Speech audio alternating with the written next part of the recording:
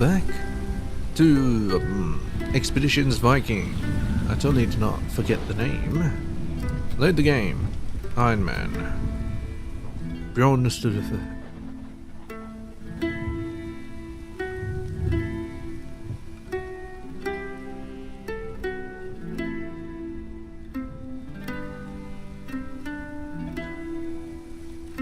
Probably should have picked an easier family name. I don't even know how to pronounce it.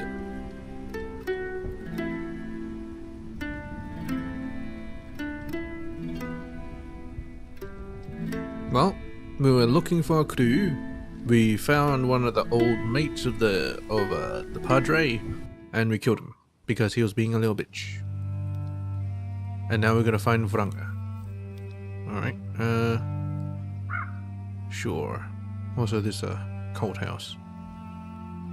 That's all I know, so let's go.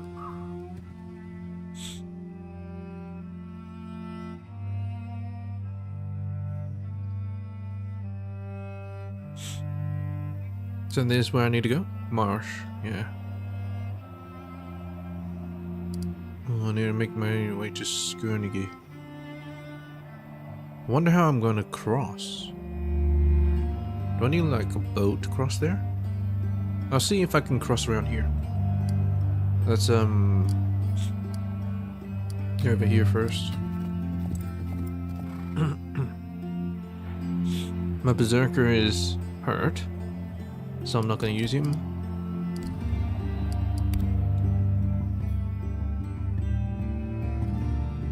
I'm also fatigued, but should be alright. I'm just gonna be casting stuff anyway. Oh, would you look at that? Someone straight up. 5%, 0%. Cover. 41%. I might just lure them out.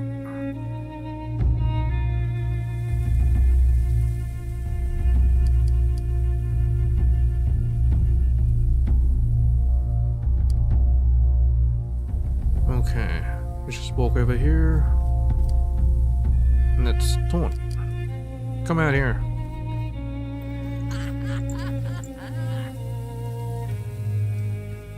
Nice.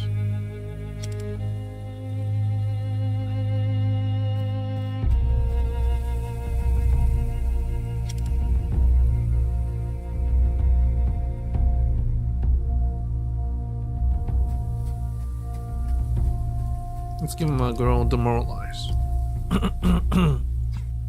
You're not allowed to shoot at me. They appear to have... Well, that's a warrior. Leader, healer, archer. They have 2 ranged, 3 ranged. Alright.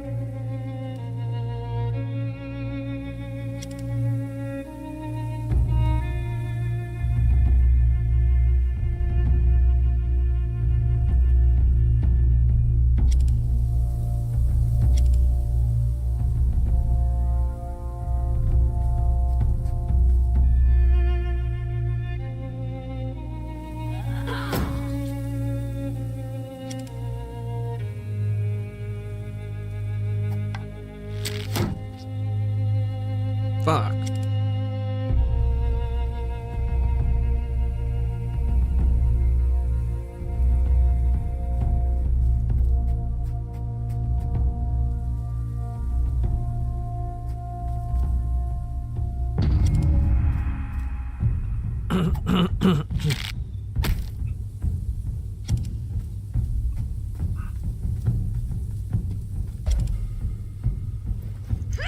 Demoralize? Oh no.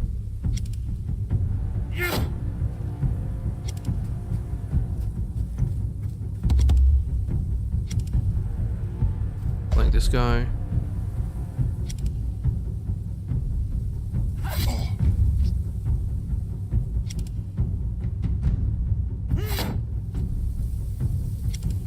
more shield for you. It's unfortunate that I had to use so much to get it out of him. Hey. Alright. Harried. I mean, thingy.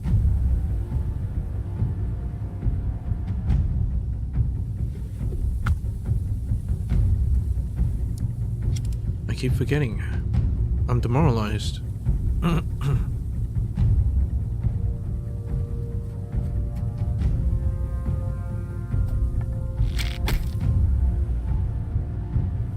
Are you fucking serious?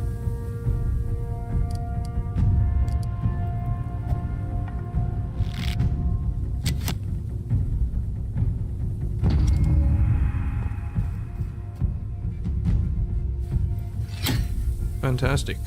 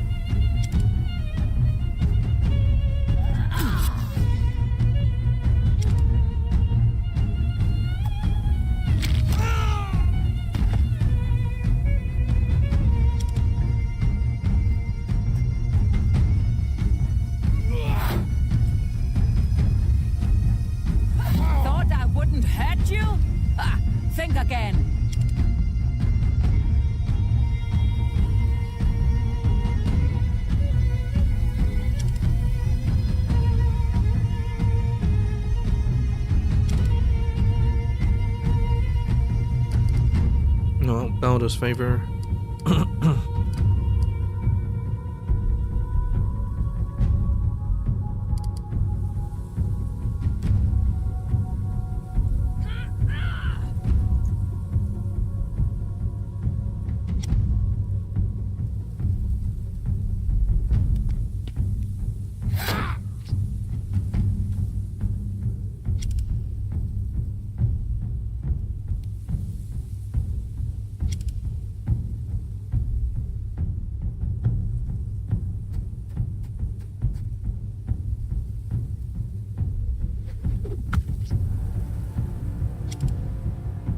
Can you hit him?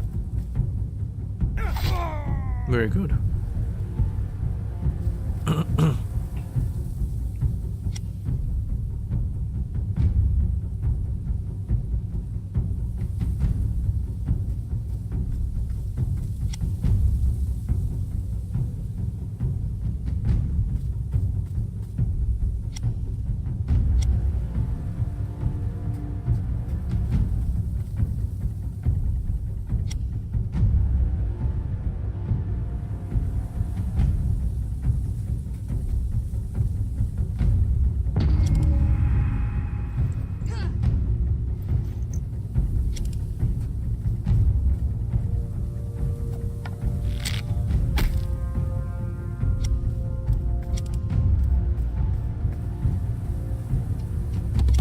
They're really running for it.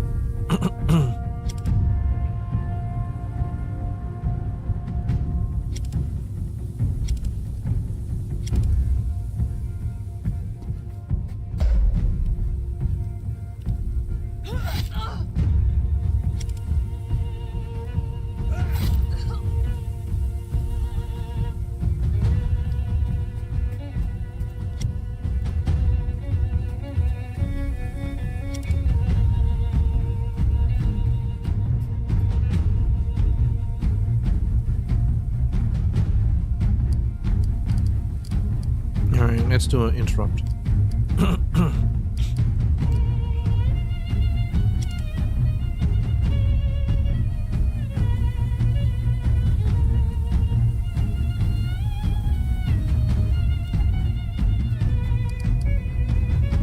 Let's give him some poison. Need a hand? Thank you. Venomous.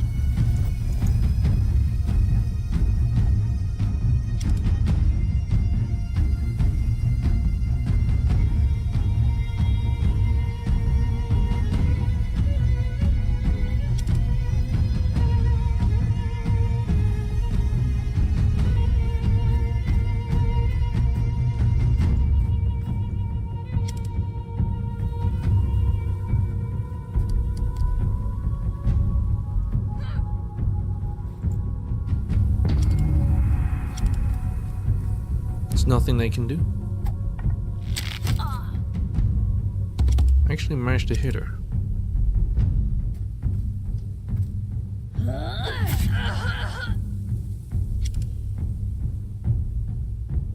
10% chance.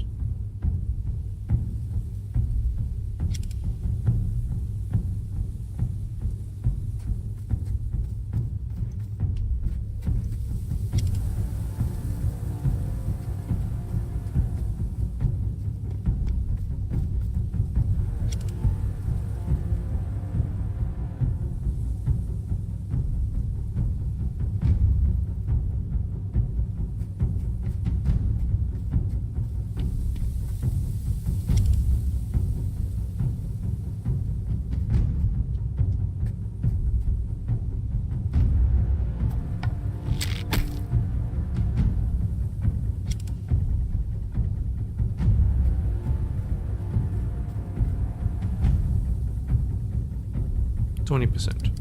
Oh, demoralize.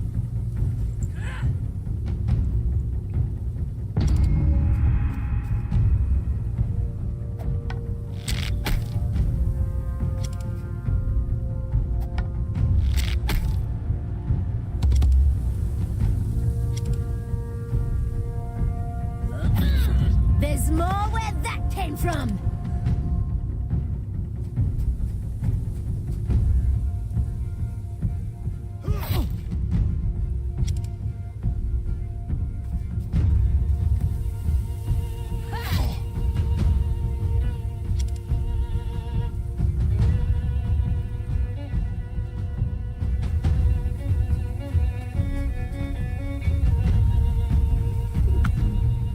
Hey, but you know what? Whatever.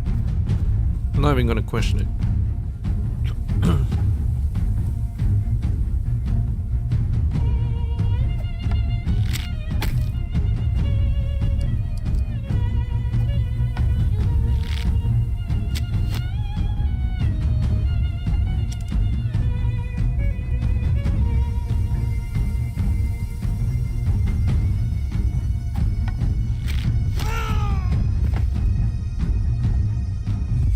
Victory.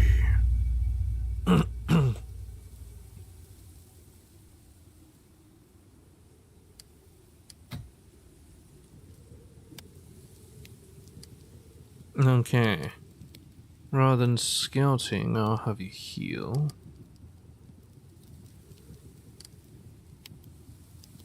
Meat will spawn this camp. Rest. Rest. I need you to heal, Gunnar. Accept. And preserve. 6 meat will spoil. I'm already doing 2 preserves.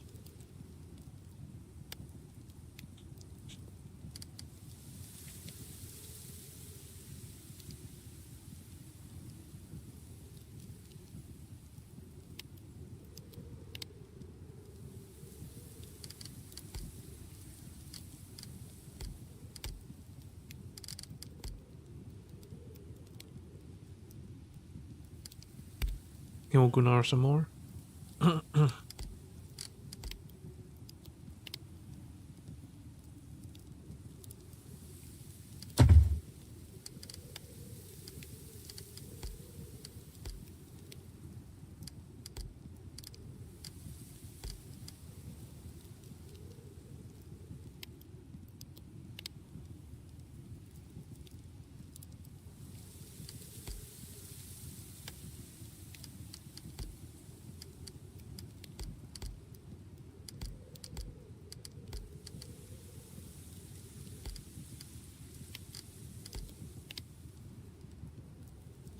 What a pair.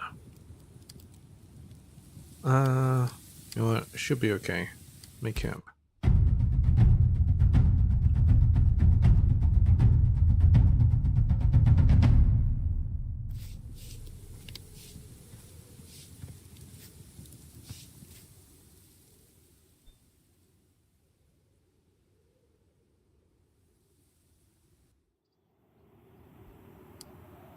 Okay, let's head to the marsh.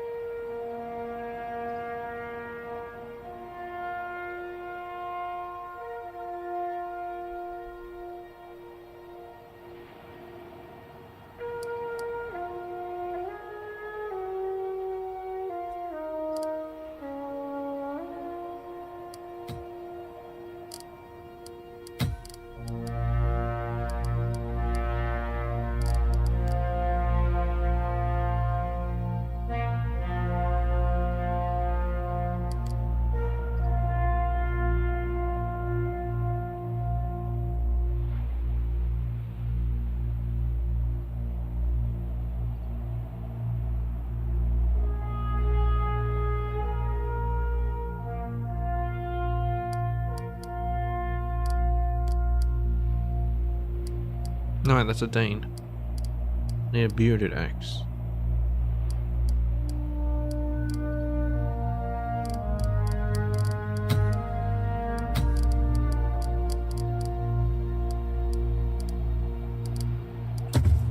No, enter area.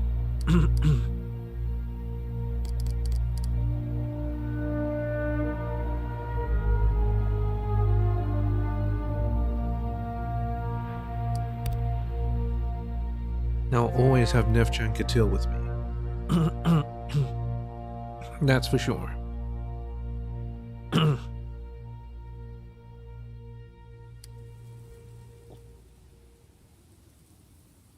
No, why am I so zoomed in?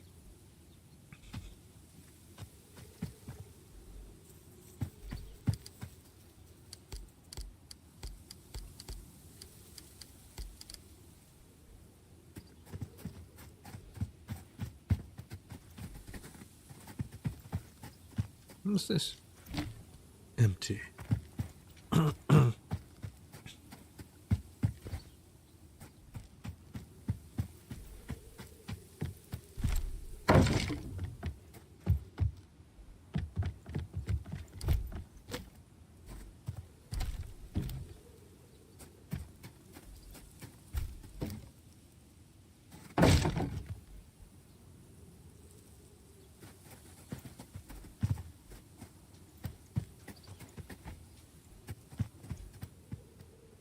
Well, let's see what's inside here.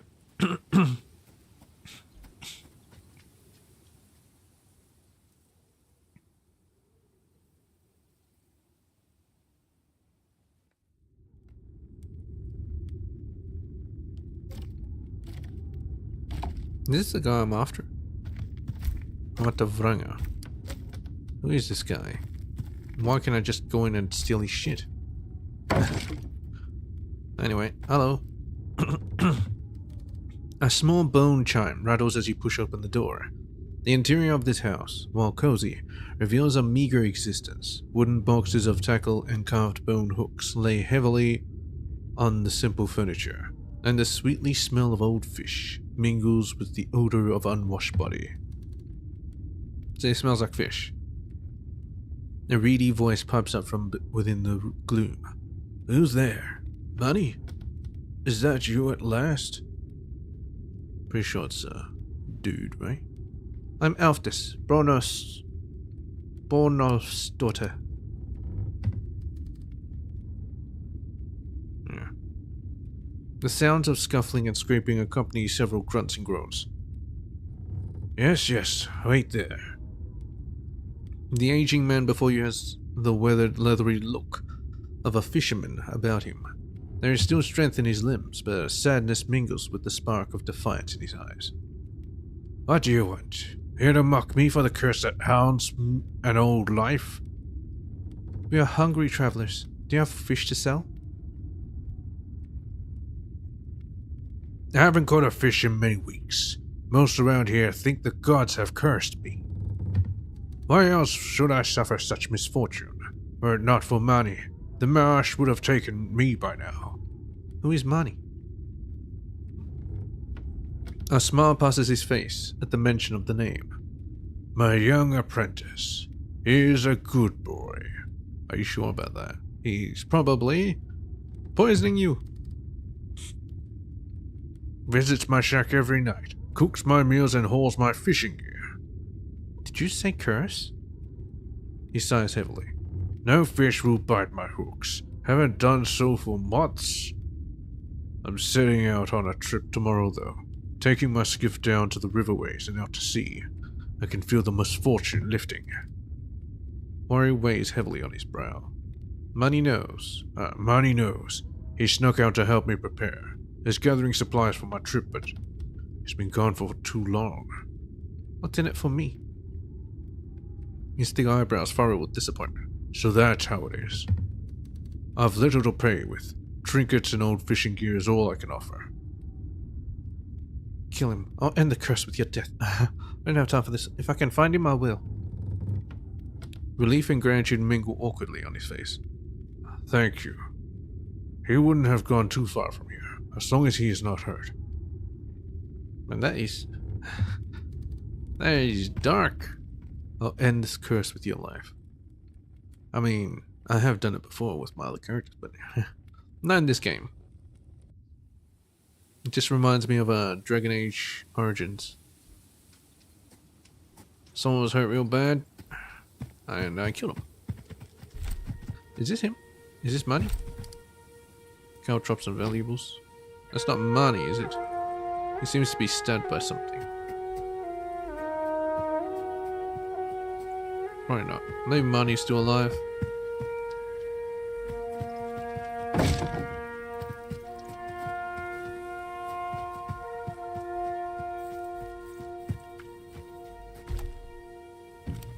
A stash.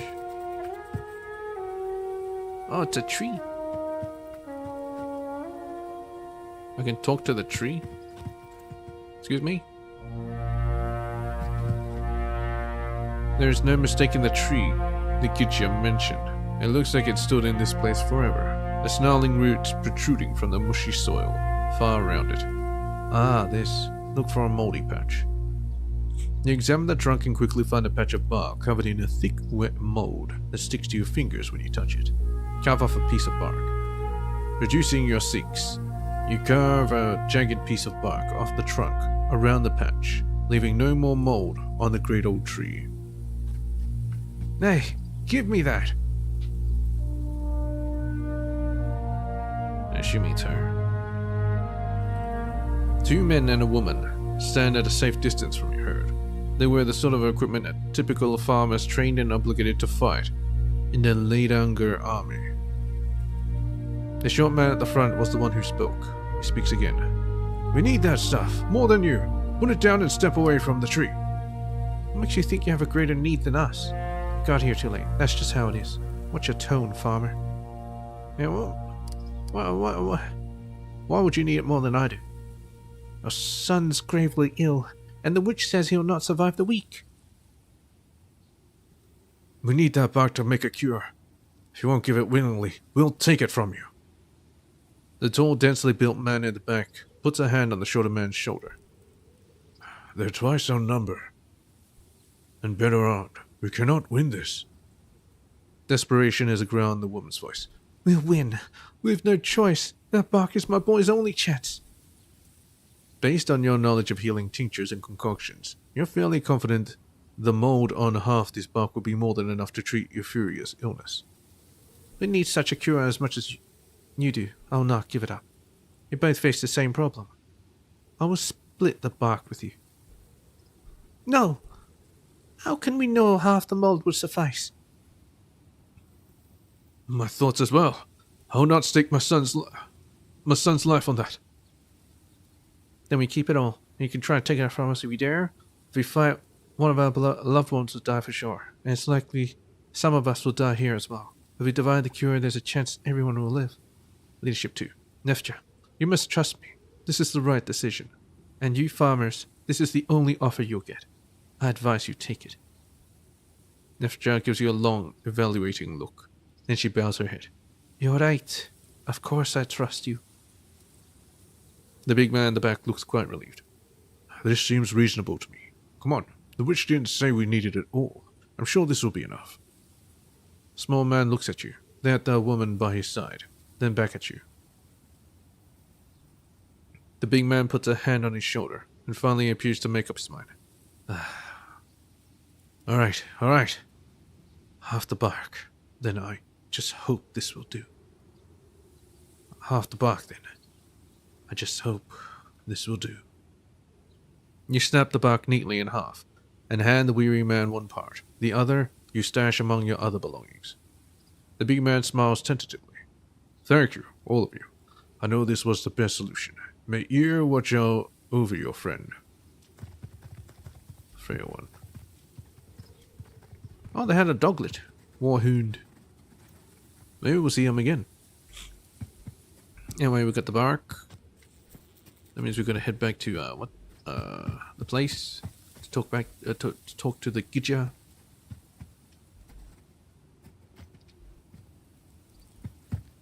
Who would want to live in a place such as this? That old man Sandar. He was an odd fish, though. That's not what I... Never mind.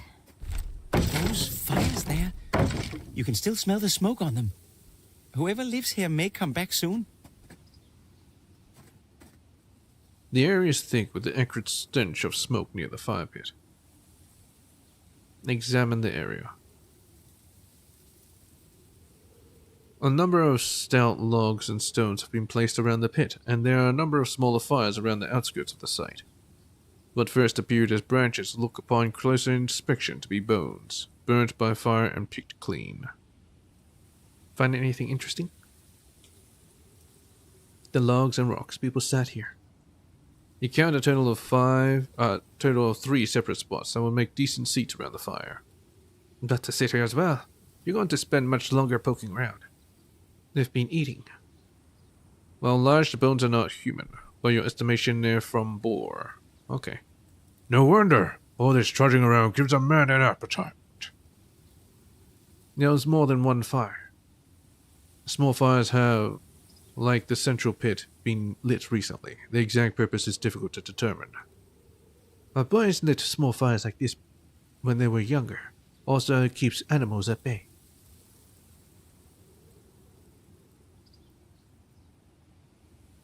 Alright, let's wait. Shortly after nightfall.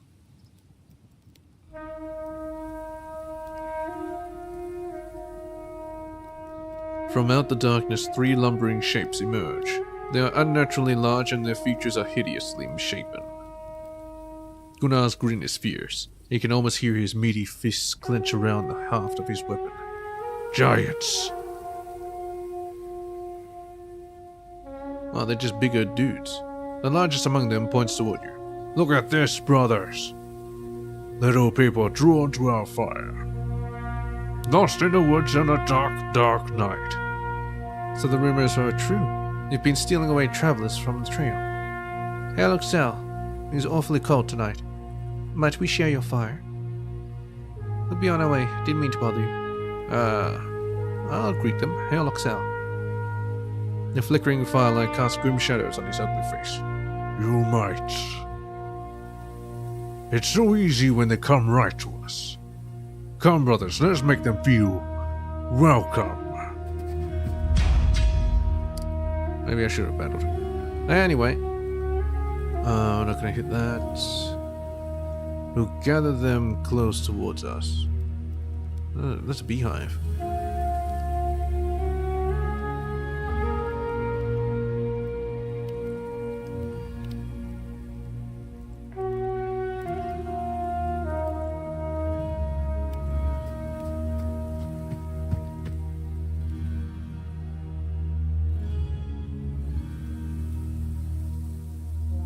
Adis. Lock them in this position.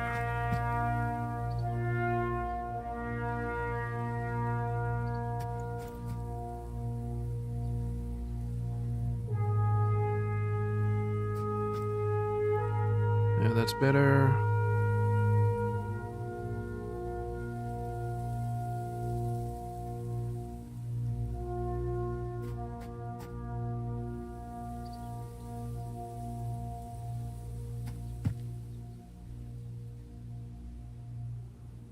You shouldn't be able to sneak through, so I should be fine just sitting here.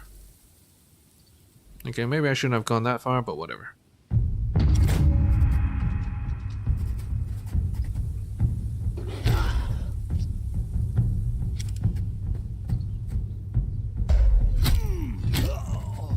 Well, that's useless.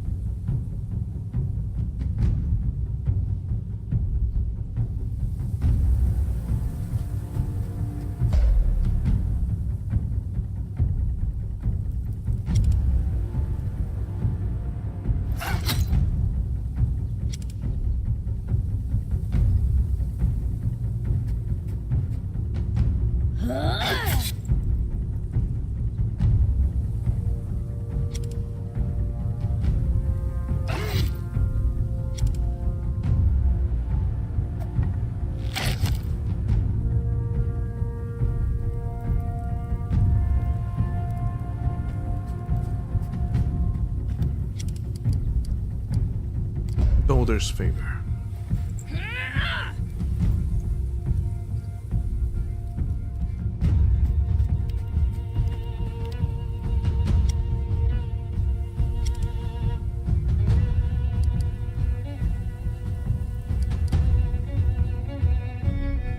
Yes, that's fact. Defending shows impervious to damage.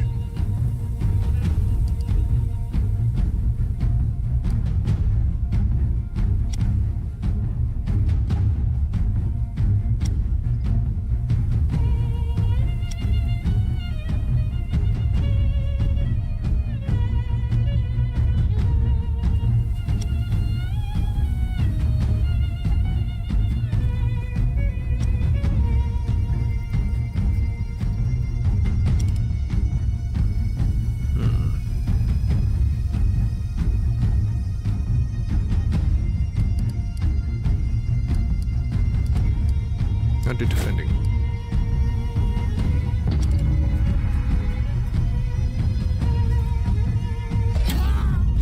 Holy shit. Hit! I won't let that happen again! The Valkyries. There's like shit.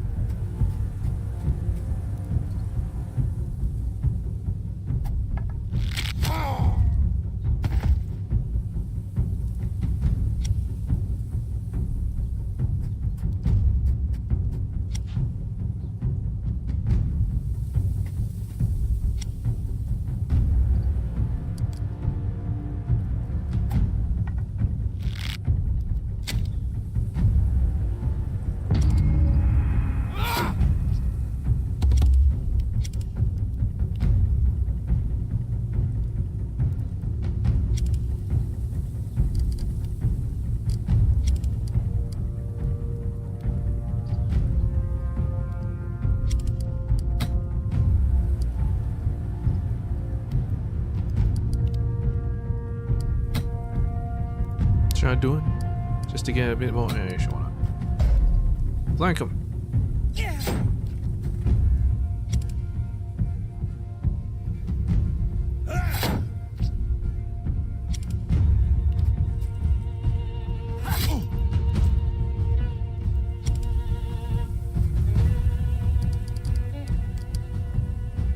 Good! Good.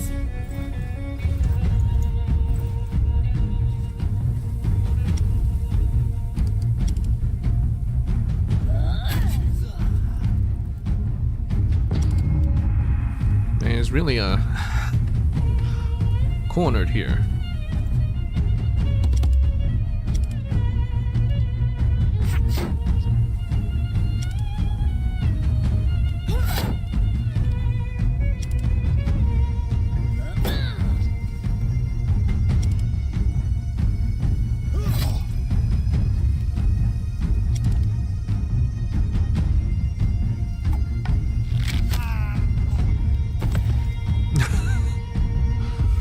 Poor Gunnar.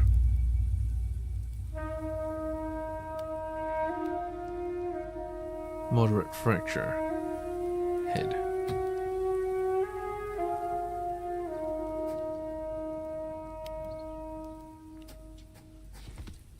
Spear wall. Howling witch. Disfigurer. I think those are for Gunnar. Disfigurer. Wait, Dane. Okay. It's a shield.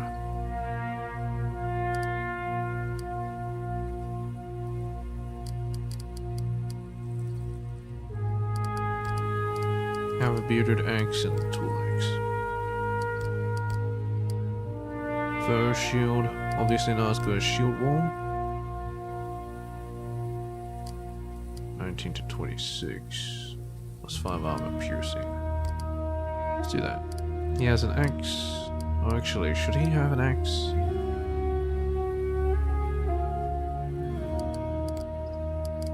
No, she at least has an axe. But him, I think he has a sword. Yeah. So you won't be able to use the sword. She can use the fur shield. And howling. Witch. Blood ice. Male biter.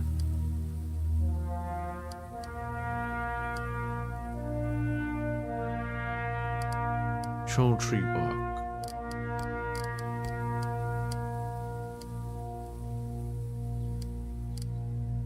Charred key. Exotic necklace. Oh. Oh, it doesn't matter.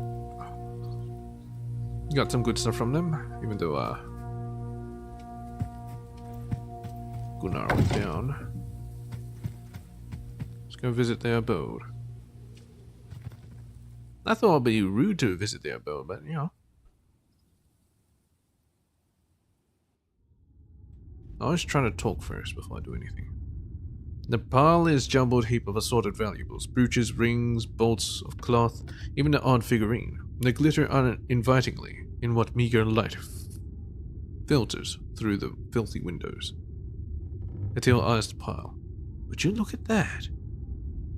Wipe that saliva from your mouth. These must belong to the people who disappeared in the marsh. If they come back, they'll notice it's missing. Steal it. Won't do anyone any good here. Say we take it. Yeah. There's no point leaving it here.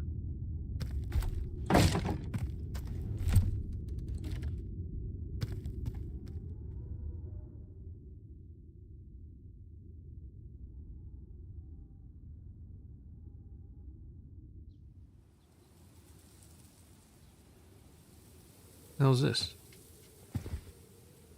Empty. No, anyway, let's see if I can upgrade anything. I have 16 points. I want to do this leadership. Yes. Definitely. That is for sure. There's no question about it.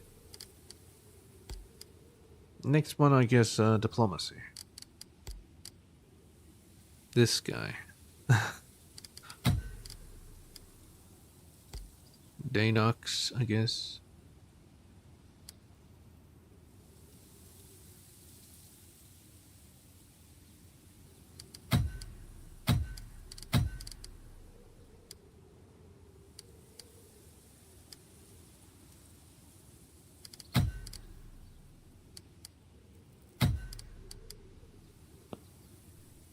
Nah, I think this guy will be better if it's dual wielding. So I'll leave him dual wielding. Guarding.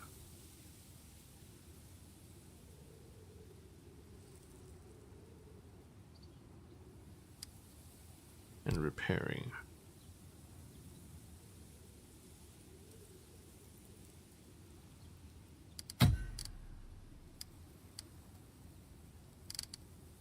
Hardened, patient.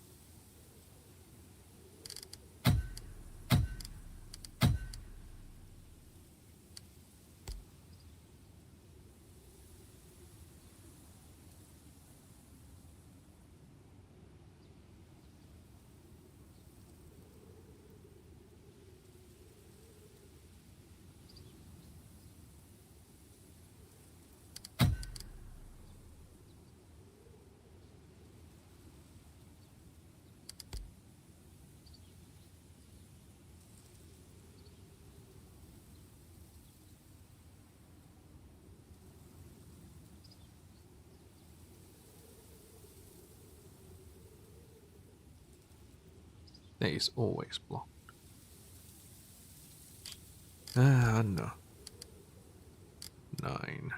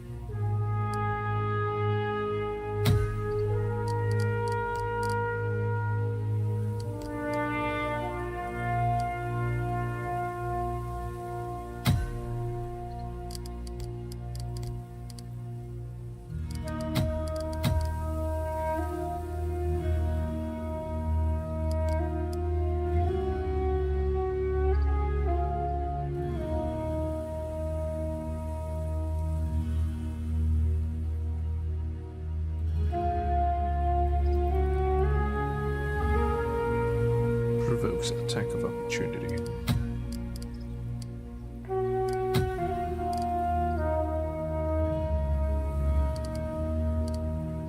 The thing is, she doesn't really need much of this, so I can focus on these and these. And she doesn't need these. She's not combat oriented. This is also not necessary. Yeah. From her, it's also the same. Except that she takes some of these. Yeah.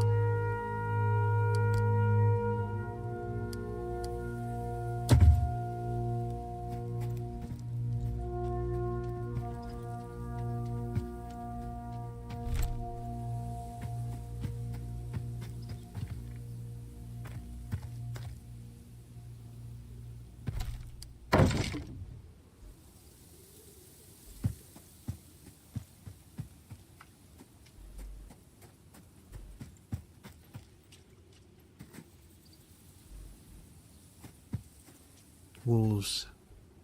I might want to bring Rosfer here. And place. Until holds up his hand abruptly, signaling a halt. Quiet. Look there, just ahead.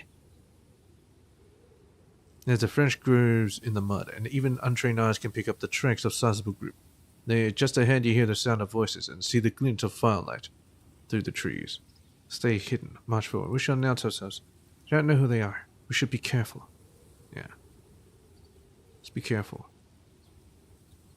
You count more than 10 people in the group ahead. As you hide between the brambles, however, you notice that 4 of them are clapped in chains and under guard. Their shoulders are hunched in defeat and their eyes full of fear. Look at their shields and garb, Altus. They are skillless men. Can't just leave them there. What should we do? For the time being, you have the element of surprise as you crouch hidden amidst the thorns. Walking, there's no honor in hiding. I'm not afraid of them. Ambush them. We have an advantage. Let's use it. Yeah.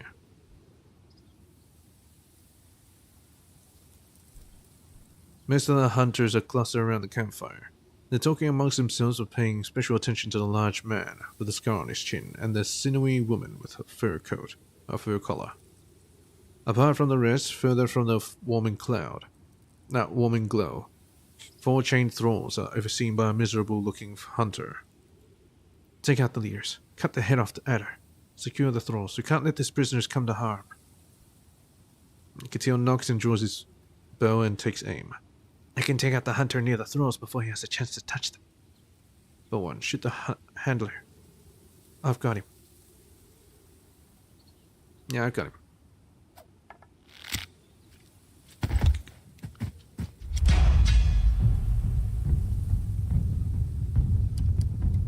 Inspire. Alright. I need you to block the paths.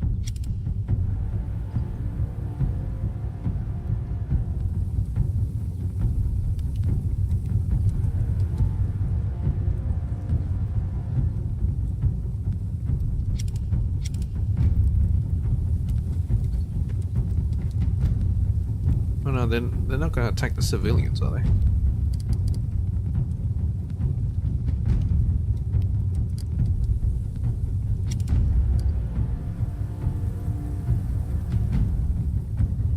Hunter.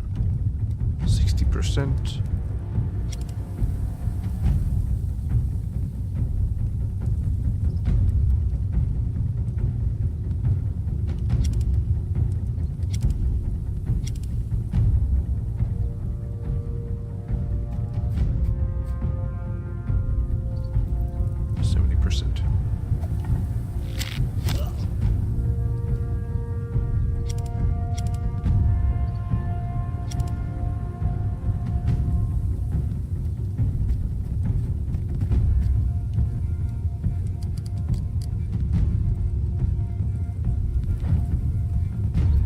Healer, come over here.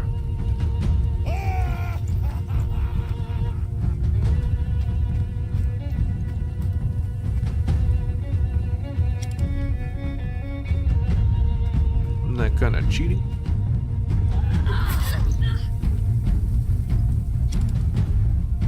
%, chance to hit.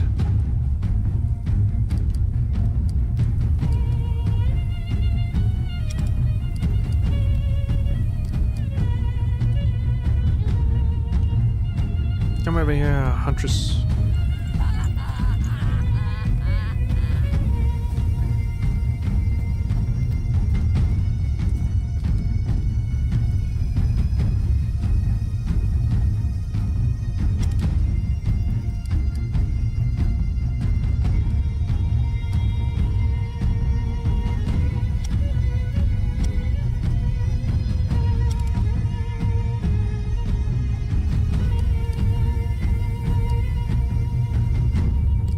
Tears favor.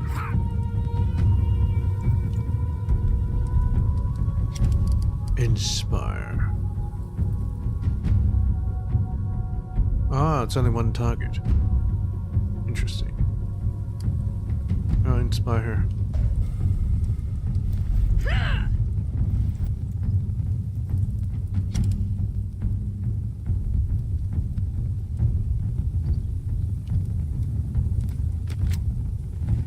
Snared. Oh shit.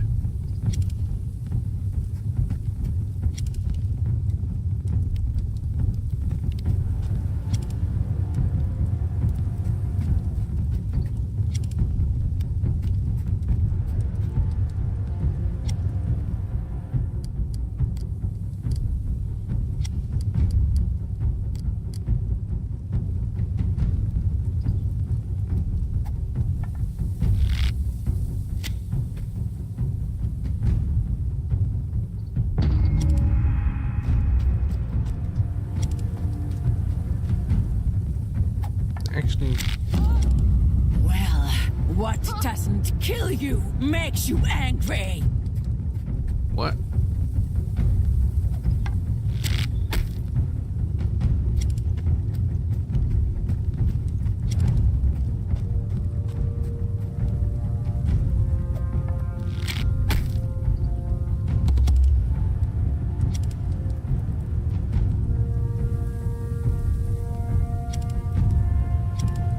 Just finish him off.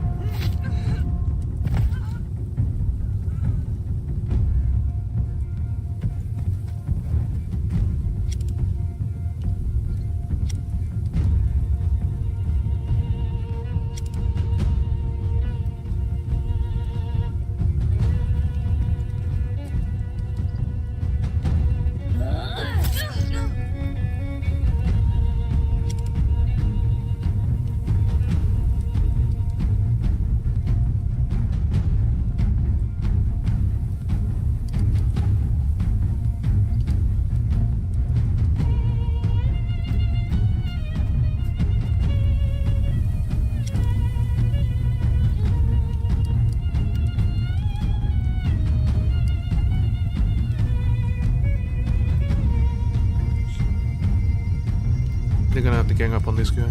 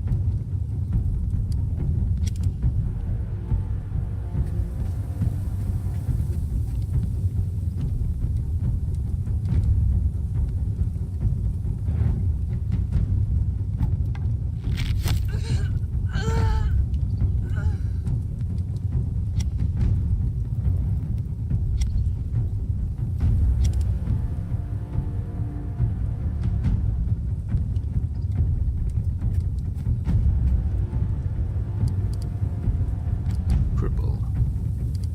Uncripple. Alright.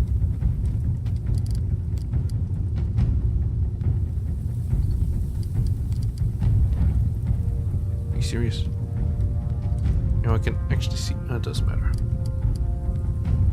Interrupt.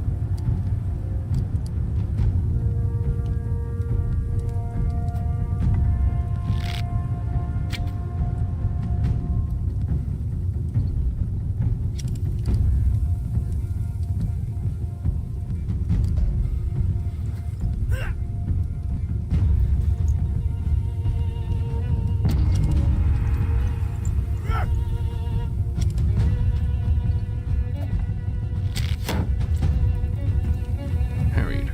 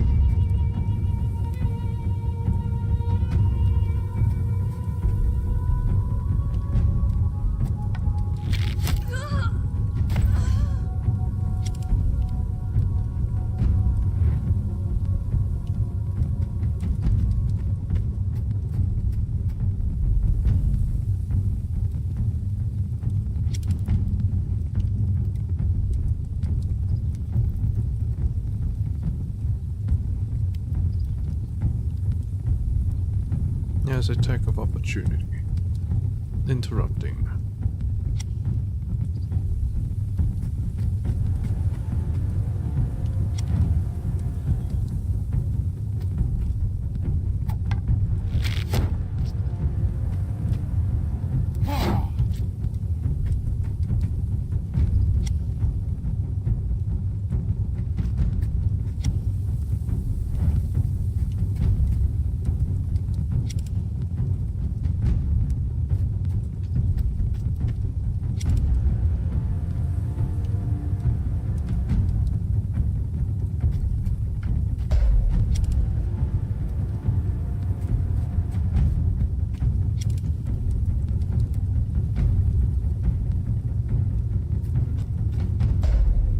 Double flanked. Rebel.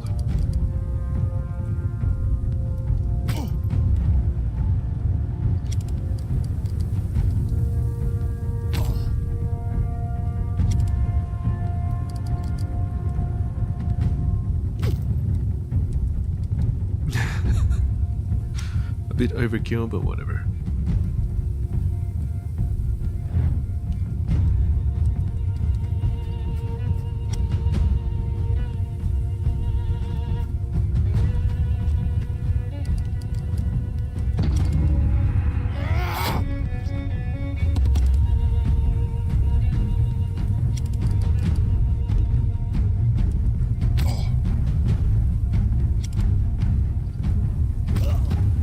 Land to him.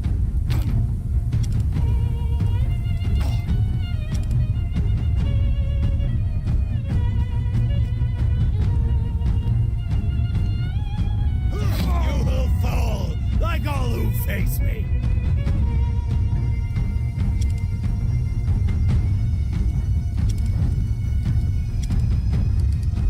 Get rid of that shield.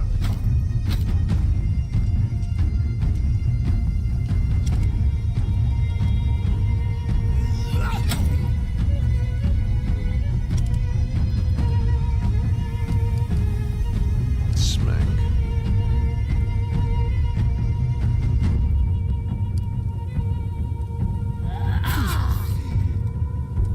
Man, that person has a lot of shit.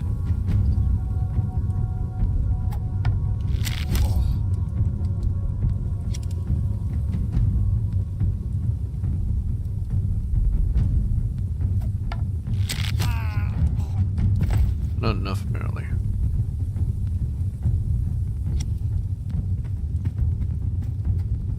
Yeah, you're not going anywhere. What the fuck is this?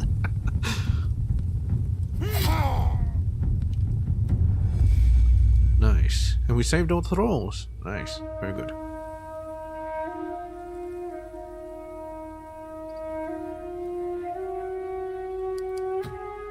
Thanks to your quick intervention, none of the thralls were killed in the fighting. They watched you warily, unsure of what fate you have in store for them. A young man with only the sorry beginnings of a beard on his chin steps forward tentatively. Thank you. They captured and beat us. They're gonna drag us away to serve as thralls. I'm looking for a boy by the name of Mani. The young man perks up at the name. I'm Mani. You have heard my name somewhere? Your bonds are broken. Be free and return to your lives. My servant Skirnir said, serve what? Our bonds are broken. Open-minded, gain morale, conceited, have lost morale. An involuntary laugh of joy burst from the young man's lips. Truly? God be praised. Thank you. Old man in the marsh.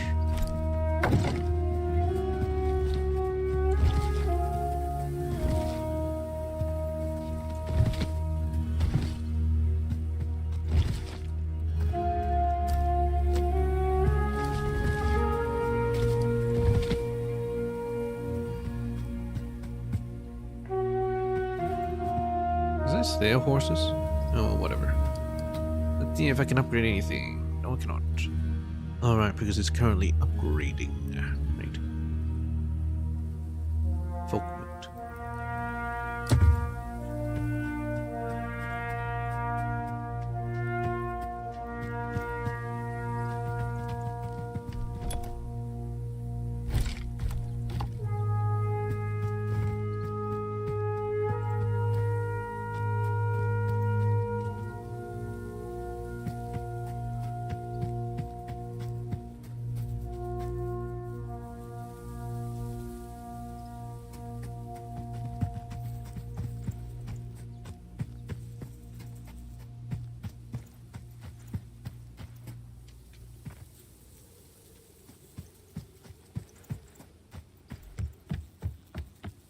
Why is there just a dead body here? And I can't loot it. Also, there's Vrenga.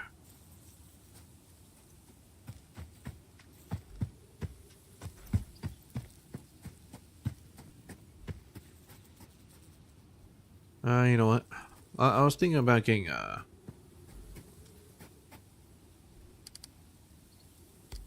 Rosfa here, but never mind, I guess. Hey, Vranger. The man in front of you is covered in mud. His lanky physique and watery eyes evoke the image of a drowned rat. You there, friend? Yes, you. You look like a strong, capable sort. Would you help a poor, stranded traveler? Vranger? Surprise flickers across his face. Yes? I've been looking for you. Having trouble? No, I just felt like tipping my card into the bog. Capture him. You're coming back to Reed with me. Stab him. Your life ends here, coward. You're gonna run and run, never show your kid. Your wife told me about what you've done. That crazy picture. It isn't enough that she set our house on fire. She also sends people after me. Wait, she set the fire? Yes, I only barely managed to escape and flee the city. That's quite a story.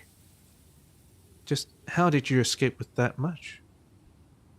Smirk beads on his upper lip and he wipes it away nervously. I was planning to leave with my bed slave. Yes, he was. And she got stabbed. I saw. She was worth less than 12 ore, though. Legally, it was fair game. I may have made mistakes, but do I deserve to die? I can't just let you go. What then? You're coming back to Reed with me. Branger sizes you up for a moment, then in a blur of motion spins around and tries to run. Let him go. It's not worth it. Finesse easy. Grab him, not so fast. Shoot him. Continue to take him down. Let's take him. Dart forth and clamp onto Vranga's collar. He gives a strangled cry as you jerk him backwards. Sam, your life ends here, coward. Let him go.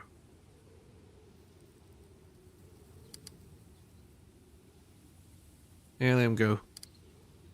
He glances at the sinking wagon, then at you and your companions. Okay. Vranga bolts in the gloom, his panicked footfalls slap against the wet ground, receding into the distance as he vanishes from sight. Off he goes. What about all the supplies? Take the supplies. Hell hath no fury. Tell Brana of Vranga's fate. I might want to have a little word with Brana. Because I did see what was down there. Do we believe in lantern men? We don't, right? Ghost lights that lure travelers to their doom? Old wives' tales. My grandma used to say, lantern men mark the location of a treasure buried underwater. If we spot any lights in the marsh, I say we send Gunnar to look for treasure.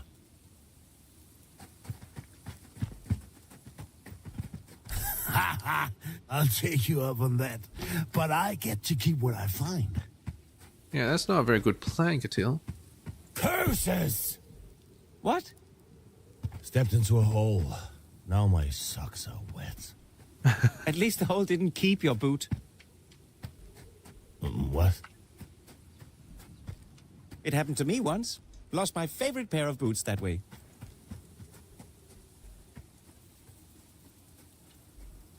I had to borrow Ljot's boots while Darkhide made me a new pair. They were way too big for me.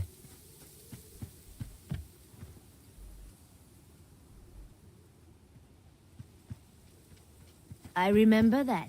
We made a lot of fun of you. Yes, you did. It's a lot of wolves. Well, shoot them. Why can I not shoot them before I enter the fucking battle?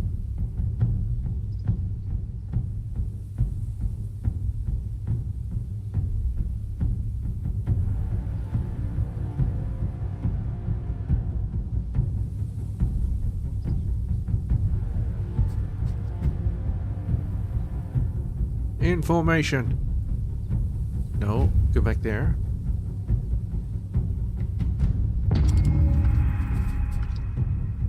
No flanking for you.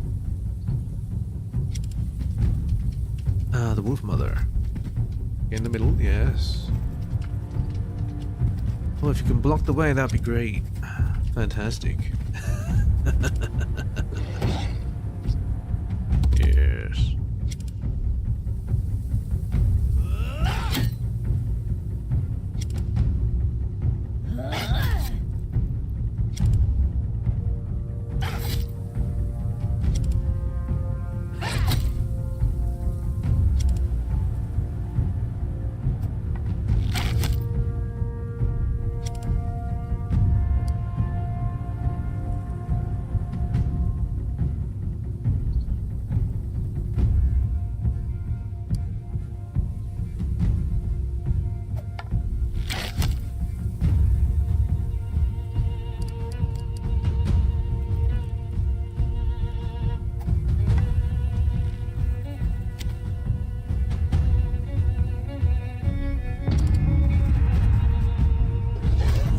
I see you.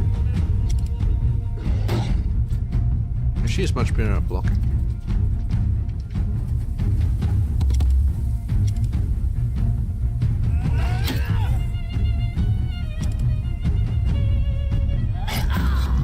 You messed with the wrong woman. You will fall like all who face me.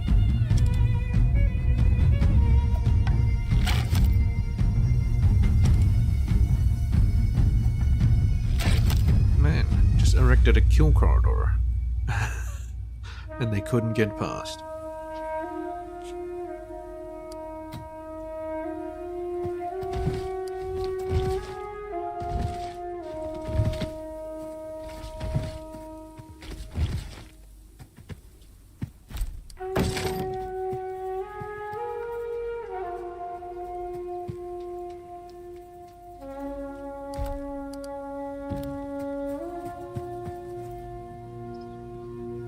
No, it's broken. Shit.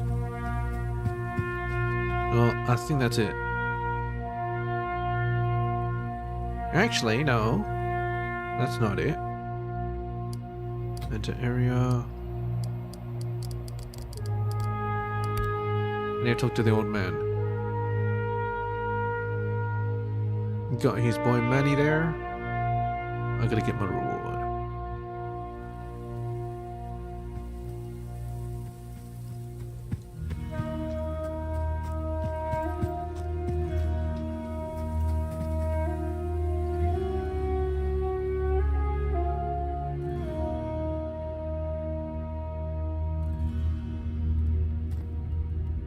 The bone chimes rattle announces your return. Sundar is still out of sight at the back of the room, but his apprentice now greets you with a deep bow.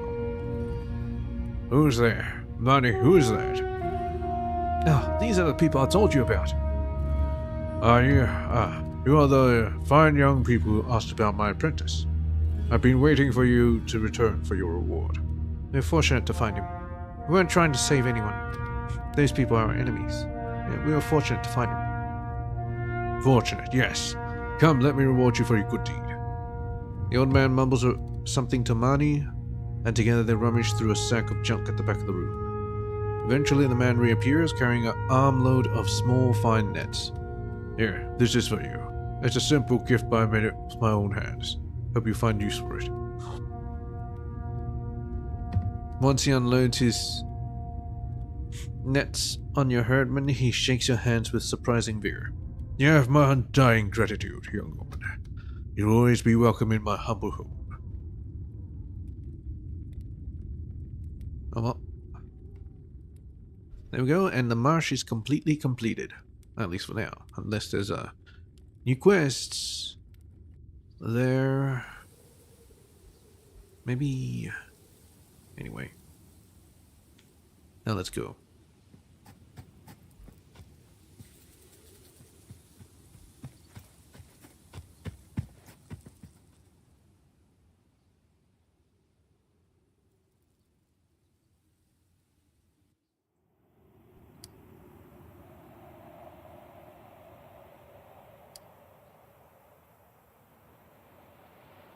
Is this the time of day?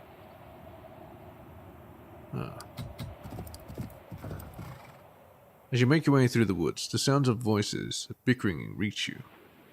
Then the trees you spy a trio having a heated debate. One short, one burly, and one fat. The short red-haired one scratches at his braided beard. Told you we should have turned left at the runestone and followed the north shore of the lake. The only one peers at him beneath bushy blonde eyebrows. Right. No left. Now we're lost again. The fat one pulls his finger from his nose and spots you as he does so. He calls out a warning, though his accent is so thick it's utterly unintelligible. You assume he's from somewhere in the vast reaches of Svealand. Show yourself, or face the tip of my sword. I'm Elfdis, daughter of Born Uther. Travelers as well, eh? We're bound for Reed, but seem to have gone, lost? The fat one mutters into his sumptuous blonde beard. You think he's expressing shame. I could give you directions. I seem to have gotten lost as well. I could give you directions. Takes a while to explain, but eventually becomes clear that their constant bickering, terrible sense of direction, and a string of misfortunes are to blame for the most of the trouble. Nevertheless, you manage to hammer in ironclad directions to the town. We're in luck, lads. And you've done us a great favor. We'd be happy to share a beer and tell of how we got here. As thanks. I'm not one to turn down a beer. Gotta be going. Best of luck to you. I'm not one to turn down a beer. You sail in and listen as they weave a tale too wild to be believed. Though the beer helps, you're certain that by the end of it, they're just making it up as they go. Nevertheless, it has been engrossing. When you take your leave, you find that hour much later than anticipated.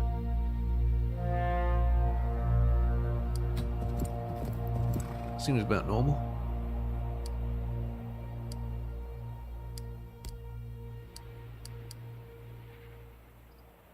Hungry.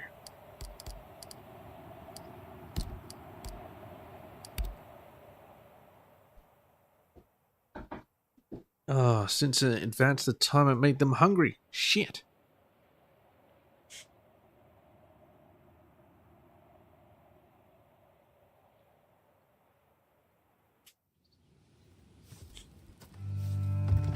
Mbrana.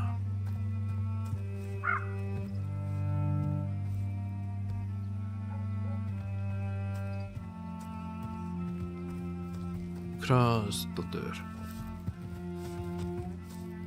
Did you find that treacherous prick? He got away. Lie. We couldn't find him. Yeah, let's do it. Probably hiding like the coward he is. I hope the wolves got him in the night. What are the possessions he stole? Everything I own? We have them right here. Really? Fantastic. Thank you. Thank you. This I'll be able to rebuild. Reach out to some old merchant friends. I've had enough of Reed for a lifetime now. Recruiter, Skirn could use a good merchant. Yeah. Skirn, you say? A day or so north. That'll do nicely. Sure. Let me gather what I need, and I'll meet you there. Brana has joined you in the homestead.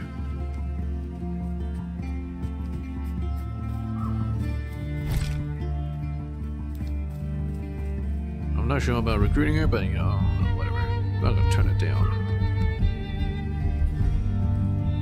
Oh, can loot this? Nice.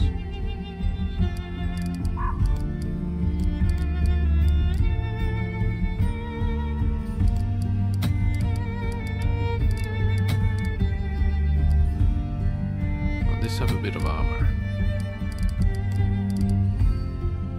Your shield.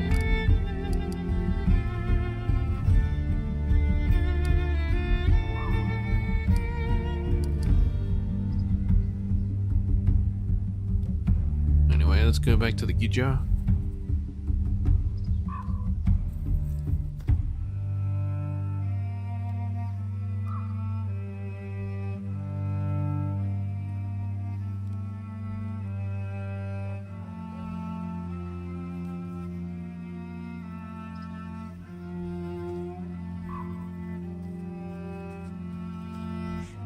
I still haven't figured out a solution for them.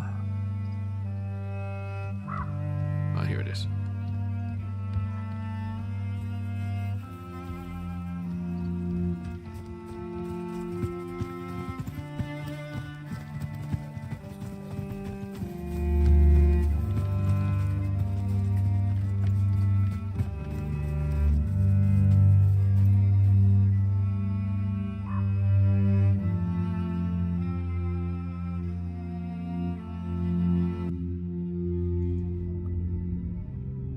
Nefcha is already here.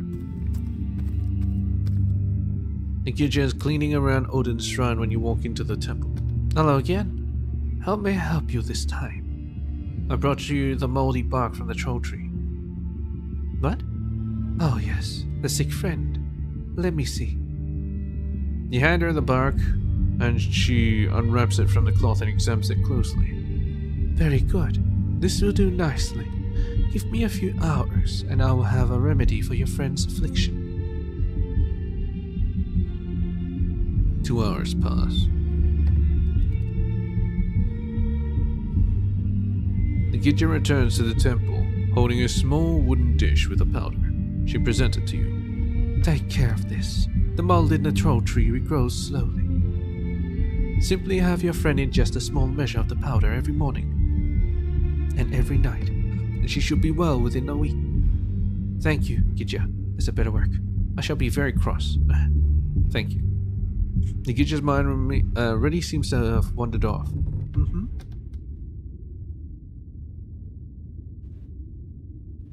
Anyway, I think I already prayed. Yeah. Forgot who I prayed to.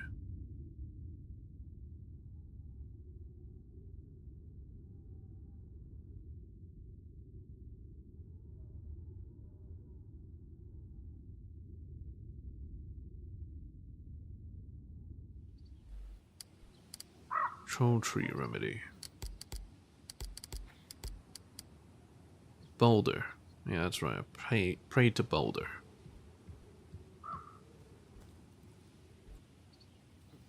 Anyway, how do I get out of here?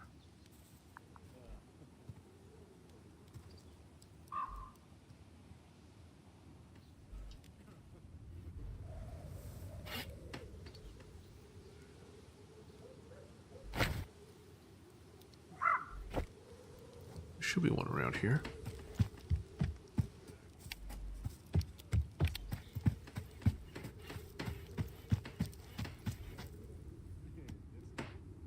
Oh, right there.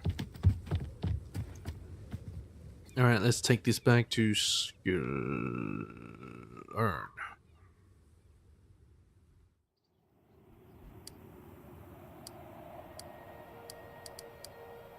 Occupied. Very low food, normal shelter, very high security. Oh, might as well.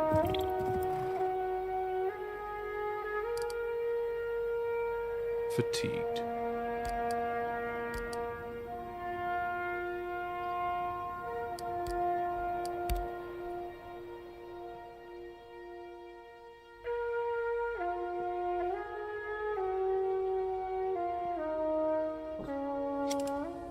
They're hungry and tired. Oh, I'm getting attacked by wolves, huh? Alright.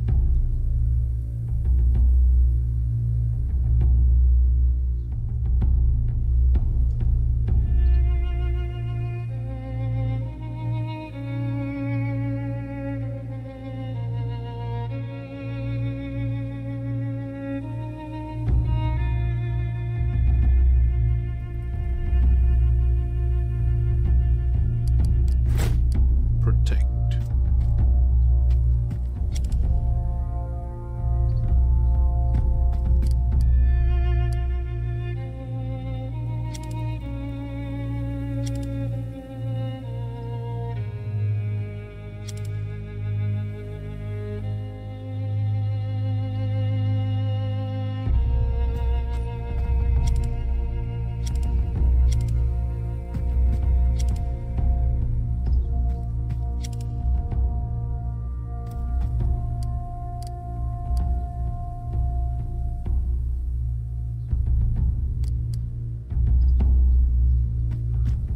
Don't worry, I'm here. Thank you.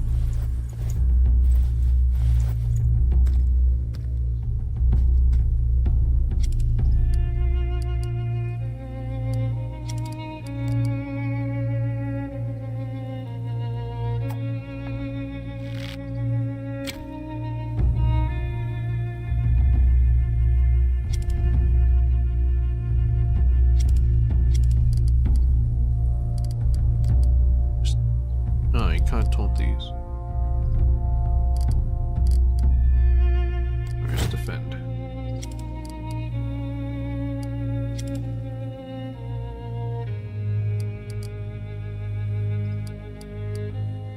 Interrupt.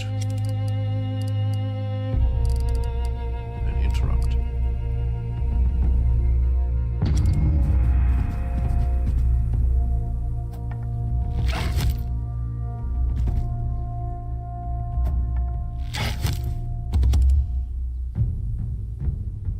They're not coming.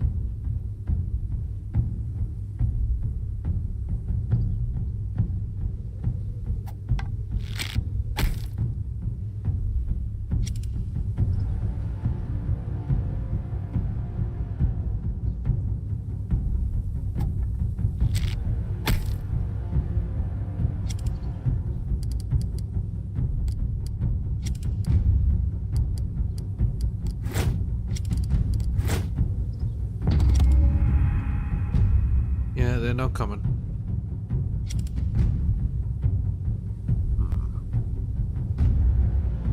In that case, we'll advance the line.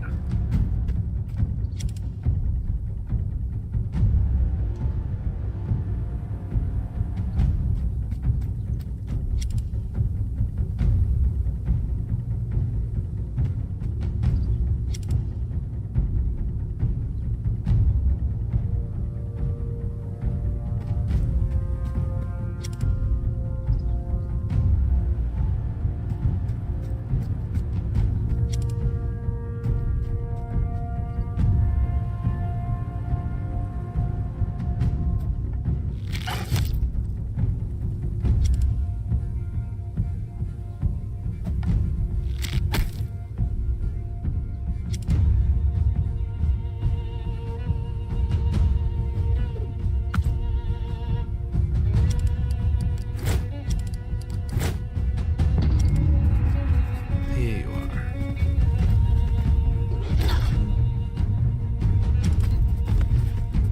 Knocked down.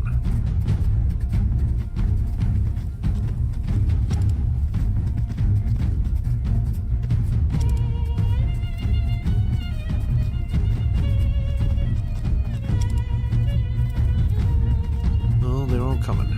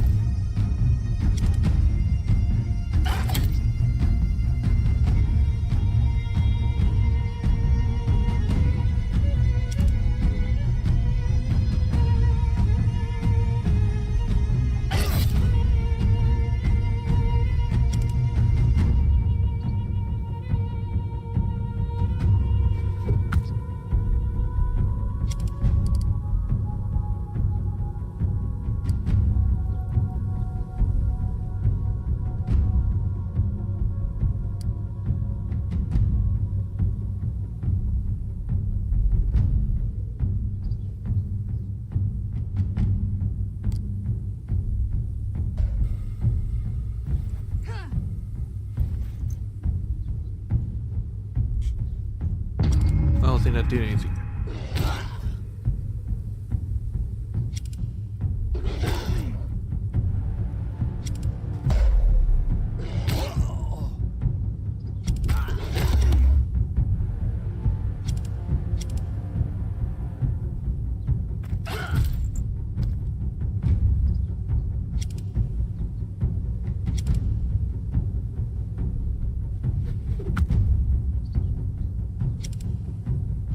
Huh.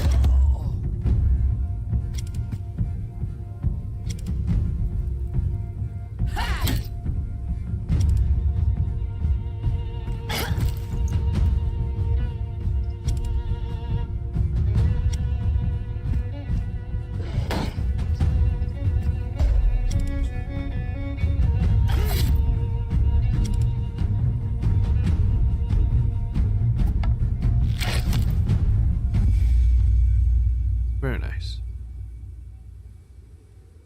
Wolves ain't got shit. Do I actually loot the wolves there? Probably. Anyway. We need to heal again.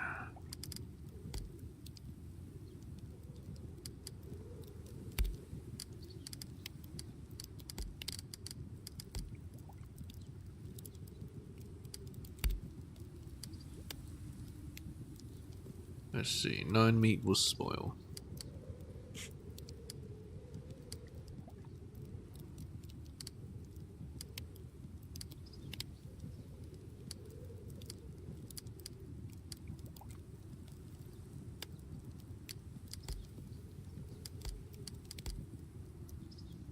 Craft. Tinker. I think she's the repairer. There's Leafer. Probably be good at it. Probably don't need guarding.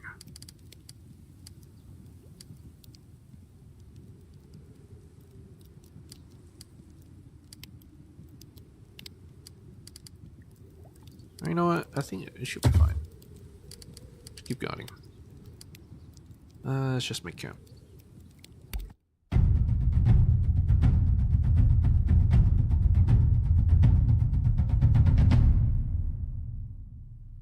think I bought too much meat. Anyway. Everyone's well fed.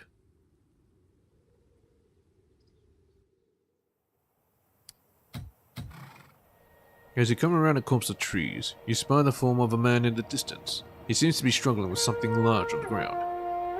Let's observe. After a while, he finishes what he was working with on the ground, then begins to haul a tall pole into an upright position. That is when the grisly truth of his work becomes apparent. He's executing someone. A severed horse's head is cast in stark relief against the pale sky. Mounted on the stake he is attempting to raise. Approach. This is a dire task in the making. Whoever he is, a great wrong has been done to him. As you approach, the man ceases his toil and faces you. His hands and arms are covered in blood, and his face is set in grim determination. Leave me to my work. What are you doing? This is a nidpol. It's a powerful curse. He nods solemnly at Rosva. Ygrimmr took a beloved friend from me, too soon and without grief or guilt. He refused to face the justice of a June, so I'm raising this nidpol against him for his cowardice. Who was your friend? Tears shine in his eyes as he recalls the answer. A sweetheart, who had not yet seen his first winter. A companion given by my sister. May I help you? He stares at you blankly for a moment. If you wish. The pole is raised, stuck fast in the gruesome bed of the headless mare's chest. With deliberate care, he turns the visage atop it toward the steed. Not dead. Here I set up a nidpol, and this curse turn on Ygrimmr. This curse I turn also on the whites who dwell on this land, and they may all wander astray, not reach, or find their home, till they have driven Ygrimmr from this land. Then kneels and begins to carve runes into the pole, expressing the form of the curse. It is done. He stands there for a moment, staring at his work. Then he turns, and with heavy steps, leaves the ghastly effigy. Carve the horse up. Seems like a shame to waste good meat. Yeah. Takes a while, but you pull down the nidpol and carve up the slaughtered horse for meat. The cawing of crows follows you as you leave the remains to scavengers. Got some meat, I guess.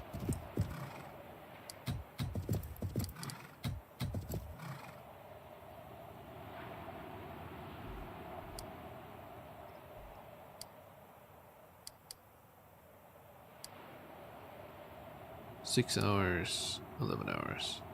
Think I can make it in 11 hours? I should. Oh wow, I don't actually want to be here, this forest. 3 more hours. Ooh.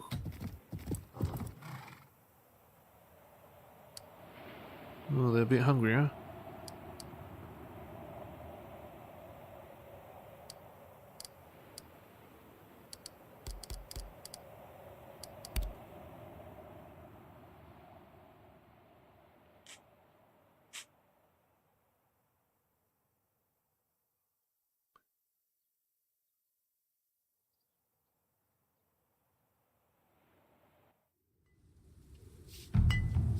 Hello, Caveldifer. Talk to you later.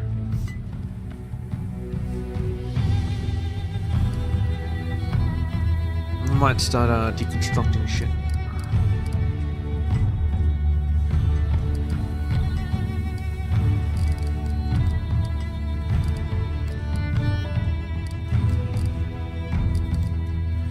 He has this disfigurer. I don't need a bearded Danax.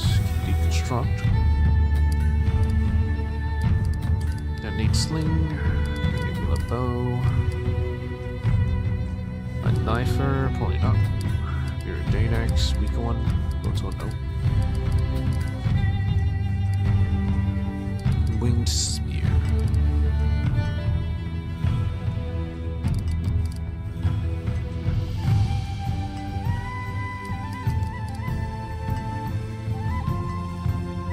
Winged spear does a lot of damage with it.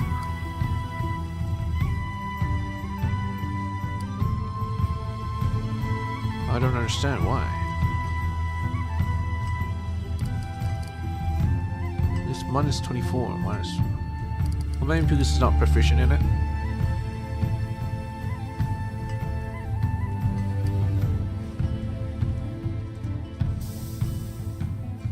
It'll be the same as the pitchfork.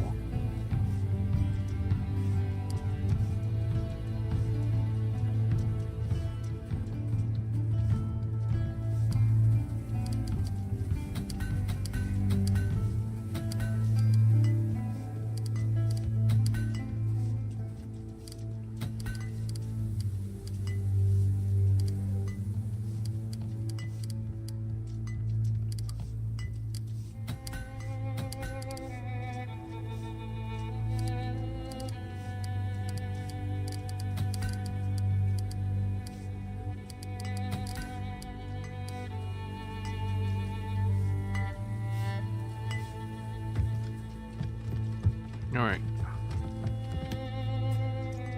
Let's go and deliver the medicine.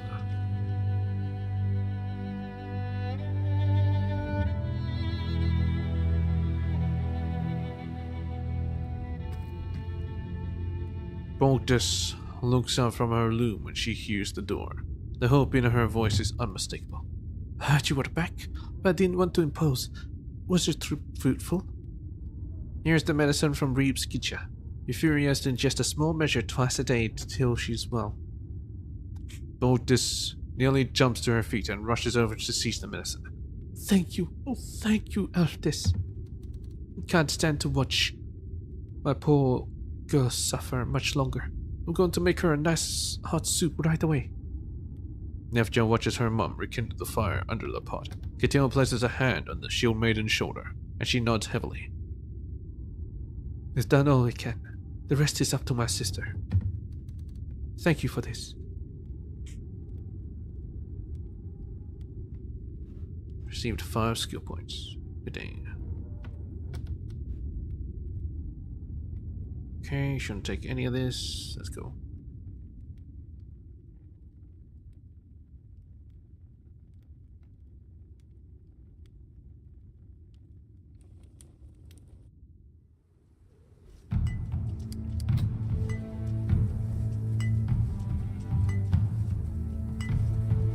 One day, 7 hours remaining.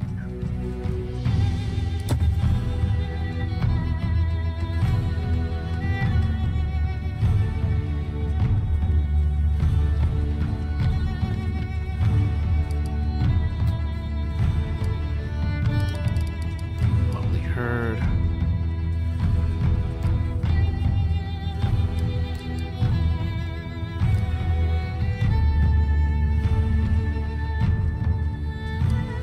Oh yeah, I need to talk to the Jarl. I know I can do that later.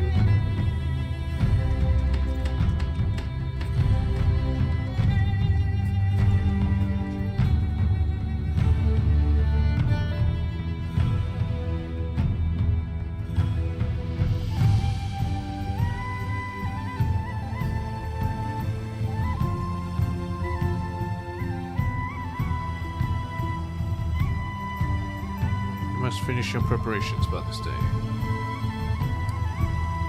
1 day, 9 hours.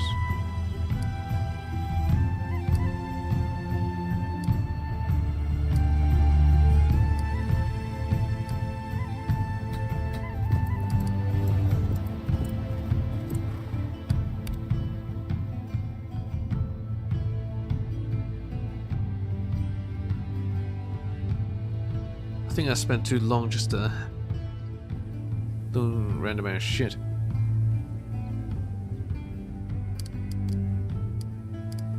Preserve.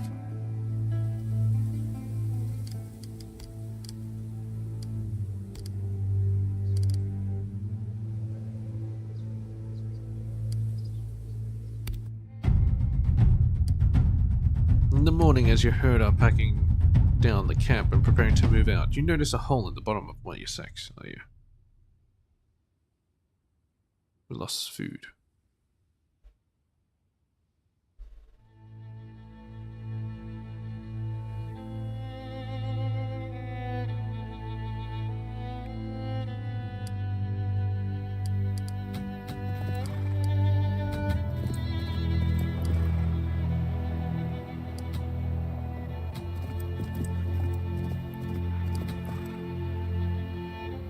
Can't. Is there like a way to tell the current time? Clan power increased. Okay, folk mood done. Get some prosperity up in this bish. 50 wood.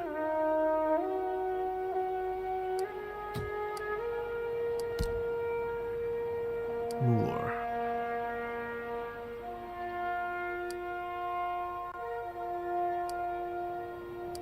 Rather have a herbal glade. Blacksmith, armor, craftsman.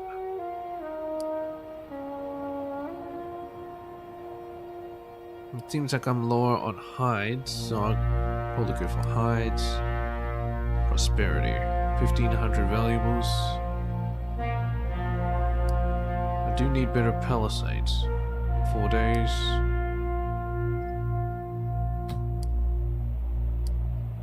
Two weeks. Oh my god. 3 days. 1 week. 1 week.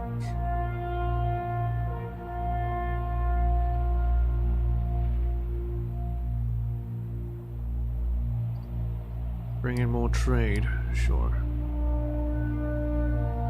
I don't have any more slaves. Too bad I'm not going for the slave route.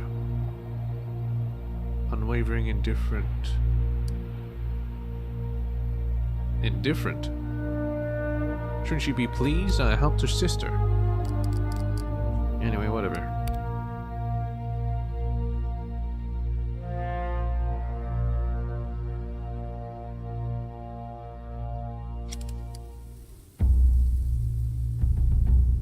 Berserker.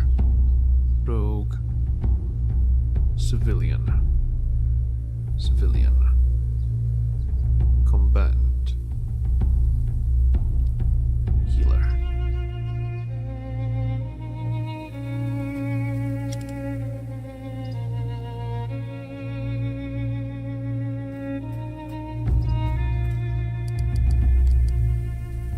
Come here, healer.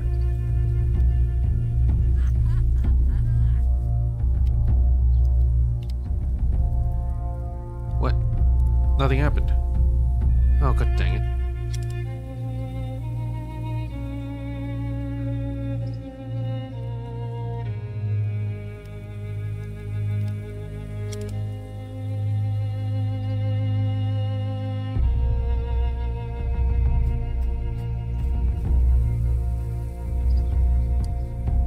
Boulder Sleeper.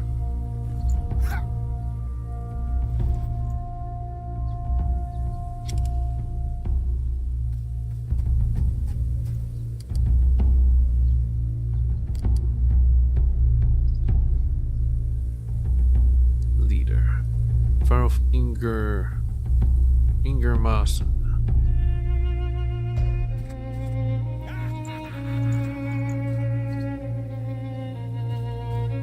Ah, this guy actually moved.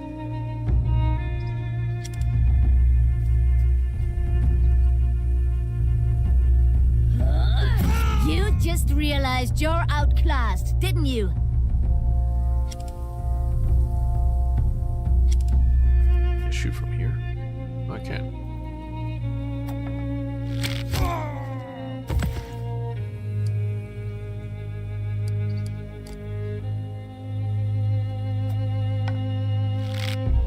If you gather around her, you will be spotted and destroyed promptly.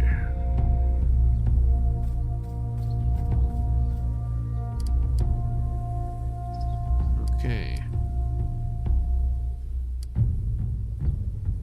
I don't really think there's any archers anymore.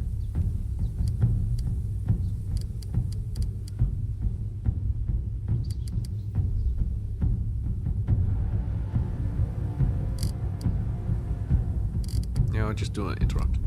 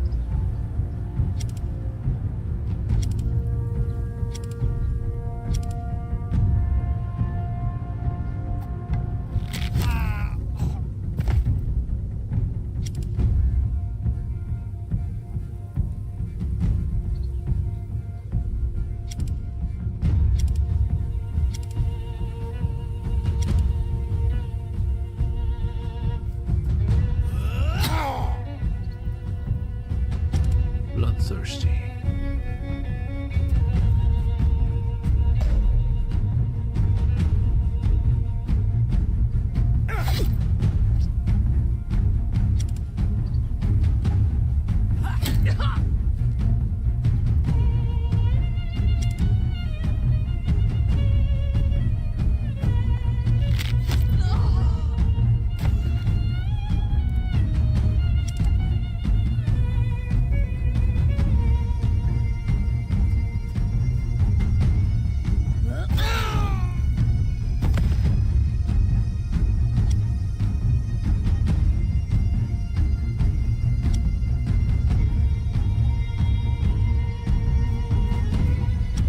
Look at the paths.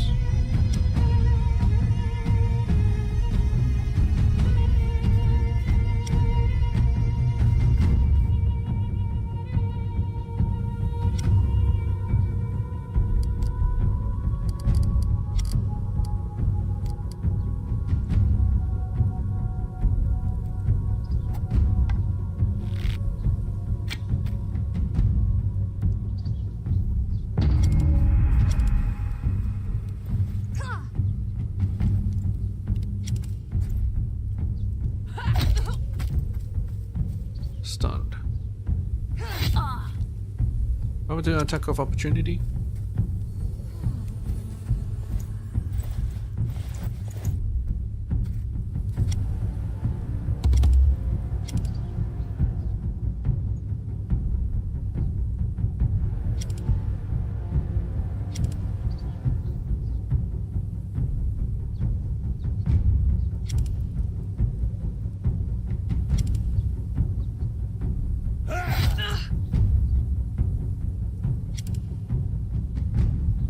%. Why not? Ooh.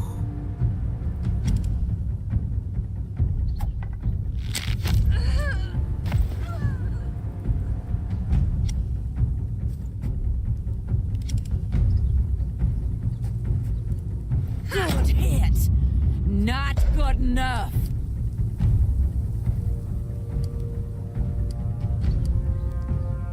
Let's brace.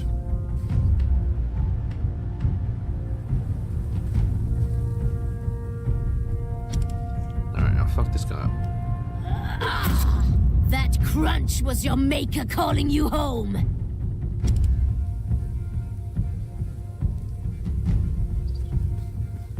Over here, and we go charge. Okay, that doesn't work.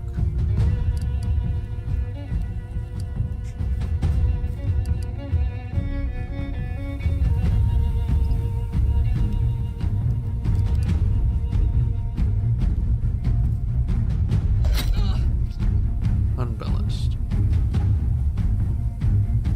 Well, that's fine.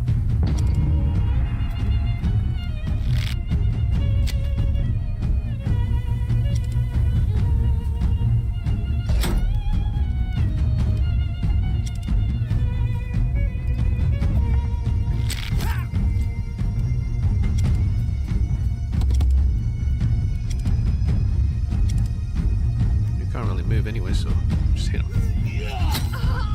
Bloodthirsty.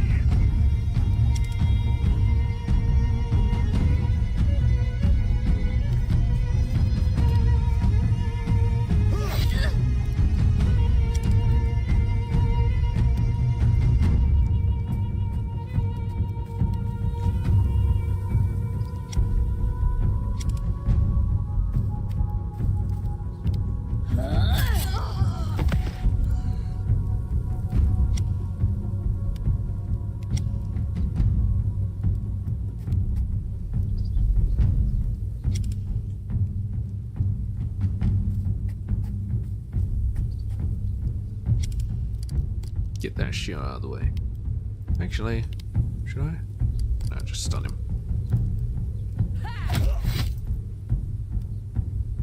You can't block when he's stunned. Oh, I can miss though.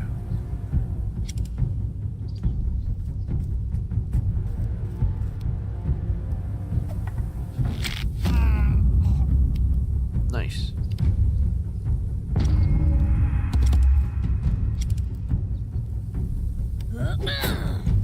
Okay, fine. Get rid of that shield.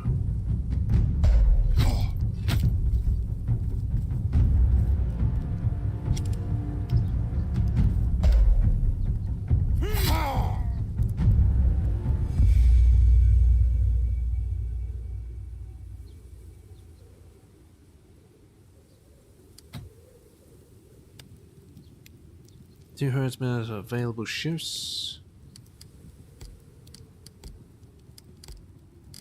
Alright, do a preserve. Might as well another preserve. Can start doing some witchcraft. I'll do some witchcraft too.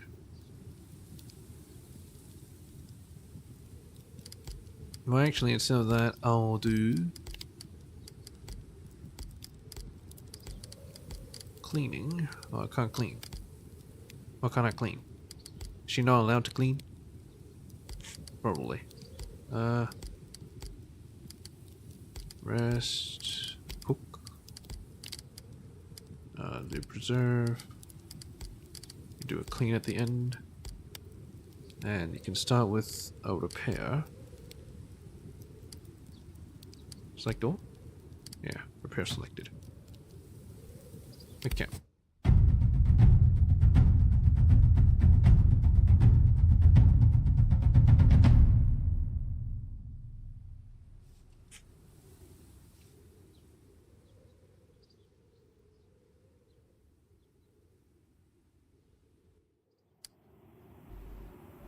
Okay. 14 hours. It's gonna be a long trek.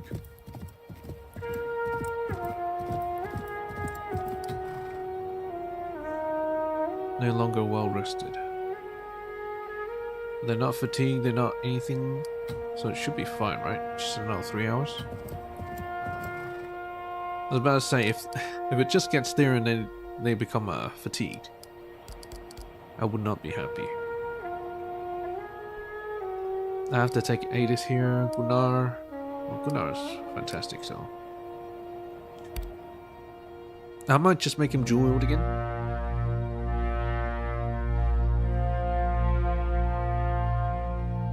Who's his better at dual wielding? Adis stops ahead of the group and points northwards, up towards a hill silhouetted against the sky. There it is, on that hill. Recognize the stones. Hamlet where we stayed all those years ago must be up ahead. Why'd you pass through here back then? Yeah, this like really out of the way. I had just been married. We're heading west to take over his uncle's farm. Uncle's wife died young, gave him no children. It was a small farm, but we worked hard to make it better. How'd you meet so far from the village? Oh, he wasn't raised in Skirn. His family is spread all across the country, even had kin among the Franks. His parents lived in the East Coast, in a large city in a bay, where my family also lives. She smiles wistfully. He was so deeply in love. Ada shakes her head as if to wake herself from a dream. Got me rambling like an old woman. Let's see if the hamlet is still where I left it. Anything I should know about this hamlet? Wasn't much to look at when I was here last. Just a couple of shacks and a small temple. My Godi was hospital. The Godi was hospital, but warned us sternly against disturbing the grave. Had no such notion until he told us not to, of course. Then it was suddenly the only thing on my mind. Where'd you sleep while you were here? Spent the night in the temple. Goldie had a young son. Not the brightest child, but had a powerful curiosity. Kept us up half the night with his questions. That must be a grown man now. Strange to think it was so long ago. Let's see what this place has in store for us. Alright. My dude. It's just a shame that I don't have better access for him. Oh, not yet. Switch it up. The her. Yeah, use it. Am I still gonna use a pitchfork? Probably. Better than a simple spear. Simple spear can go bye-bye. 2 salvage. Shit all. There's a dead corpse over there. Well, I mean, all corpses are dead. You know what I mean. This place ain't that big. Maybe it's just long.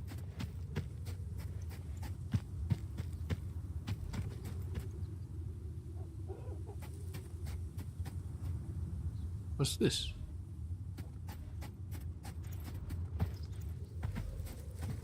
The altar is covered in a dried blood. The sweet smell of rot permeates the area. Sweet smell? Various bones have been cast aside between some bags. Is this water green?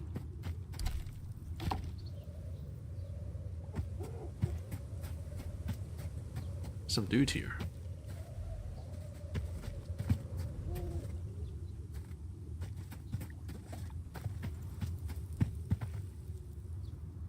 I have a feeling we're gonna have to fight them.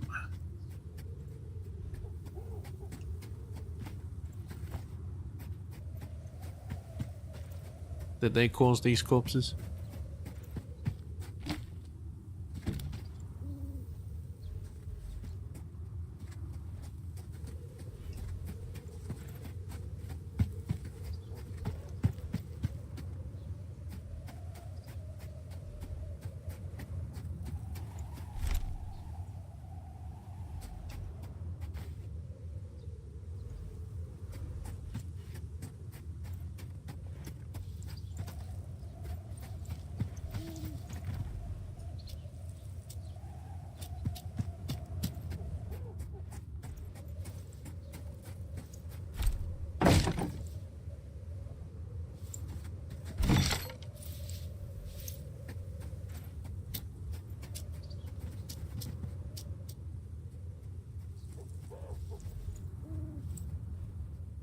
Yeah, I might as well talk to him.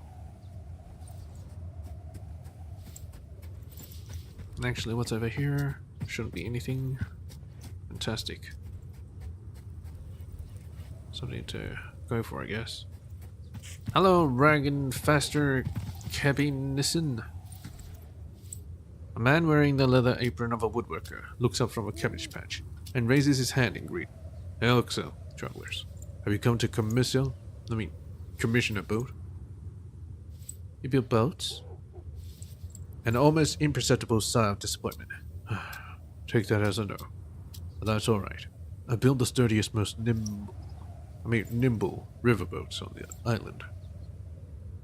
Adis crosses her arms. But it's 2 miles to the coast. Aye, but here I'm surrounded by quality timber. Besides, I like the peace of the woods. What of it? How do you sell anything way out here? I don't see why all this has to be, this is so important to you. But I'll humor you. On the off chance you might actually buy a boat. I have friends in the coastal towns who take the boats off my hands and resell them. And before you ask, they cart them off on carts, or on wagons, you see. Apart from that, my boats are just so good, people come out here to buy them. Now, will you be buying a boat or not? I have some questions about the nearby hamlet. Can't tell you much about those folks. I stay clear. The obsession with the old tomb is unsettling. How do you mean? Talk to him. You'll see. Can you tell me anything about the tomb? It's old. Been here longer than me, at least. Lots of people come out here looking for treasure. Never seen anyone leave rich, though. In fact, a group of men came this way a few days ago, asking about the tomb as well. Don't know if they ended up getting in. Why do you keep correcting yourself? It gives you an unhappy look. I'm good with wood. Not so good with words. Thanks for your time. If you ever need a boat, you know where to find me.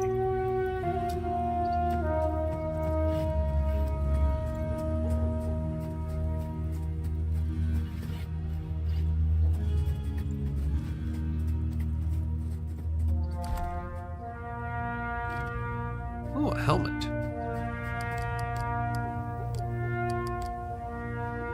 Can this guy actually wear a helmet?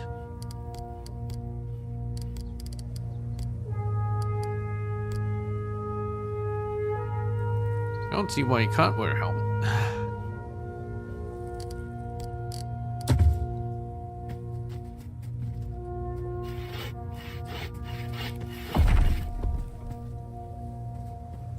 Donna Emerson.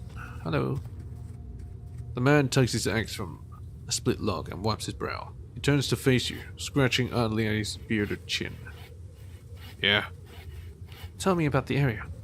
I don't actually live around here. Just come for the lumber, but since you're asking...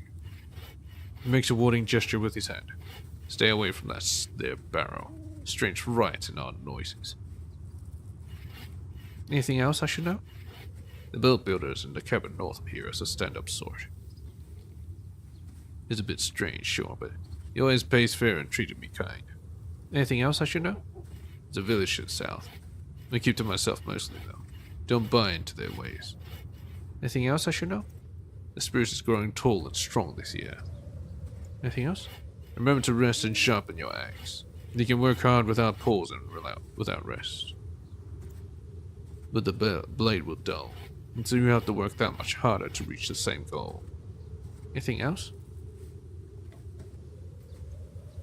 Alright, got anything valuable on you? The man freezes visibly. What? Never mind. Valuables of your life. Now, I want to trade. Thought I was going for a trade, but it's like, what?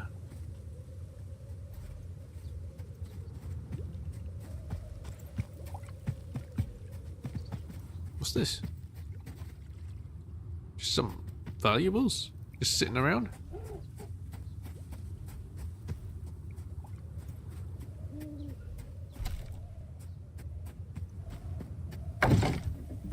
Tell me something. How is it that your stews are always so much better than Bjarke's? Hey, what do you have against my mother's stew? Nothing at all? except that Ida's stews are better. Yeah, it's true. Your stew is really good, Idis. What do you put in there? Love.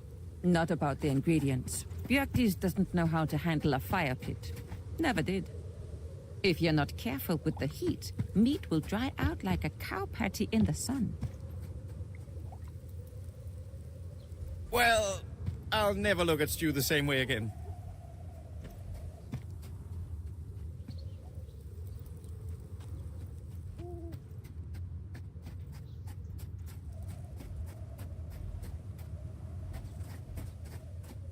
Oh, it's a gathering here. Hello.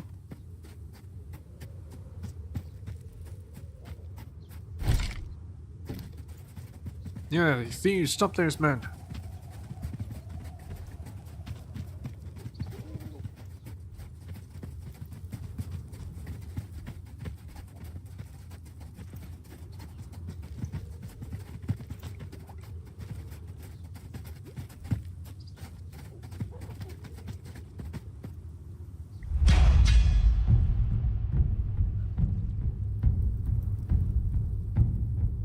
Alright, let's set up a kill zone.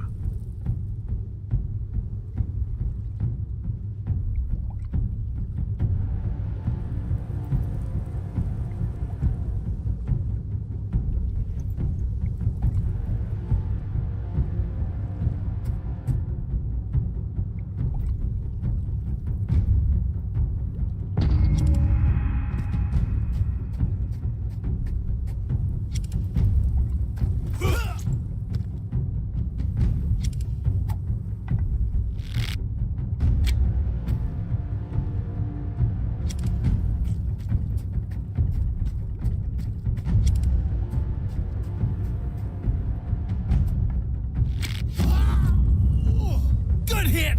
I won't let that happen again! Are you sure?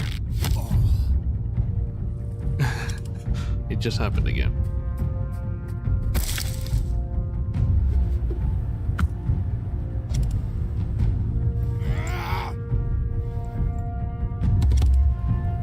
Okay, I'm gonna have to heal this guy. Oh my god, he always dies every time. Excellent!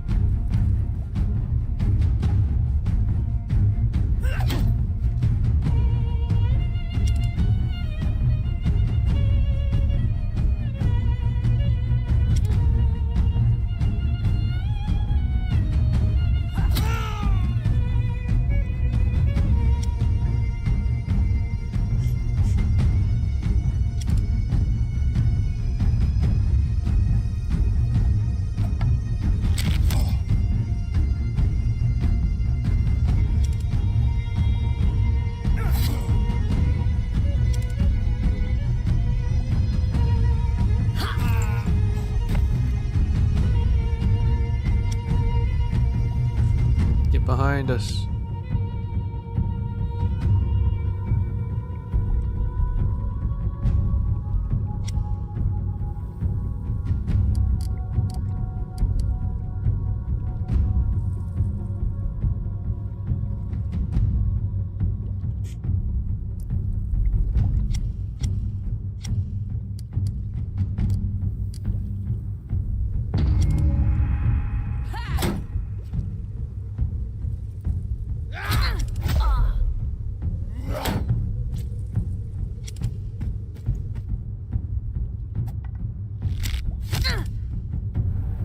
Now they're going for her.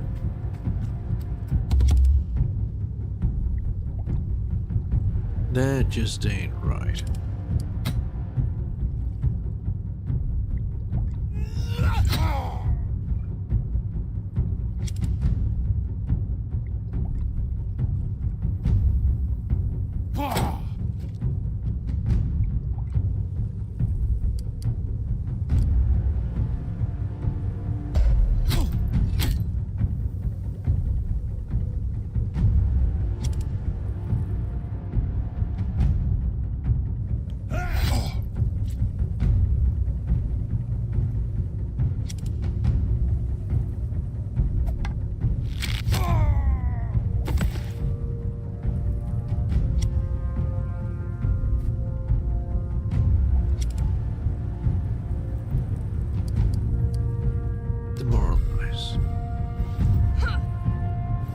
Now you can't do shit. What we gonna do now, huh? What we gonna do now?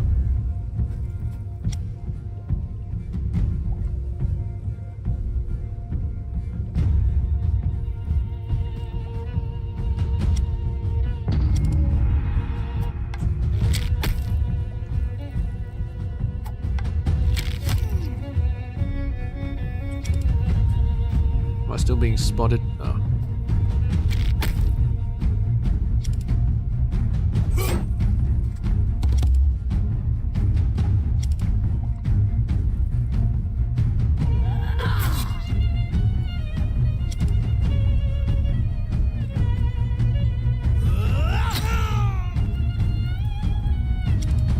Was killed. Oh, there's a trap there. Trapped.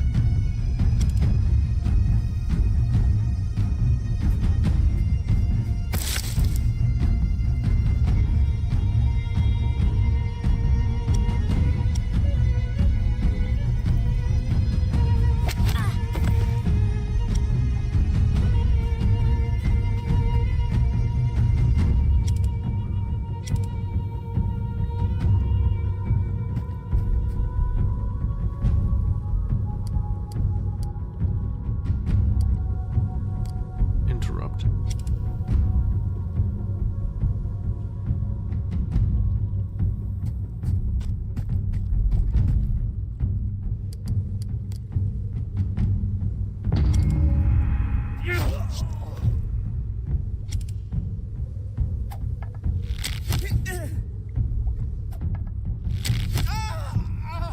This looks like a wonderful Oh, shit. place for a nap.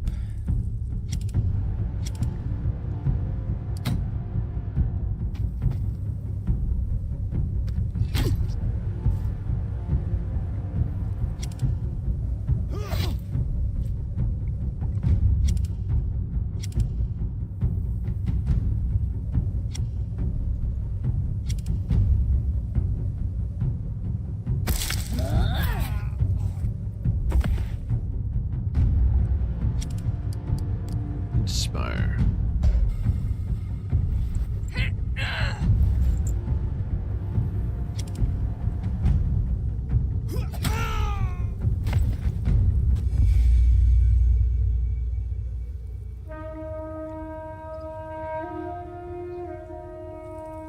Oh, I didn't get any injuries. Nice. Stolen heirloom updated.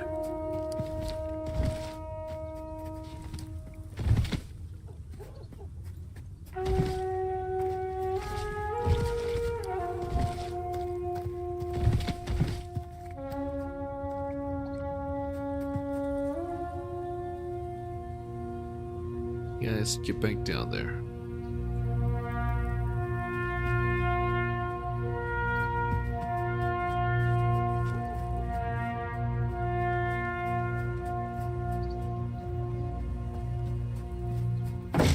Do you really just go back indoors? Oh well.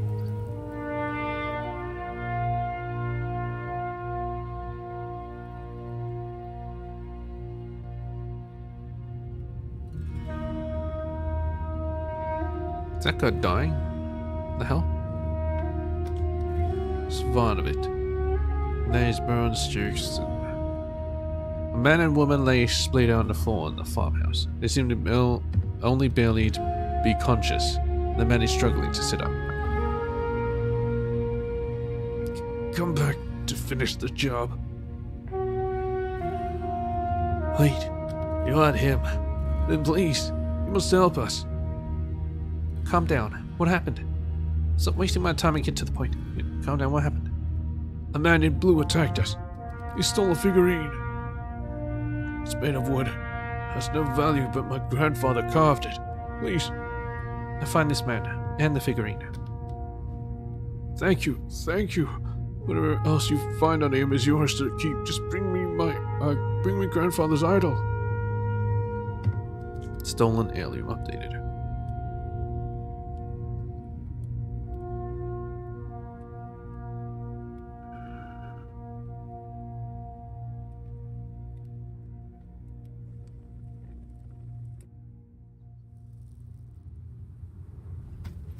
Man in blue.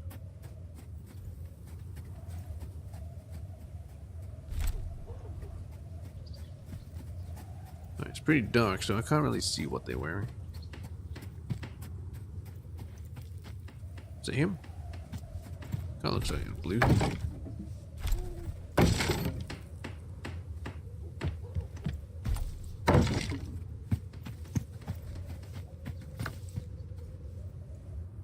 Yeah, she just casually has a bow on her back, right?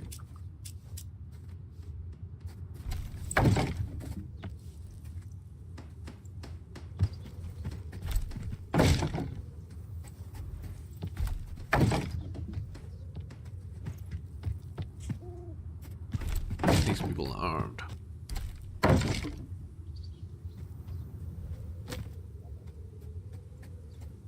Like how their neighbor just got robbed and they don't care.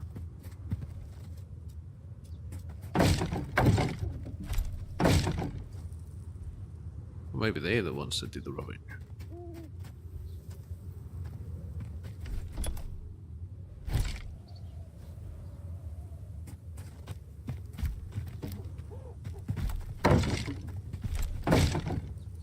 I'll talk to the goatee first.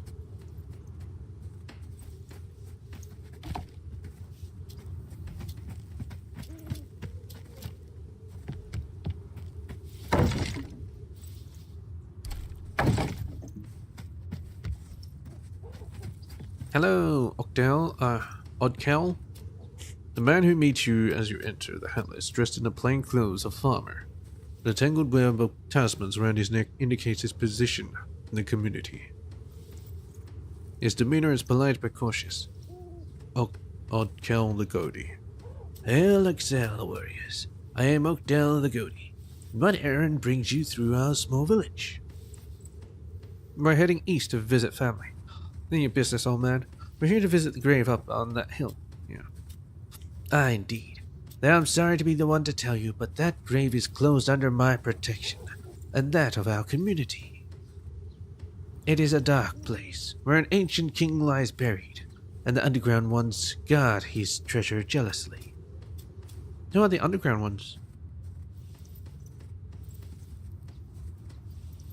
We have come to pay tribute to this king. Yeah, who are the underground ones? I'm more curious. Those creatures who live beneath the earth. Dwarves, elves, the spirits of the ancestors. Those who enter the grave are never seen again. What can be done to gain the favor of such creatures? He smiles purely out of politeness. For what purpose? That we may be granted victory in battle. A fertility may be bestowed upon our fields. That we may be brought luck on a long journey. Yeah, long journey. His gaze is vacant in a way that makes you think you might have given him any reason. And his answer would be the same. A noble cause, worthy of our aid. However, the powers that dwell in that place are not benevolent. Such a thing requires a sacrifice. You'd say that. We have little to offer. Name your price. We have little to offer. Even the poorest of men does have one thing to his name, and that very thing is the most valuable sacrifice. The underground ones require a life. A human life. I can't accept that. I'm not into a human sacrifice. A shadow falls across his face. What you ask will risk the wrath of the underground ones. If your petition should fail, their punishment will befall my community as much as it will befall you. One free man or woman, or the lives of 3 thralls. That is the price to enter the tomb. Pay it, or leave. I have to consider this. He gives no further reply except a stern nod.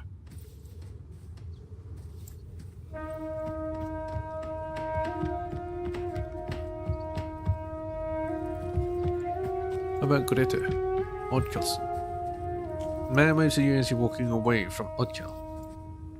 He appears to be around 20 winters tall. 20 winters tall but rather thin. He seems to be making a valiant attempt at stealth. Hey, You there? Yeah, you. There? Greta? He stares uncertain at the large woman. Yes? Ah, of course you don't remember me. Only knew each other for a day. You were no older than 10. Were you trying to get our attention? I was, yes. I saw you talking to my father. Was it about the tomb? Indeed. We want to gain entry. Maybe. Why are you asking? No, just asking for directions. You want to go in? Did he ask you for a sacrifice? Yes, he did. We have yet to decide whether to take him up on it. Sometimes people just go in there without asking. They never come out again. What are you saying? What happens to them? Don't you start with this superstitious rubbish too? Better stay clear then. Thanks for your warning. And what happens? The underground ones keep them. What are they? Have you ever seen them? Is this whole village inhabited by superstitious fools? What are they? His foot oddly draws a crescent in the snow. Father says they got the old king's treasure. Sound like you'd like to find out what's in there. Then help us get in there, and we'll see for ourselves.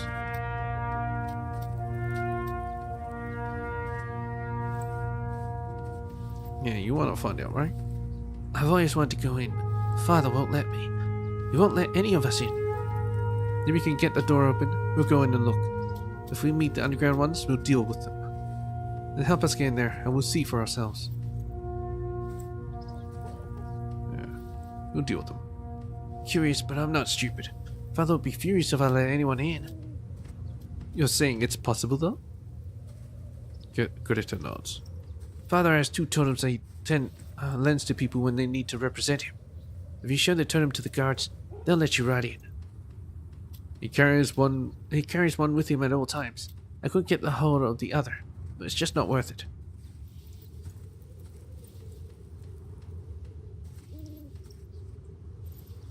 I couldn't make it worth your while. Forget it then. We'll find our own way in. Mate, I'll help you if you give me half of the old king's treasure. Deal. No deal. We'll make do without your help. Don't be greedy, Greta. I think a quarter of the treasure is more than fair. Son succeeded.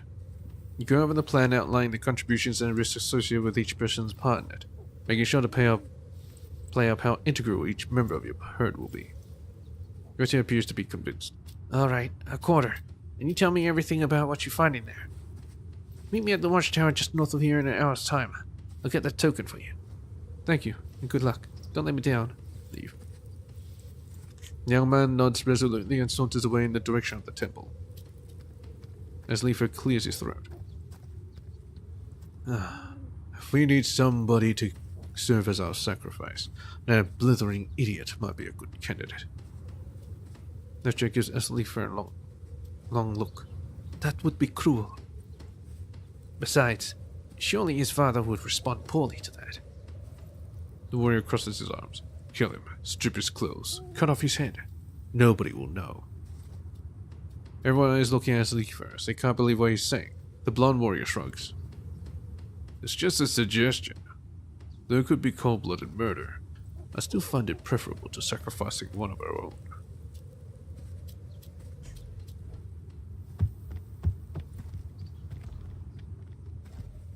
Well, yes, it's preferable to sacrificing one of our own, but if we don't need to sacrifice, then we don't sacrifice. 2 traders and a couple of hired guards have made a small camp among some recently felled trees in the outskirts of the hamlet. The near guard holds up a hand to stop you as you approach. The man in the campfire stands to get a good look at you. Declare your intentions. My intentions are peaceful. My errand doesn't involve you, so my intentions don't concern you. Moderate your tone. My intentions may well turn hostile. My intentions are peaceful. Glad to hear it. You must excuse our caution. There's something off about this place. Doesn't help that way recently one got down. What about this place bothers you? Just intuition. It's difficult to describe. Have you met the guy, Goaty? I have. He's a friendly enough fellow, and yet I find it difficult to trust him. How'd you lose your man?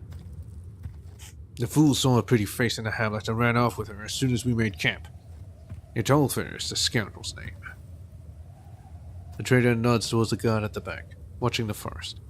Once he was gone, the lout over there admitted to knowing that Etolfer is wanted in yelling for theft.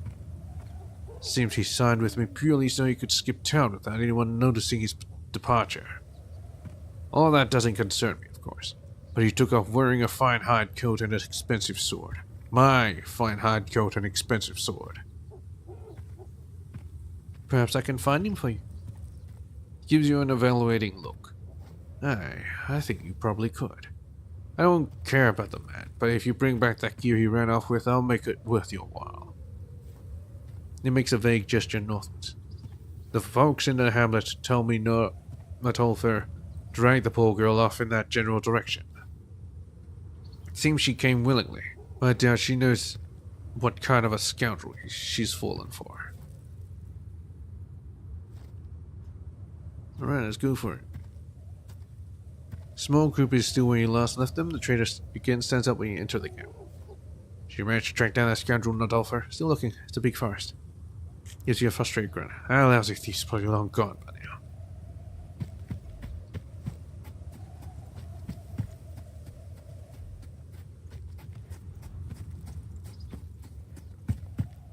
He's probably being killed by the girl.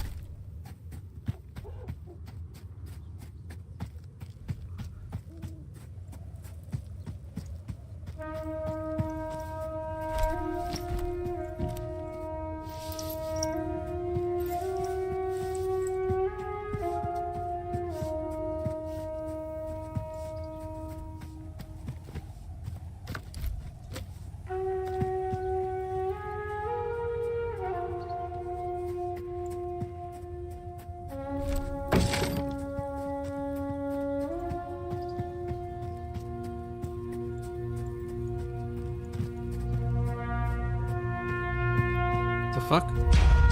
Surprise round.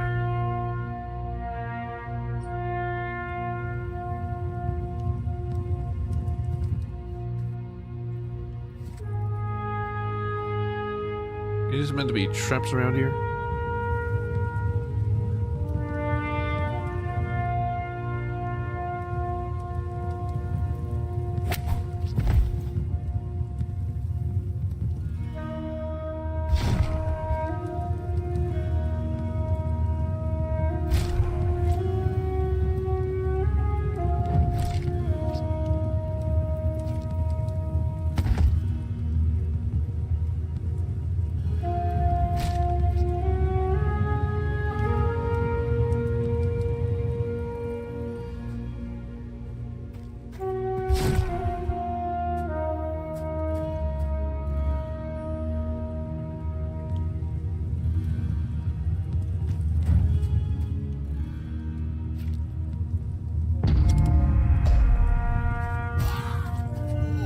Good hit! I won't let that happen again!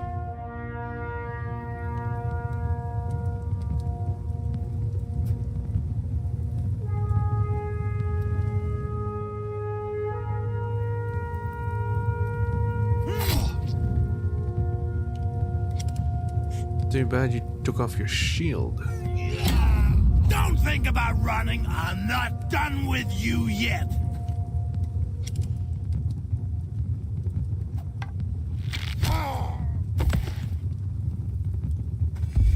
Man, there's so much traps around here.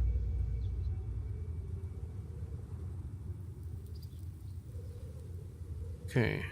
No damage. Except for the axe. Disfigurer. Alright, what does this guy have? Wood figurine. Oh! He had a theme. Thunder Knifer. Thunder Knife? Anyway, who uses knives? Be her. But not really as well. Let's have a dual wield knifing.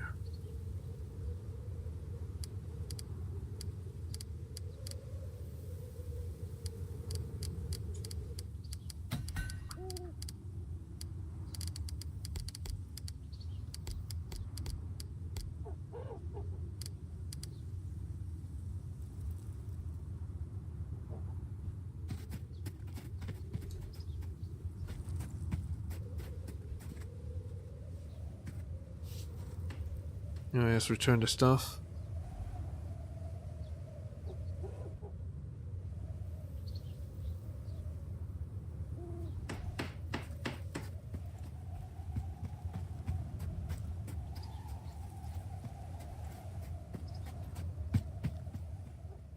Are they dead?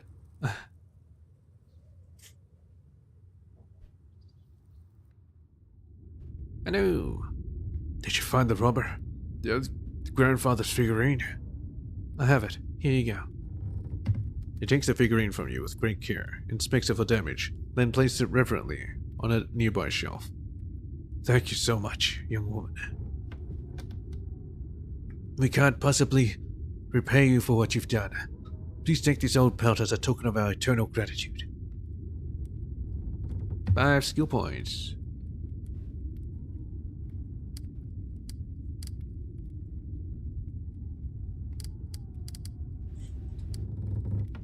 I'm probably gonna spend these.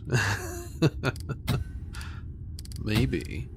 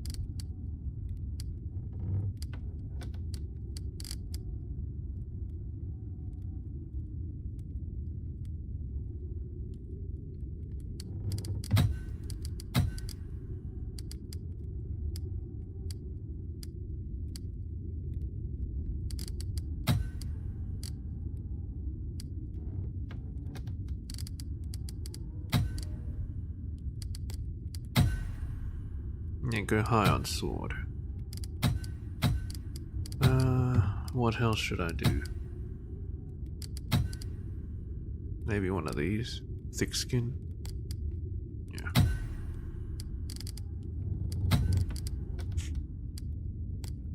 Three out of 5 spear, very good. Dual wielding. She's also very good at dual wielding. Alright, we'll give you more knife. For dual wielding. You my damage dealer.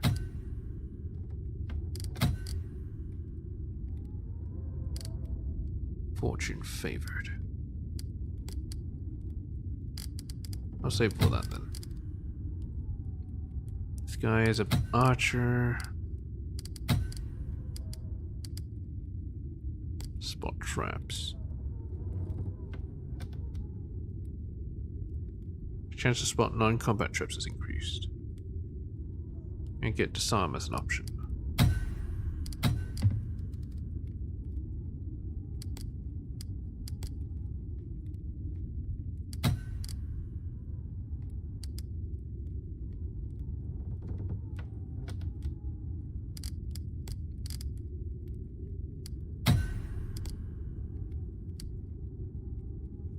That'll do. I think. No, I still have 24. Alright, diplomacy. I don't need these. Maybe these. Leadership. Gulder. Thor's favor. Yeah, status effect favored by Thor. Base melee attack plus 20%. Very good. Odin's favor. Fearless. Mental resistance. Galder. Loki's favor. Focused. Crit chance increased. Or should I go with witchcraft? Venomous attacks. Should I go with healing? Nah, more Golder. This skill requires another nationality. Nationality? What? Anyway, whatever. Now increased melee damage, very good. Thank you for your courage. We have certainly all better lose and lost my grandfather's old figurines.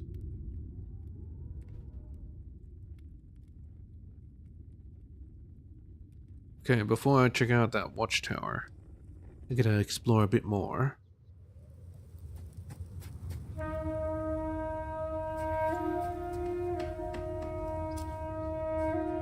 Let's see. Let's go grab this.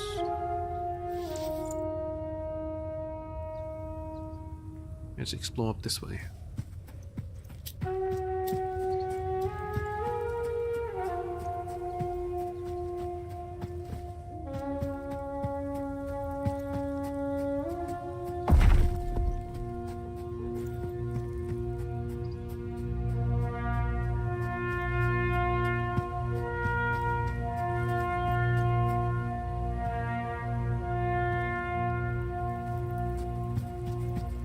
Some fly swamp. Sub swamp. What?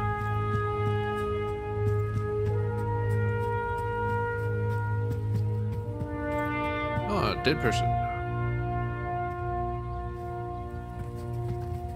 The murderer didn't even bother to retrieve the knife, no sign of the animal that pulled the card.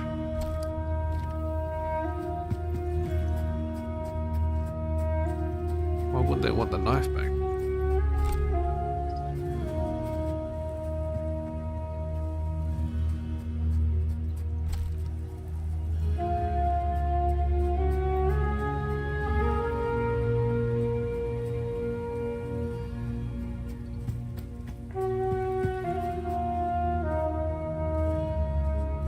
Who are these people?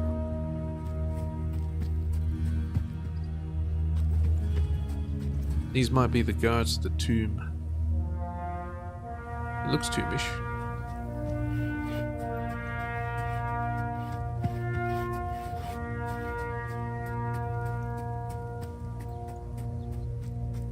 Let's go all the way around.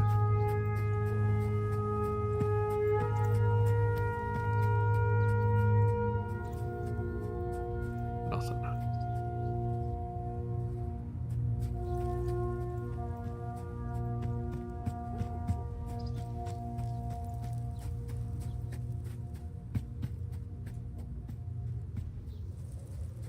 Oh, this is definitely not a tomb. I think this is the guard.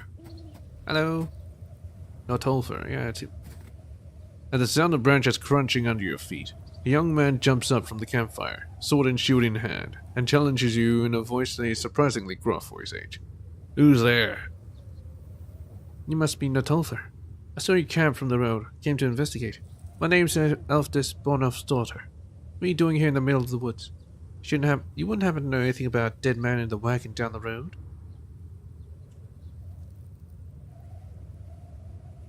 Yeah, I'm Elfdis. The young man relaxes a little bit. I'm Notolfer, and this is Rigby. We just headed north and figured it'd be safer making camp in here than out on the road. So you're Notolfer. I've been asked to find you. Someone might mistake you for game and put an arrow in you. One can never be too careful. I've been asked to find you. The young man immediately raises a sword and shield. Is that right? And what are you planning to do about it?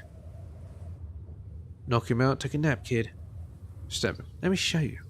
Calm down, just give me back the armor and sword and I'll leave you alone. Diplomacy 1. I know you're a thief, Notolfer. But are you a murderer? Is that equipment worth taking a life to keep? Is it worth maybe dying for? Notolfer gives you a long stare. clearly considering the case for and against. His sweetheart wraps her arms around him. Just give her the stuff, Not. You don't need it. You fight just fine without it. Her words completely deflates the young thief. After a moment's hesitation, he throws the sword on the ground at your feet and strips off the armor. Here, tell him I gave it back willingly. Dang it, keep putting my mouse there. Thief, I'm gonna steal. Let's go back, I guess. I can actually go up here. Oh, I can. Oh, loot. Oh.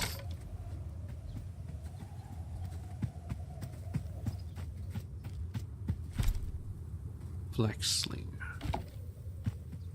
Pretty useless, but whatever. Yeah, here he is.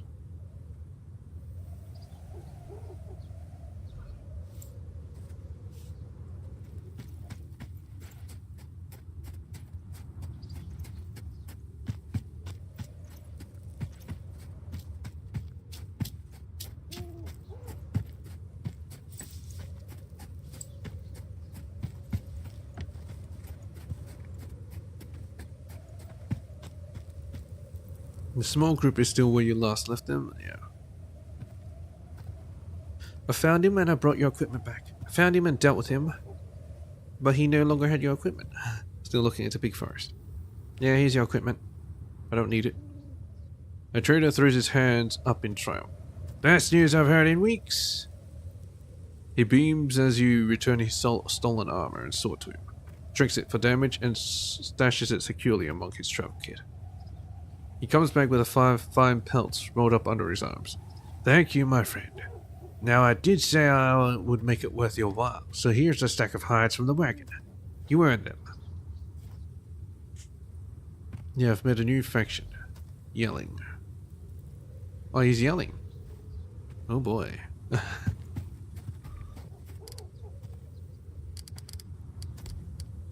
732. Oh, I think I forgot to spend hers. No, it's only a shield. She won't do much damage, so let's just keep it like that. Oh, this is fine to need. Cooking. God. Repairing. Preserving. Oh, she can also preserve. Let's get some of this.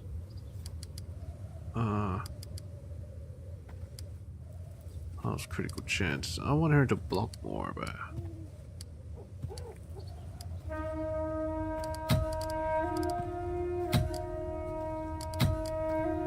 maybe I can invest more in here. Be a better guard. Spend less resources repairing damaged items. Get more back when reconstructing.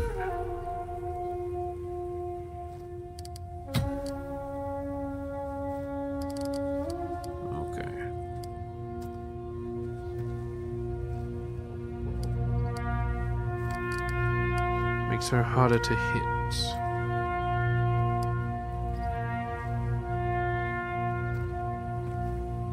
Relentless. Sure. For melee characters, I guess that's pretty good. Anti-flanking. Yeah, I guess that's good. And she can be sexist. Whatever. I don't care. Anyway, to the watchtower. Here you are.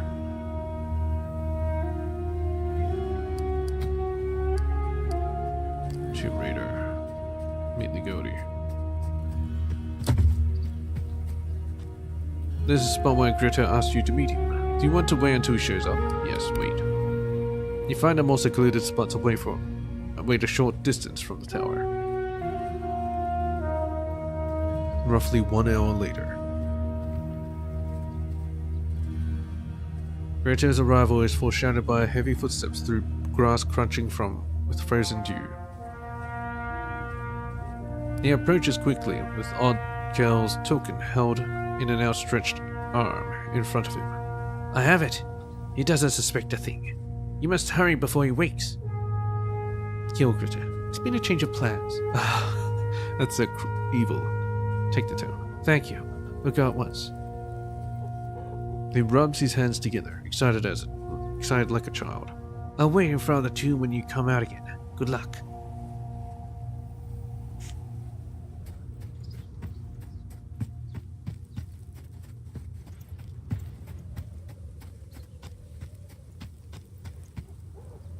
Four people, 3 men and a woman, stand on either side of the entrance to the passage grave, chatting casually with one another.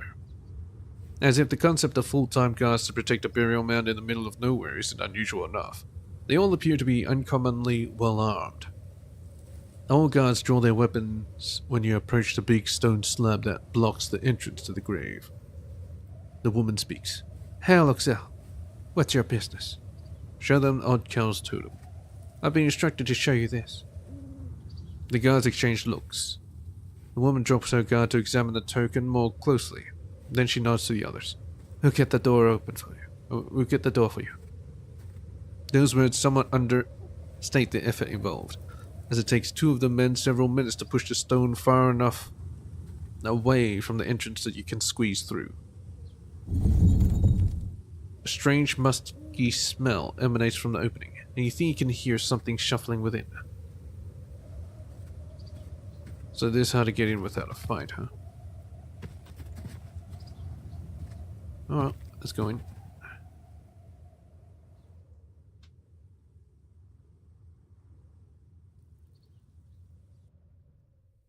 What the fuck am I looking at? A sharp stench of rot, like a garbage heap, makes you gag as you inch past a stone and into the tomb within. Much to your surprise, faintly flickering candles light the room ahead. A few steps down the corridor, you smell something else beneath the rot. A flat earthen smell that seems to settle on your tongue. You start to feel lightheaded. Drugged. The corridor is only a dozen steps long, but it feels like you somehow walked a mile before you're out of it. One by one, your companions stagger woozily out of the corridor behind you, blinking in the dim light. The shadows are moving in the room ahead. You hear a low groan and metal scrapes across the moldy dirt floor. Your head is spinning. Oh great.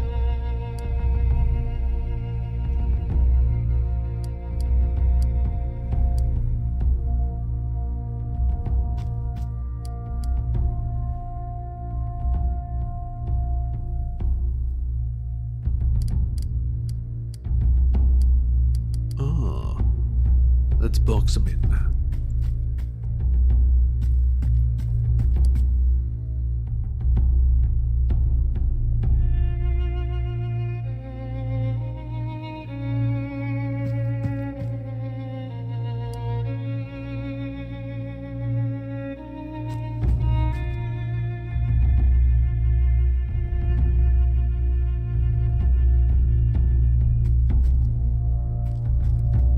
Ah, shit.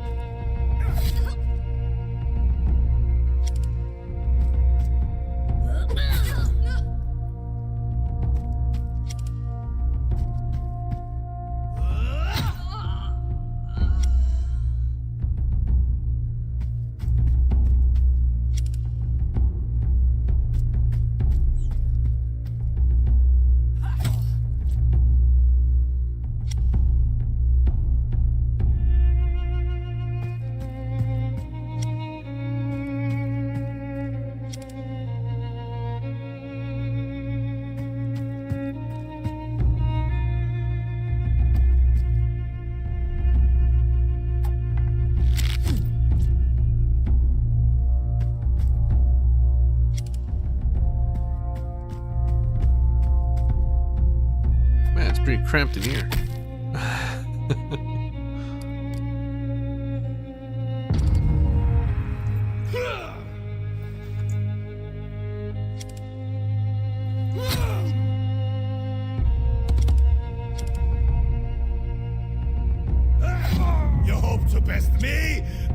pathetic.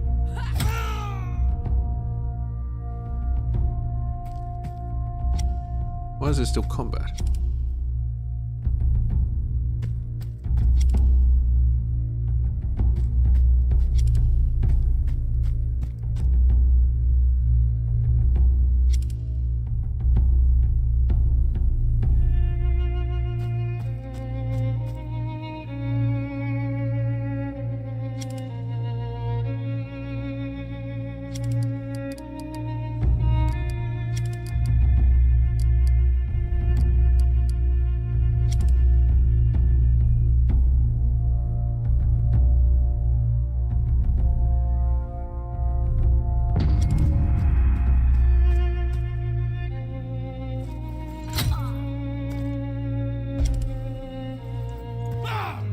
Why didn't he shoot him?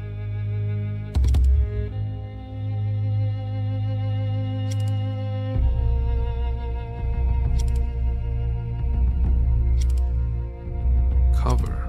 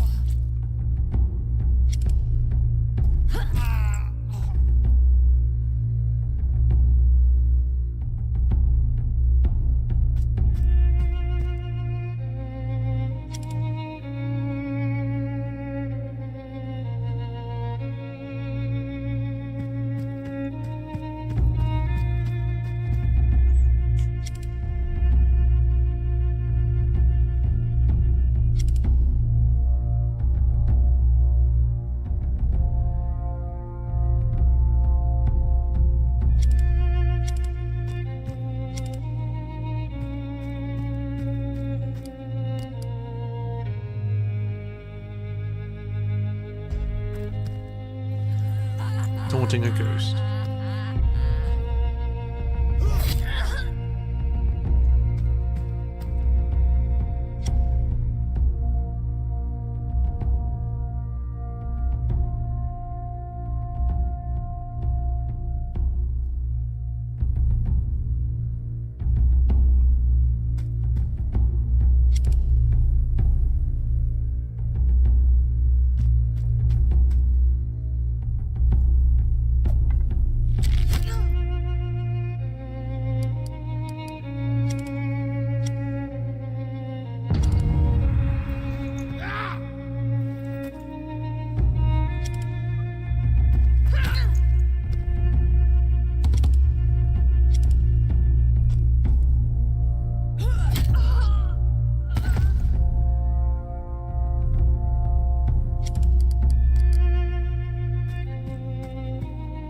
Thanks for the help.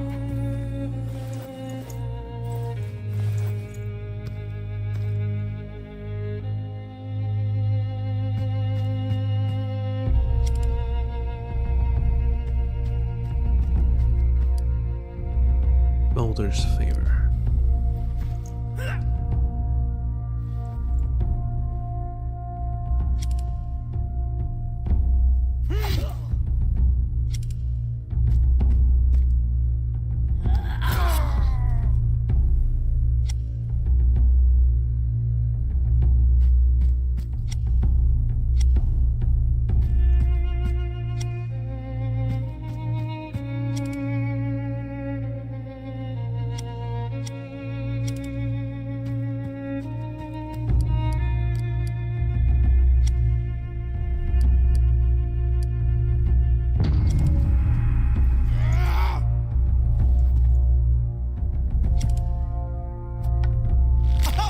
Was that as painful as it looked? Critical.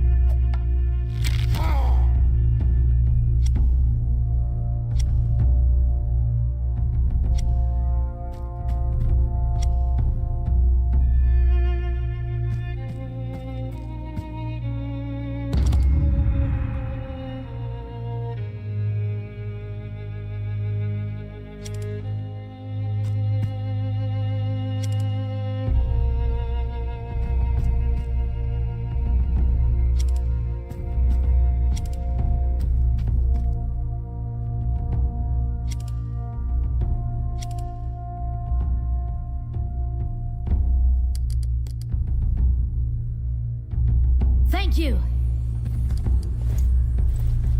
Let's just prepare some buffs.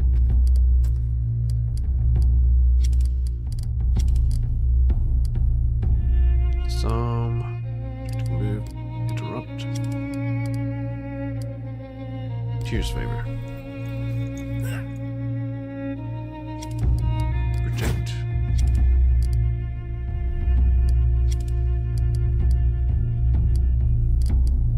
Defend.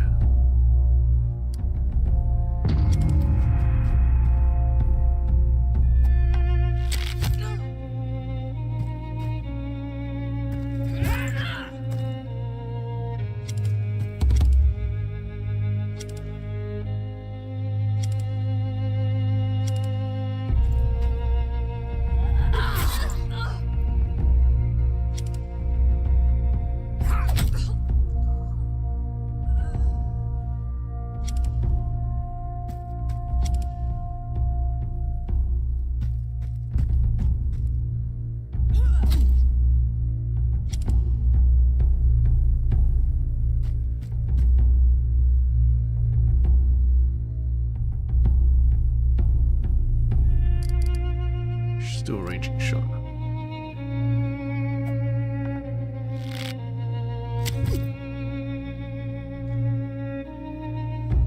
No, still nothing.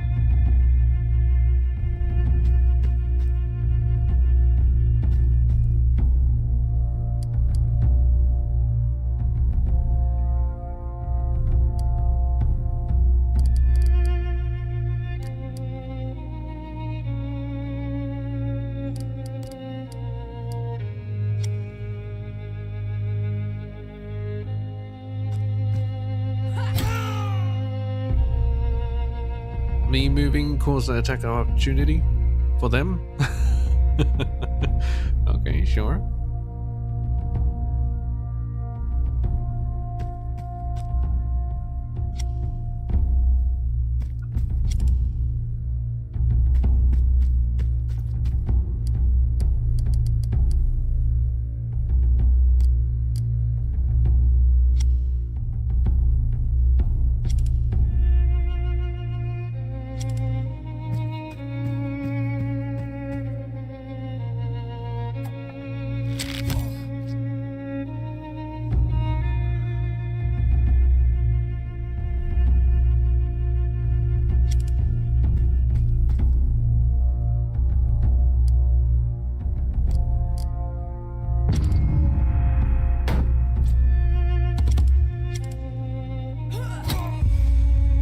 Well, that's pretty easy. Come on, man. The underground ones. The last thing falls to the ground and lets out a raspy death rattle. Your herd men squint at the corpses and shake their heads as if to clear a fog from their minds. Gunnar looks around quickly, trying to spot anything else that might jump at him. Finding nothing, he turns to you. What the fuck was that? I have no clue what that was. But let's grab what we came for and get out. Examine the corpses. Bending down over one of the bodies, concentrating with all your might, you manage to shake the haze from your mind and achieve a moment of clarity. Looking at the body, its glow seems to diminish for a few seconds to reveal the face of a starved man. Dried blood is caked around his mouth and hands as his clothes are completely tattered and torn. Old bruises and wounds cover most of his body. Calm down, Gunnar. They were nothing more than starved and rabid people. Gunnar seems reassured. We should take what we came for and get out of here. Can loot them? Oh. Narrow 6. I knew there were people.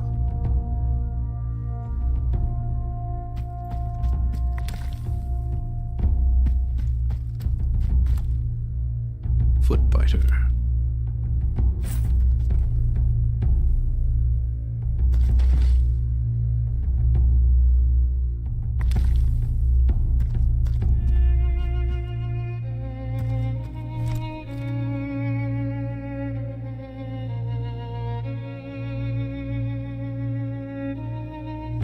His head came off.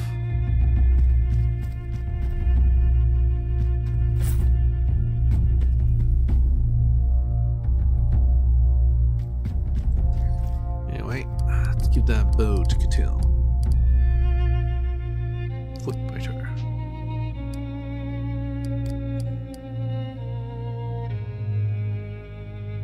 I'm not sure why I had a better bow.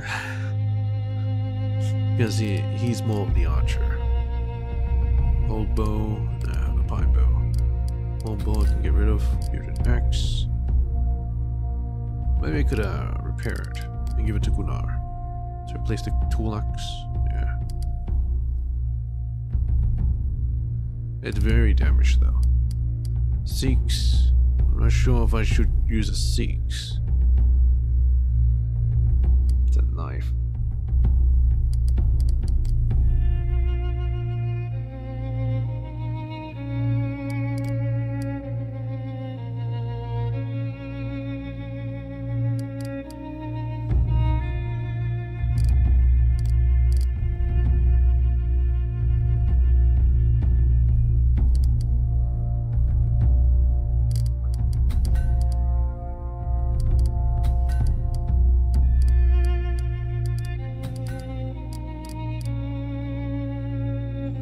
Anyway, let's go loot. The stone slab is covered with old trinkets made from bronze and silver. Bracelets, rings, gauntlets, bows, even what appears to be a scabbard for a knife. It glitters faintly in the candlelight, even beneath decades or centuries of dust. Catil stares wide-eyed at the loot. There must be a fortune here. Perhaps 30 hides worth or more. Everyone load up. We're cleaning the place out. Take what we can carry. Let's hope the spirits of this place leave in peace.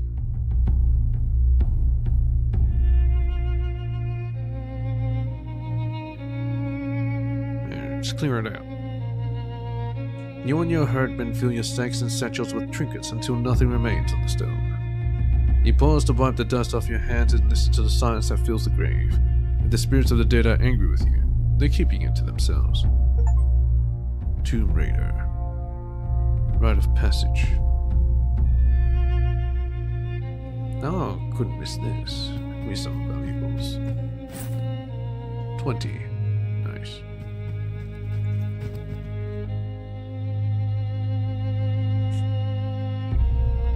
Why are they keeping those people in there anyway? You're lost to leave the claustrophobic darkness of the tomb. The haze lifts from your mind when you emerge into the fresh air once more. As expected, Greta is waiting for you outside the grave. The guards are keeping their distance, and Greta beckons you closer, out of their earshot. Greta's voice vibrates with anticipation. What did you find? Was the treasure there? Did you meet the underground ones? We were attacked by figures. It must have been them. We met someone alright. The poor sods who tried to loot the grave before us. Starved and delirious. They attacked us. His face falls. Oh, wow. That was weeks ago. I didn't expect them to still be alive. Did you find the treasure? Wait a minute. We found it and took it all. 300 ortak of silver's worth. There was no treasure. The grave was empty. The treasure was gone. It must have been looted long ago. Diplomacy 2. That's not lying? Greta's face is the very image of disappointment. Ah, man. I was sure the treasure was real. Just another one of their lies. Always the butt of everyone else's jokes. At least no harm came of this whole thing, I guess. Well, thanks for telling me what you found. Head hanging so low his chin is touching his chest. Greta slinks back towards the hamlet. Are you going to take the token? No? Oh well. Tomb Raider. Done. 13. What am I going to do with 13? No Gulder. Neither? No.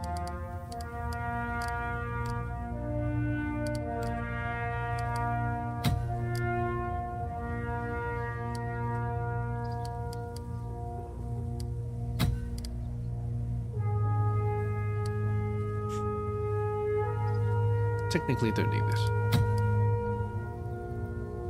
I might save it for this guy. He already has what he needs.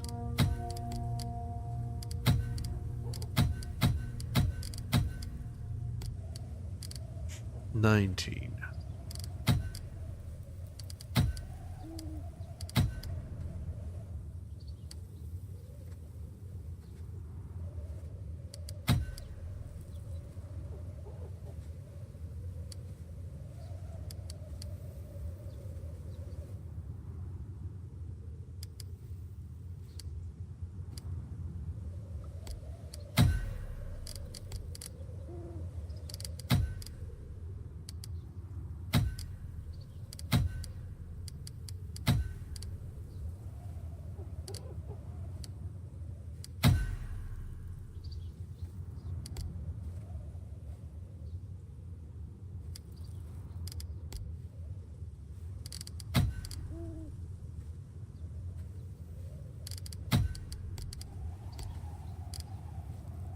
$44.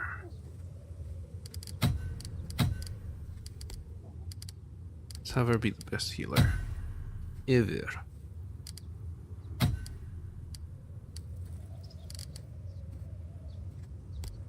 Cook up a storm, make some more Russians.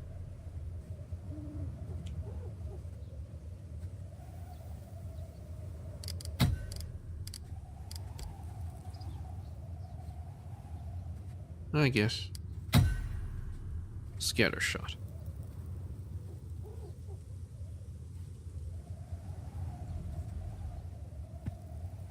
I think that's it right here. Alright, let's see.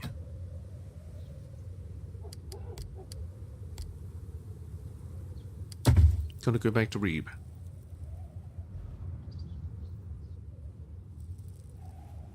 I'll look up how to kill the rats by not actually killing the rats.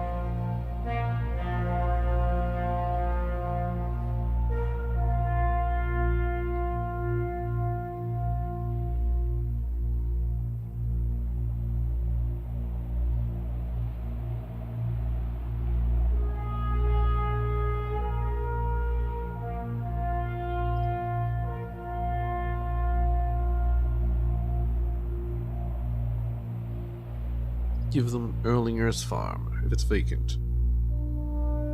Well, shit. I can't do that. It's not vacant. Oh.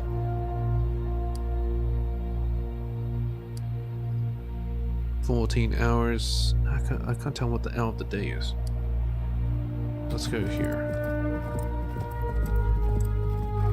On Hungary.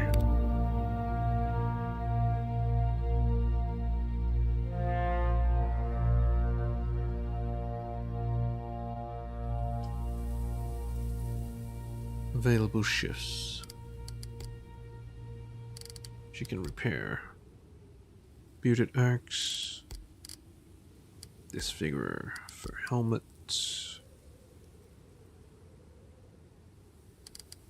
One on Narasix. Repair selected. Elfdis.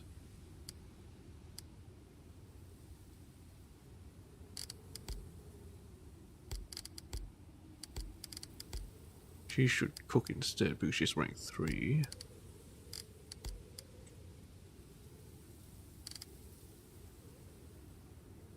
And do some witchcraft.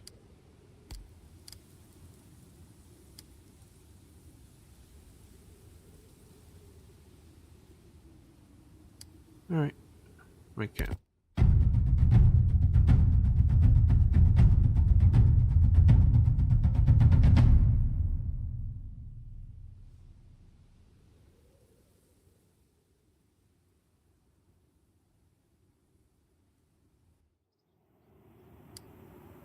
Occupied. I don't think I need to bother with it if it's occupied. So yeah, 21 hours, that's too long. Let's go to planes.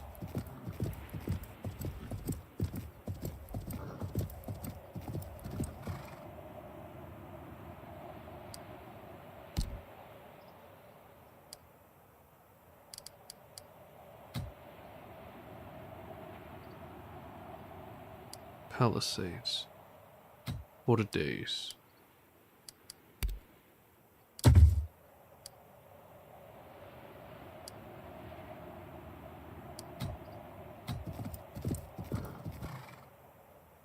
You've been hiking for a few hours when up ahead, you notice 2 people traveling in the same direction as you, albeit at a slower pace.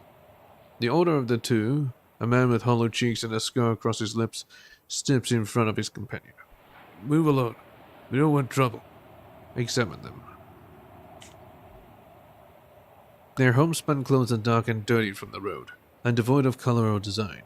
They have the lean strength of people accustomed to hard work and meager fare. You seem to be traveling a hard path. Who are you? Travelers, down on their luck. Want nothing from you. Please, just leave us alone. You're thralls, aren't you? Escaped, most likely. His dismay is painted in broad strokes on his aging face. We are freed men. Just want to find a fresh beginning for ourselves.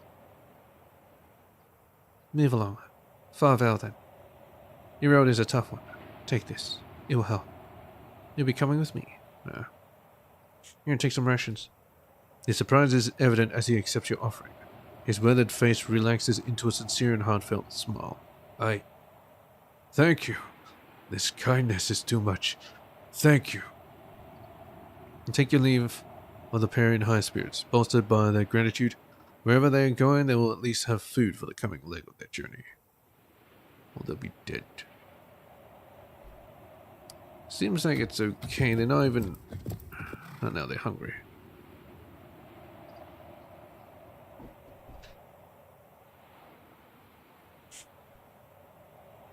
Why is he mutinous?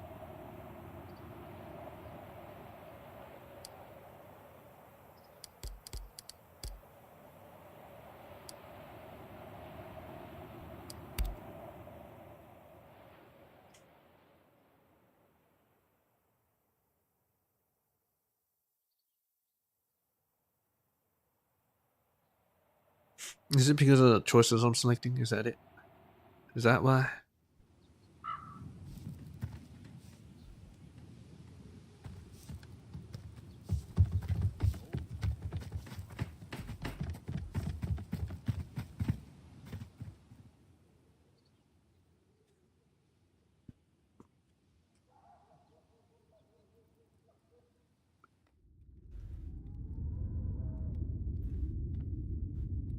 Hello.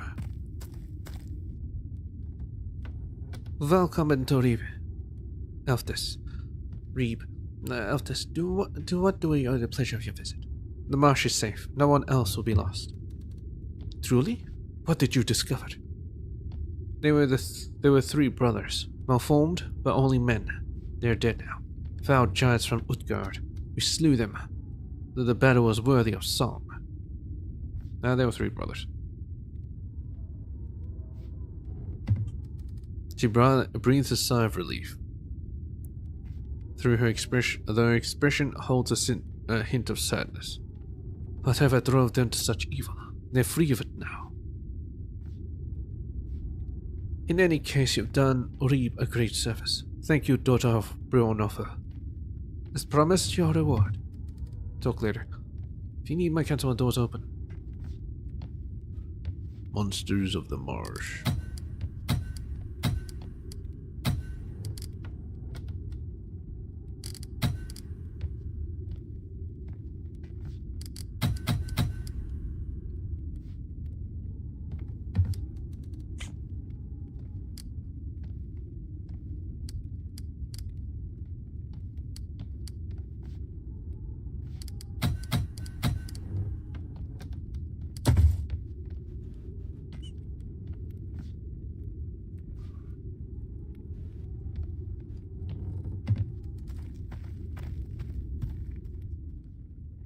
I mean, I can actually recruit people now.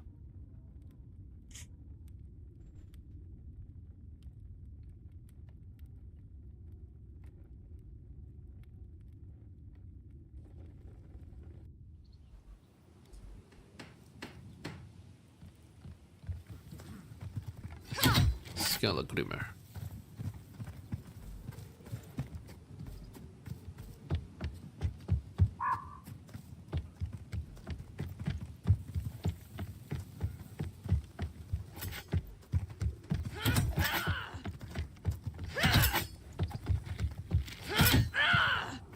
Skallagrimmer stops the training when he sees you. Now here's someone who knows a thing or two about courage.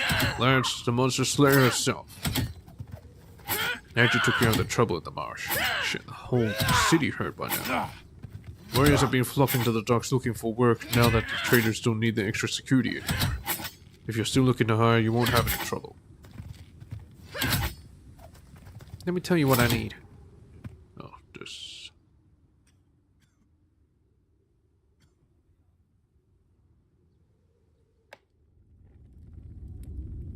Party selection.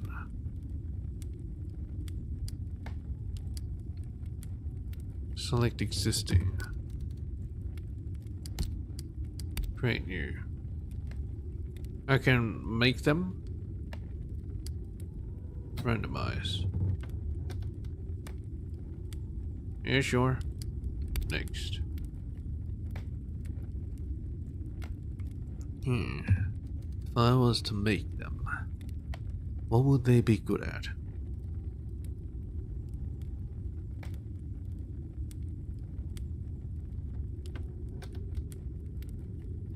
Oh, I definitely need an archer.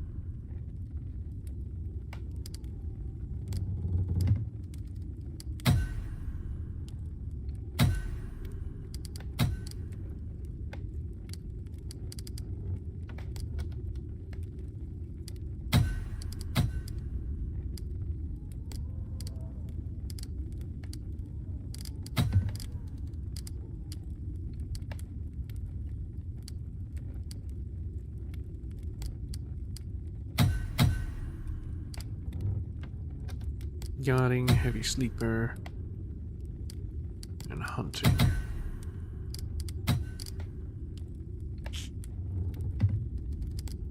Walking shots. Fortune favored. Went blank.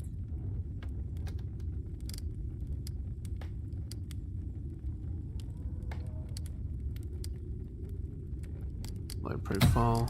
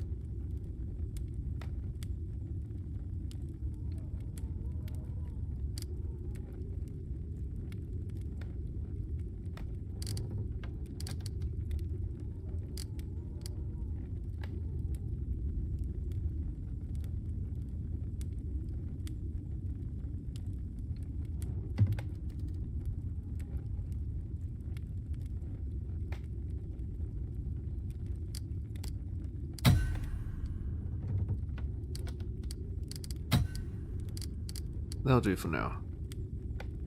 Done.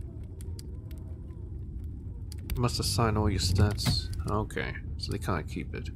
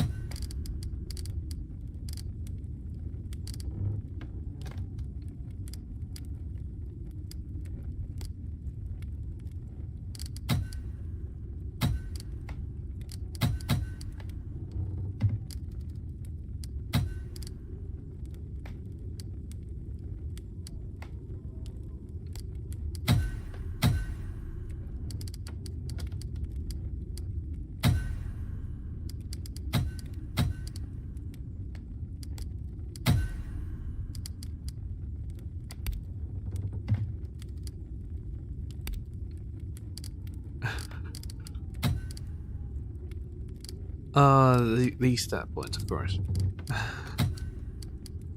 Been looking at the wrong thing.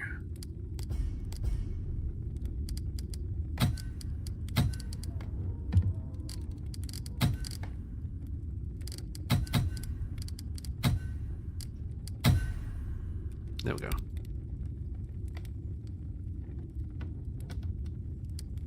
Yes. Renew, randomize.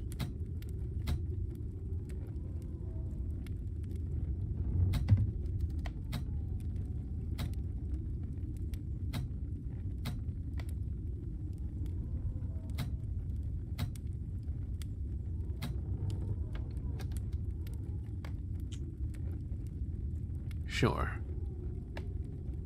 She looks a bit bigger here. Let's just make her a bit bigger.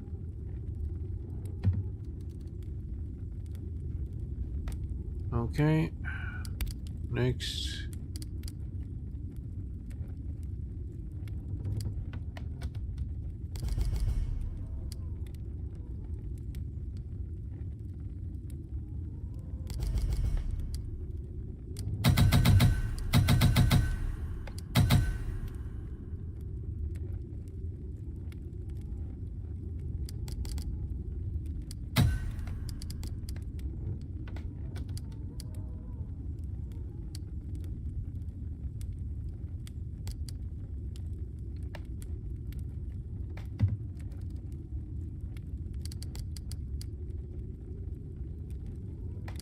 She's a sword.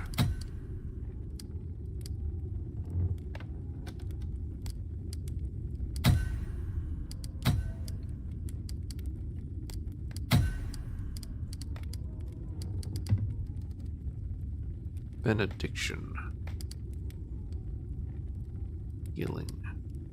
Leadership. Golder.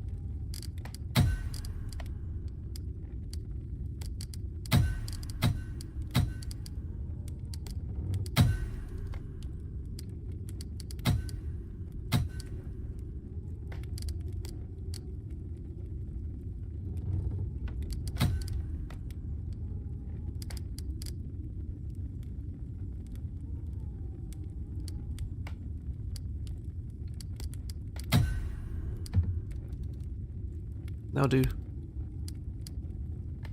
Yes. Slick new.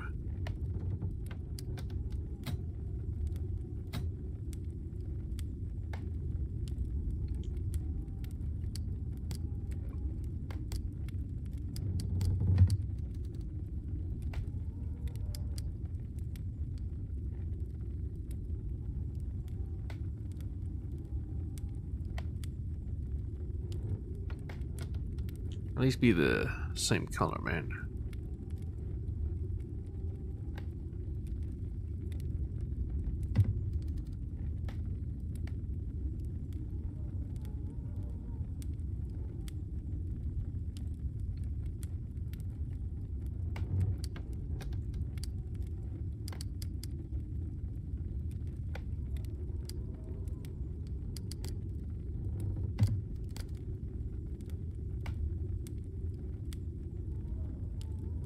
Yeah, that's it. Alright.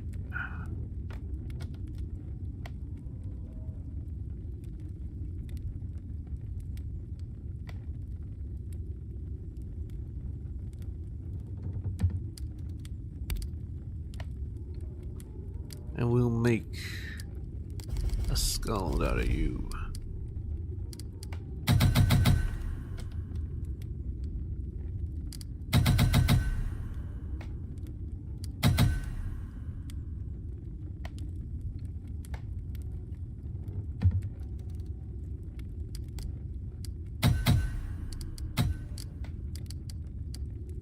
Witchcraft. Healing.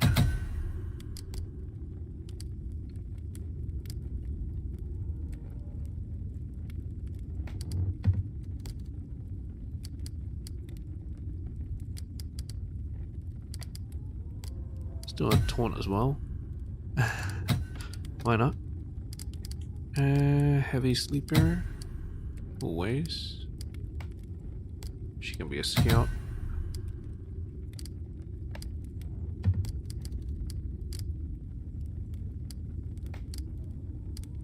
Cooking. Nah, crafting.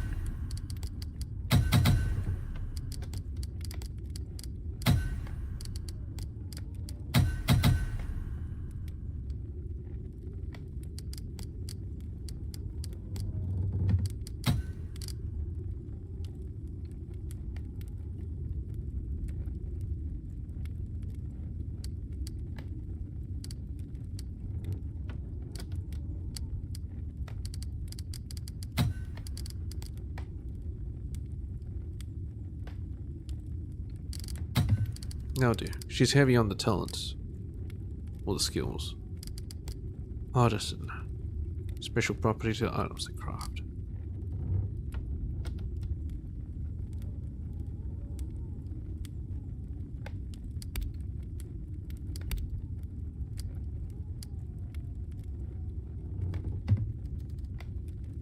Healer, defender, scout, combatant, healer. Berserker, warrior, combatant, defender, healer.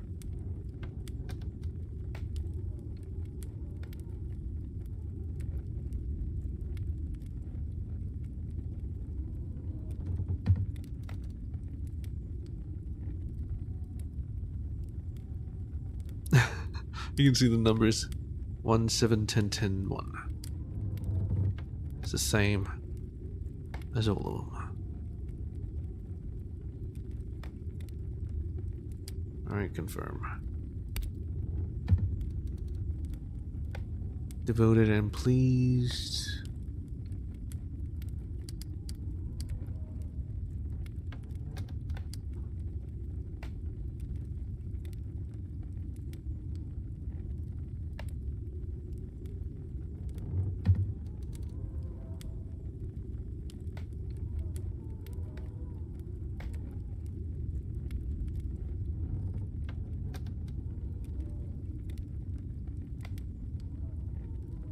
Don't think I need Enneagram.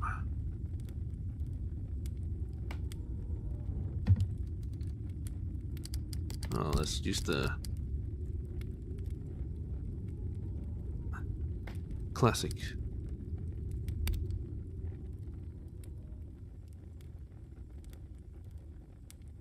Well, we have our crew, and I mean, I should be ending my stream, but you know, I'll keep going. Because it's Friday.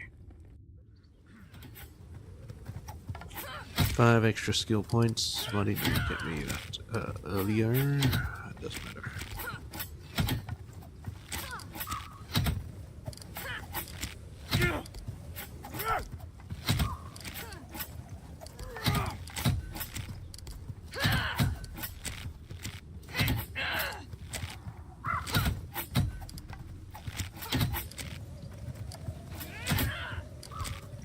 should get heavy sleeper for all of them. Makes it easier for me.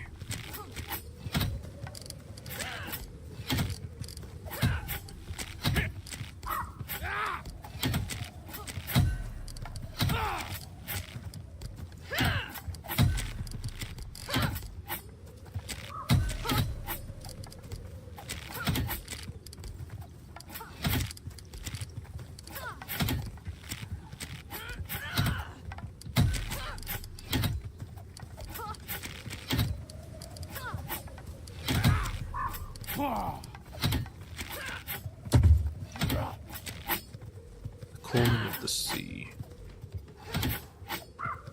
Crocodile Strider to end the campaign.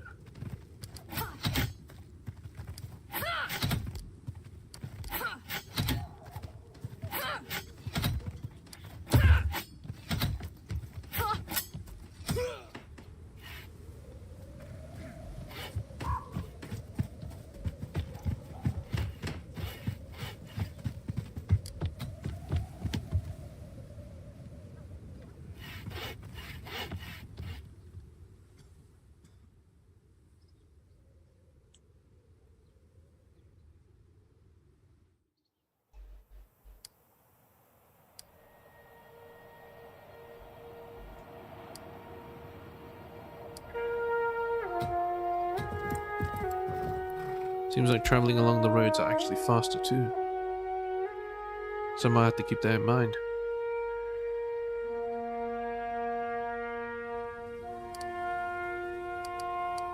Oh, they're also part of the camp even though they're all the way over there.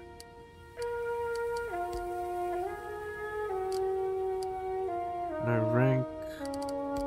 Have you guard? Repair, there's no point.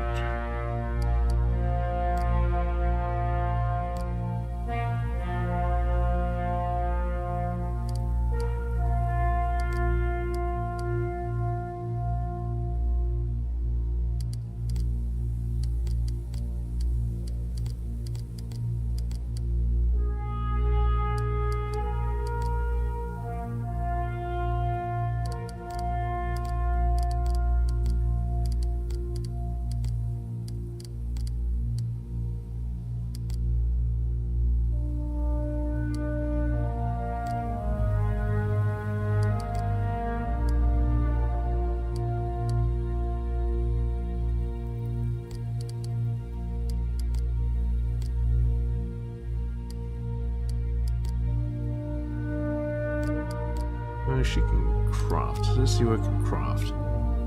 Tool ox. Shield? Pine shield.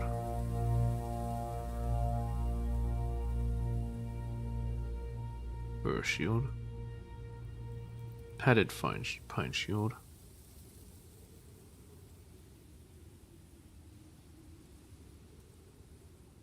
You see, it changes like that, huh? How about highest block chance, highest physical resistance,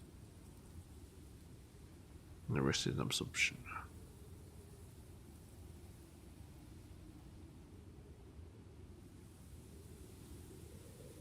No, sure, it seems pretty good, but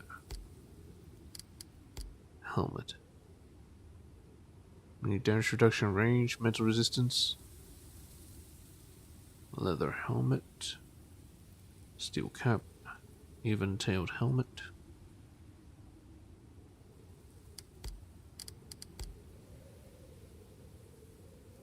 Go full melee.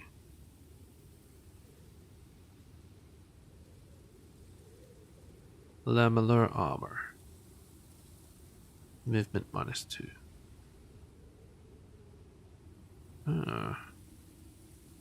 Cost 41. That's the thing, though.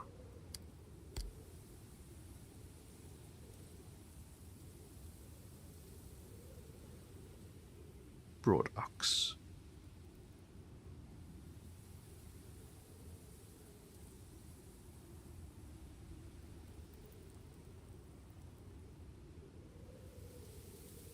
Weapon hex range.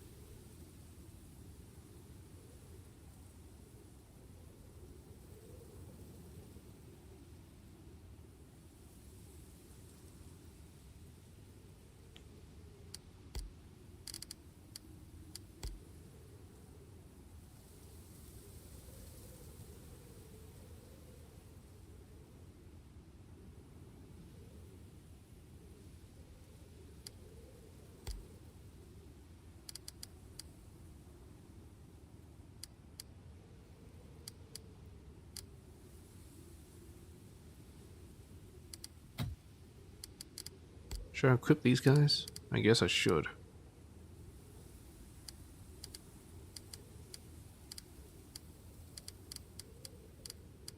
Alright, the bone stuff I'll just chuck out.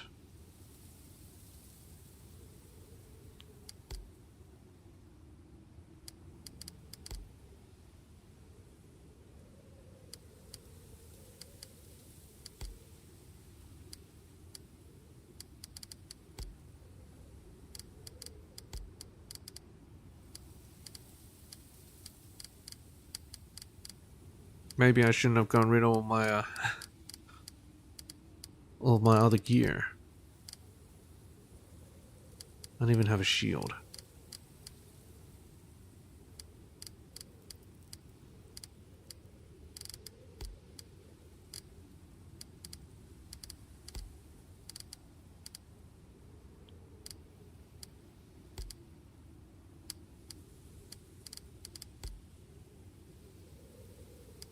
Strength. This probably defender. This my scald.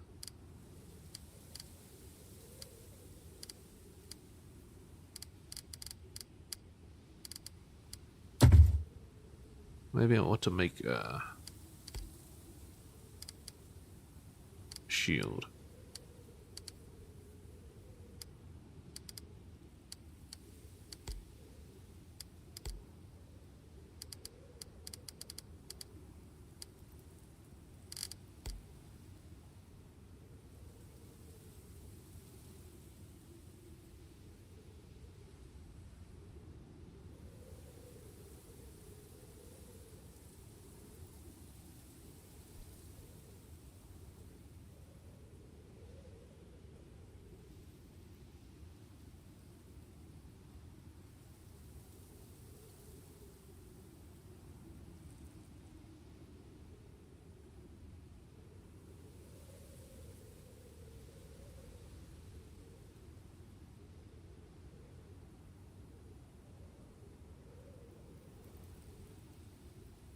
Yeah, I guess. I need one. Alright, just make camp.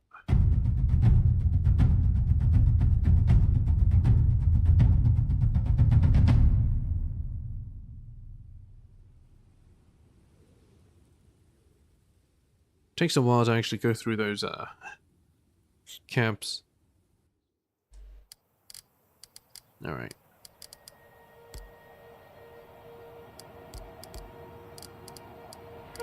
You can have a shield. And you're good with a sword?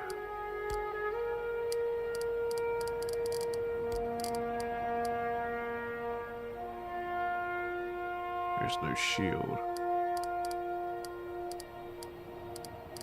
And I don't quite have a weapon for you.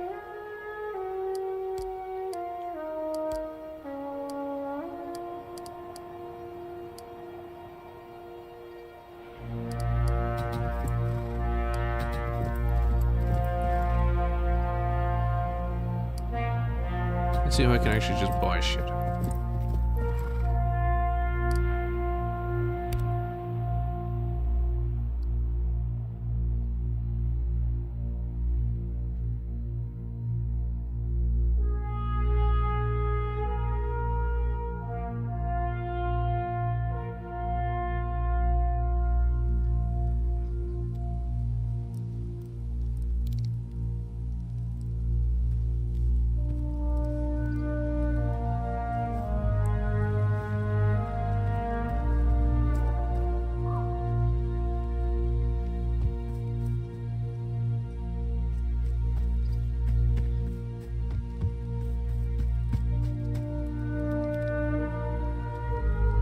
I saw those people attack you for no reason. What a horrible thing to do. Very pleased to see you made it out alive. An uncharacteristically worried expression adorns the blacksmith's face. Let's talk what kind of equipment you can make. We repair equipment for us and they get a little stock of materials. Alright. It doesn't sell stuff. Well, not those.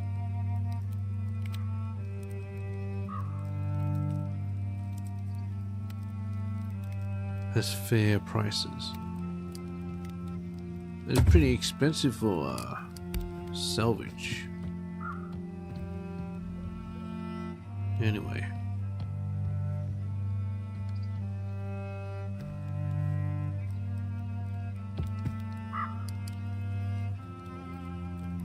Resource cap 3, 2. My crafter is better.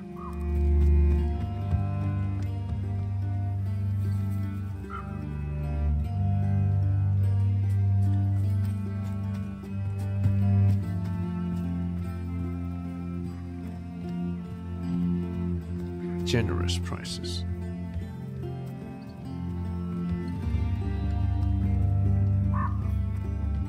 $110 valuables for 1 salvage. I think that might be worth it.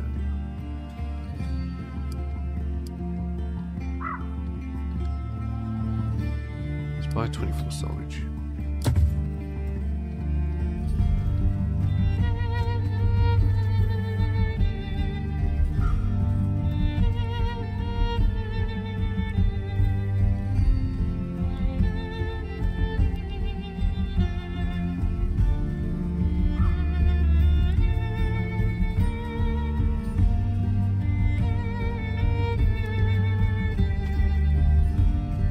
Does that guy live here? I wonder.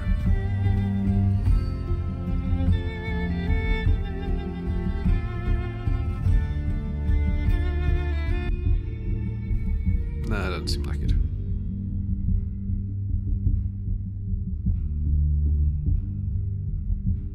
Alright, let's make our way back to Skern. Unless I want to keep exploring the area.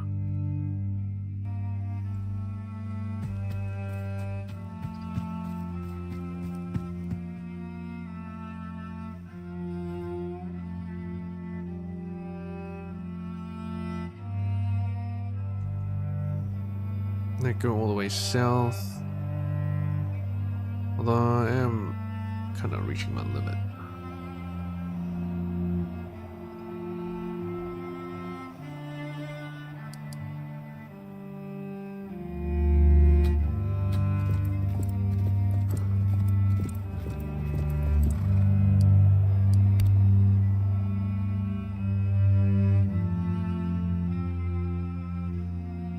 Can I just click on nothing and just go there? I wonder.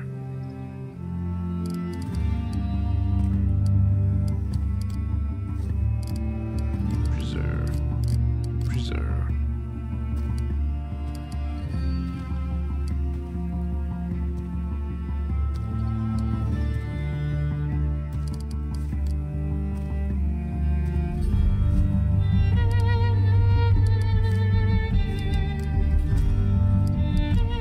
A shield.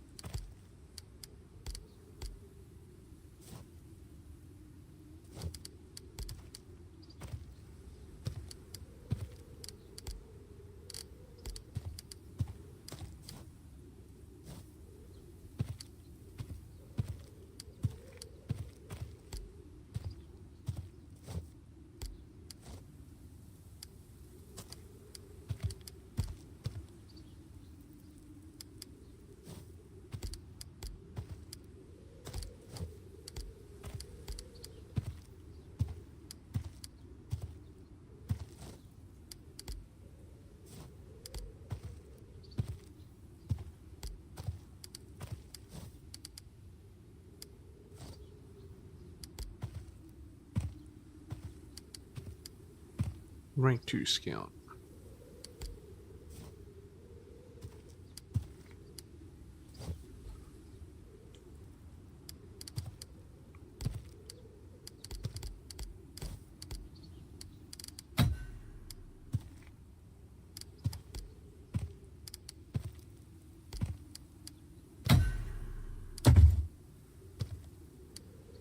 And then she seems to be doing everything.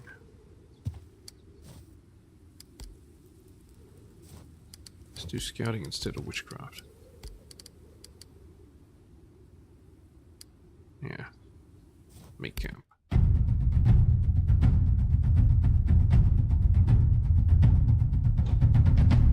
In the morning, oh yeah, bottom hole. Lost some more food. Vigilant.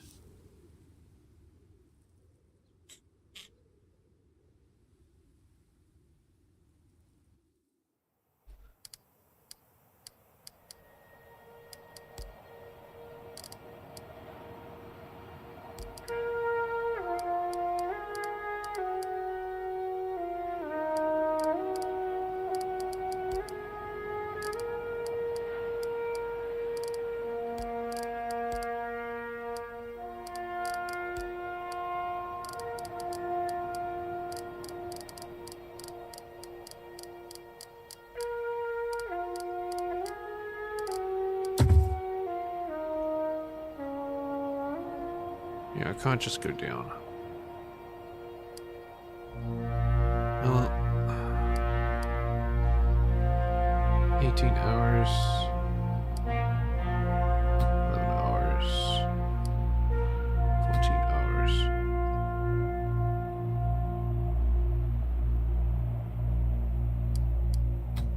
Just go all the way back. You've trained for a better part of the day under dark and ominous clouds. When it begins, a small tap on your shoulder, a frigid drop down your cheek.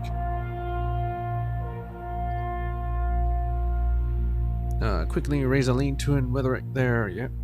With haste, you follow Sarah, raising a crude shelter from wooden hides. Then no one escapes the downpour completely, you are able to weather it in relative comfort. For a while, the downpour stops, a hail thick as misty drizzle. That changed the day.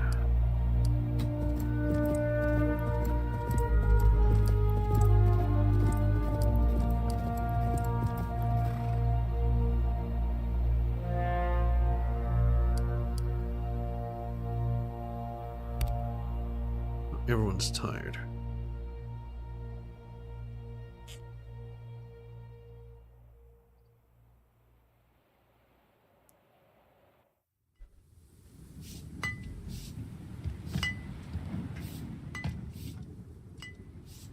Need some equipment from you.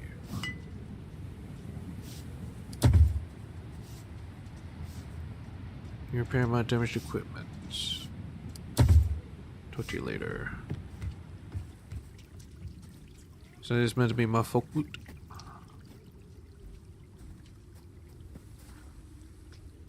Tortofin. Let's talk. Oh, they're after us. Can't tell you how excited I am to finally build a longship. It's going to be a masterpiece. Just you wait. I know you're working on the ship, but we may need more work done around the village. Tortofin casts a look across the surroundings as though picturing the improvements he might make. Yes, I've had the same thought. Do you have anything particular in mind? We want to build palisades around the village instead of relying on these old earthworks. Must upgrade the longhouse to improve our standing to the next thing.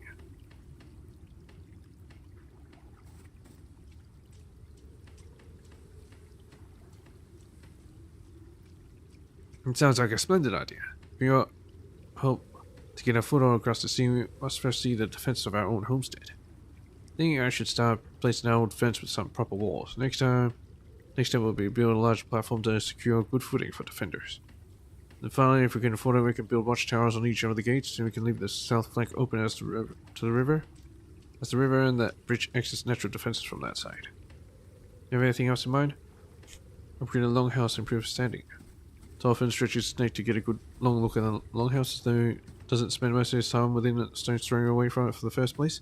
Yes. In my opinion, there are two ways we can go about that. We could build it up to a stronghold befitting our king, or we can expand it into a proper meat hole.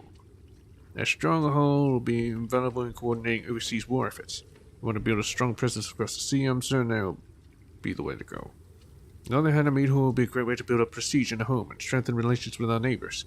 Everybody loves a good feast. Anything else? Sounds like a good plan to get started.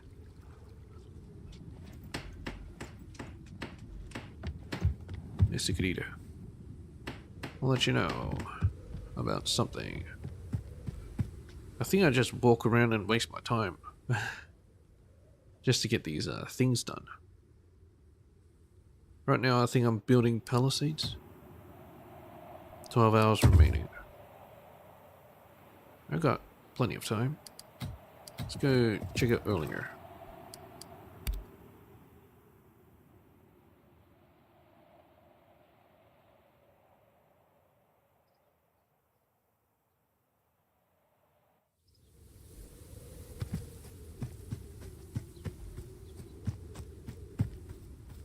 Oh, yeah.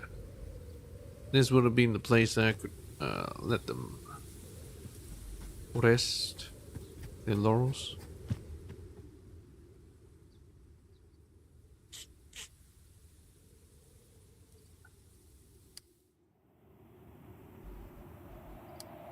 Let's make camp.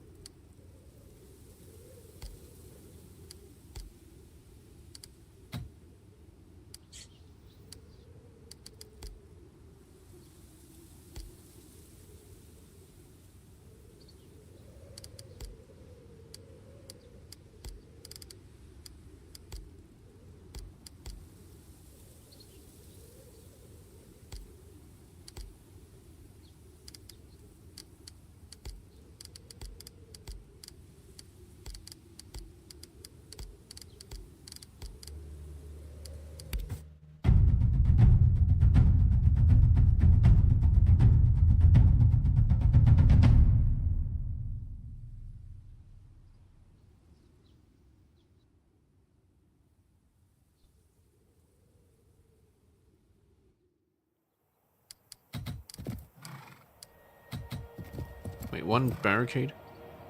One water skin. Clan power increased. How do you even get this much time to do these?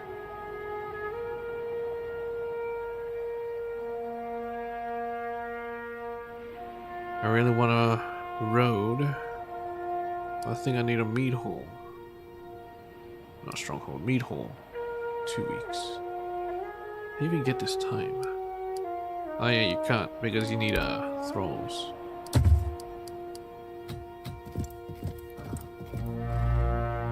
Anyway, let's just get it done. We got our palisades. Seems like being peaceful ain't so easy.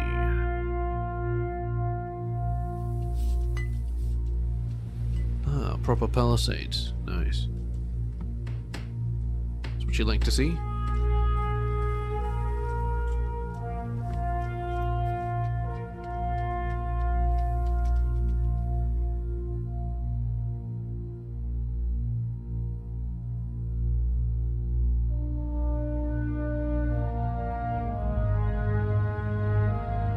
I'm not gonna talk to Rurik. Let's straight out. It looks like things are really coming together. Thorfinn has already laid down the hull of the new ship. Dreki, was it? And I see you've recruited a few crew. They seem like a solid bunch. Are you ready to begin the real preparations? You have a lot to do if you're to set sail when the ice is gone. You won't have more time to roam around the countryside.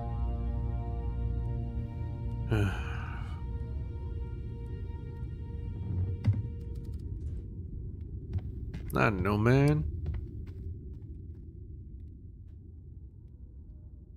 How much time exactly do I have? Can I get like what I selected before? Can't remember.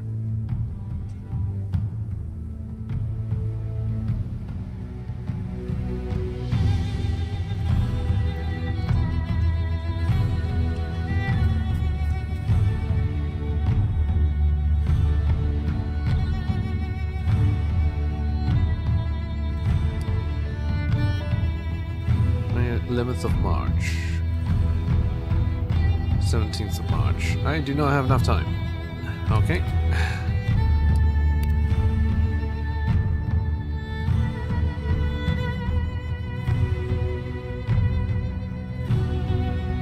Ah, yes, I was building roads. That's right. It takes a week. Why does it take so long?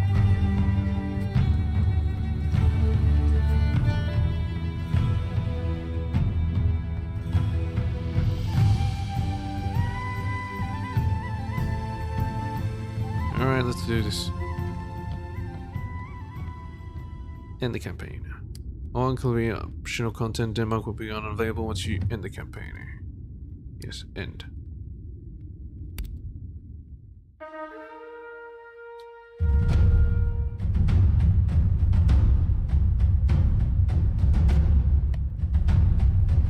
Party selection.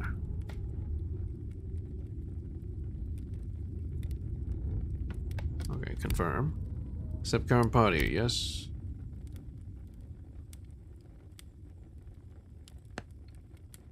Well, I would not want that party.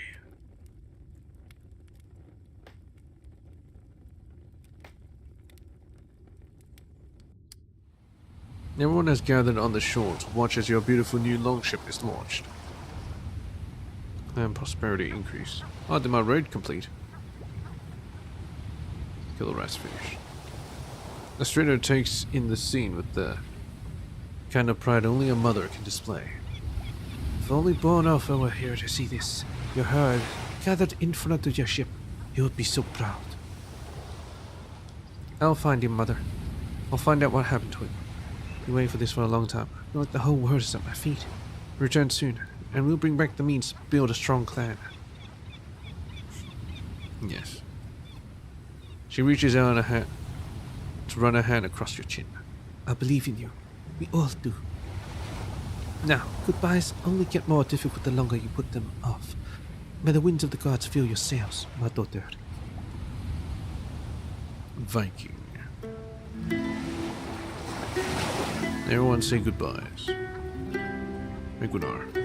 Gunnar is breathing in the salty sea air. With a contented look on his face, he turns and raises a fist in greeting as you approach. You've chosen a good morning to set sail at. Blue skies, calm water. I have no one here to say farewell to, but I know how hard it is to part for the first time. Take as long as you need. Got anyone waiting for you at home? No one who expects me to return. Maybe I'll see them again one day. They don't see me first. What do you think we'll find over there? From what I've heard, large, rich temples built right up against the coast, undefended and ripe for picking clean. Between you and me, I hope they're not entirely undefended. I could use a good victory after that last battle. Can I trust you, Gunnar? As long as you give me a fair share of the loot, you can trust me to plant an axe in the skull of anyone who gets in our way. In your way. Be back when we're ready to set sail. Gunnar nods once and he turns his eyes back to sea. Voldiver. Be careful out there after this. Oh, don't fuss, Ulfri. Look at this ship. Look at these young people. They'll be fine. Isn't she beautiful, strong, yet fast, intimidating, and with a spacious hold? I shall never build anything impressive again. What a ship! Never knew Thorfinn had it in him. I feel bad for asking you to mend my roof now. He really is an artist.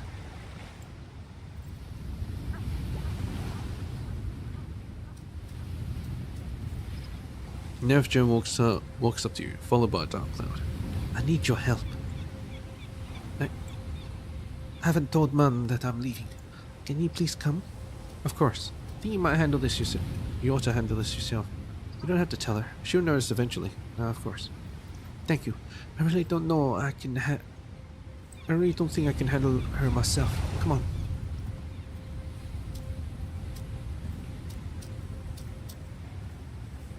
Later. As Lever is talking to Olbjorn and Grimkel, the conversation falls silent when you enter earshot. It's a fine ship Torfin built. Fine ship Torfin built.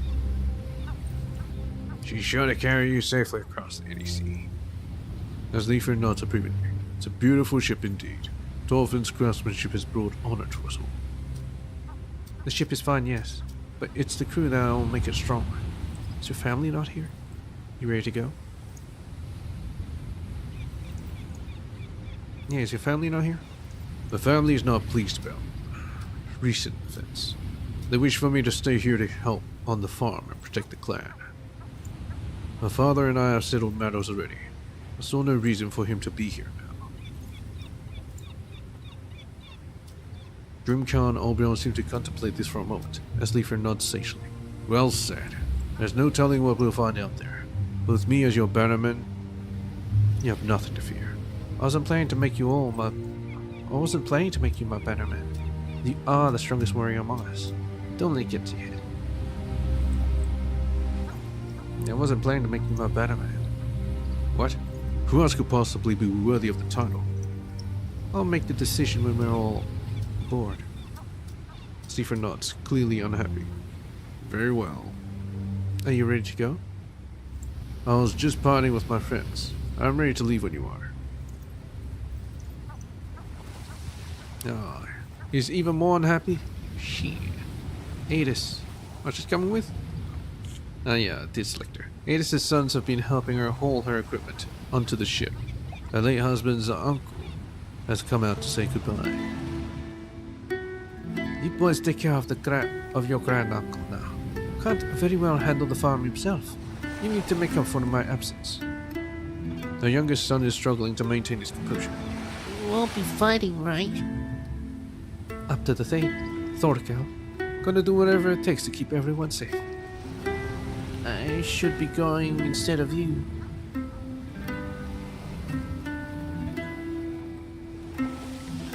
Thorvalda is 19 winters, old enough to fight. Oh. Been over this. Not having that discussion again. Not now. Come back soon. Adis swallows hard. Back before you know it. Then you boys won't ever want for anything again. They both just sort of nod and stare at their feet. Adis pulls them both in for another hug. Then she nods solemnly to her uncle-in-law and turns towards the ship. Sure they'll be alright without you here? Ready. When their dad was Thorvald's age, he crossed half the country on his own. About time their old mother stops cuddling used to. Come on, only getting harder, the longer we wait. Rosva drifts like a low fog towards the beach, a single sack slung carelessly across her shoulder. She gives you a quiet nod. Where do I put my stuff? Anywhere you want. Is this all you have? Pretty much.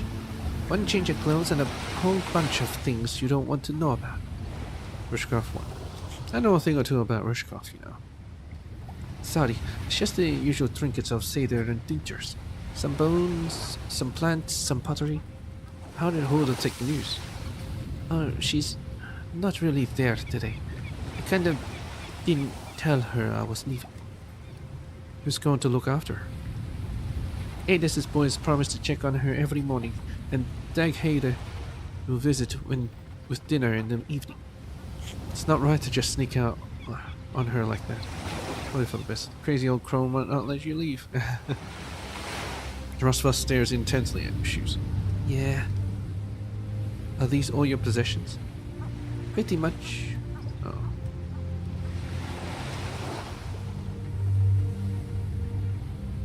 One change of clothes?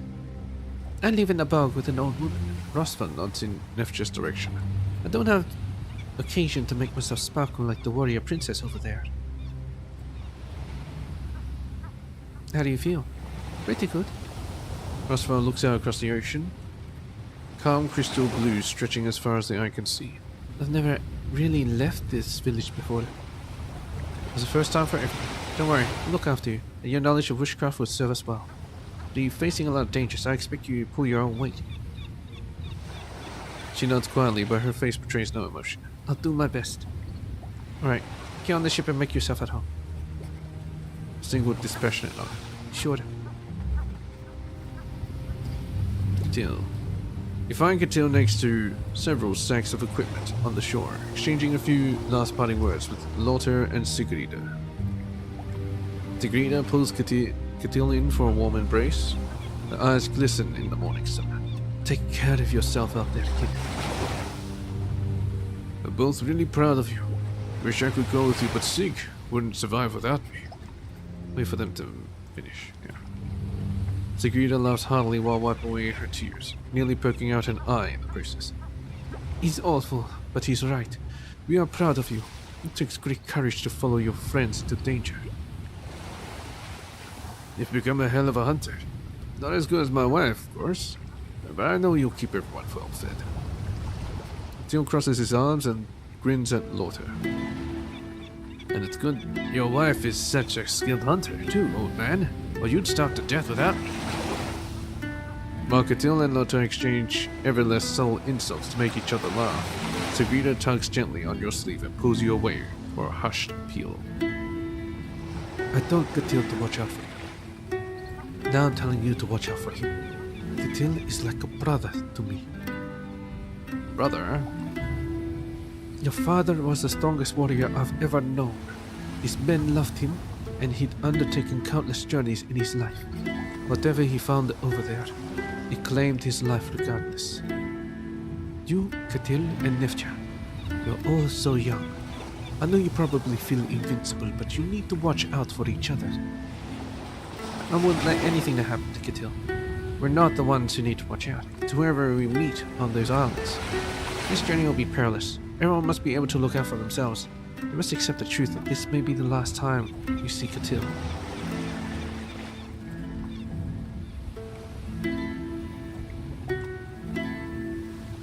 Yeah, I wouldn't let anything. Thank you. Hearing you say that makes me feel a lot better. May the wind carry you safely home. Sigrida walks back to Lothar and Catil for a few more parting words, and another hug. At last it looks like everything that needed saying has been said, and Catil extracts himself from this. Mentors to join you again. I didn't expect it to be so easy to say goodbye. I don't think Sigrida and Lothar found it quite so easy. This goodbye is not forever. We'll be back soon enough. This place has always been too small for us. Our journey is long overdue. I don't think Sigrida. They'll be fine. It'll take them a little while to get used to my absence, but then everything will return to normal, I'm sure. Now I'll get my things on board. See you on the ship when you're ready.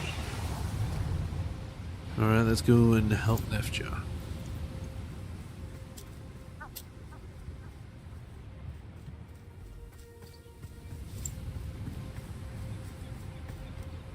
Hopefully this place is okay. Built palisades and the roads have been built.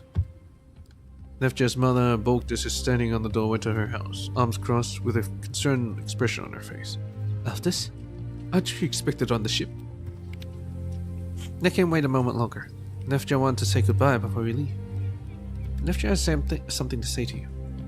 Say nothing. Yeah, Nefja has something to say to you. Nefja takes a deep breath. I'm leaving, Mum. My Thane needs me.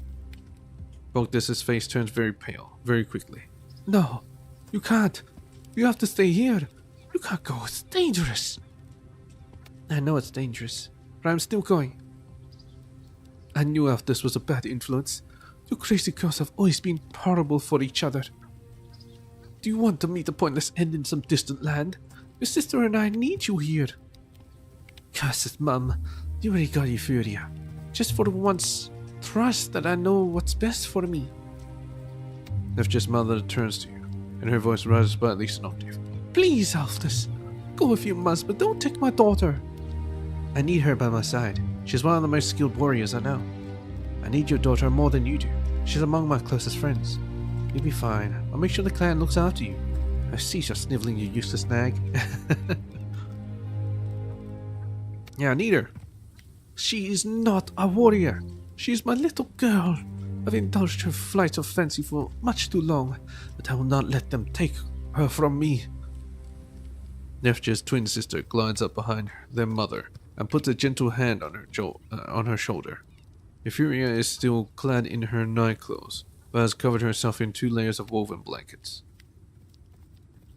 Apart from her pale and spotless skin, she looks exactly like Nefja. They even wear their hair the same way. Mom, you're making a scene. Voltus turns to pull Euphoria into her arms. Oh, a sweet girl. Your sister wants to leave us. Euphoria's voice is soft and gracious, completely lacking the forcefulness of her sister. Let her grow. Let her go, Mom. Nefja is meant for bigger things than this life.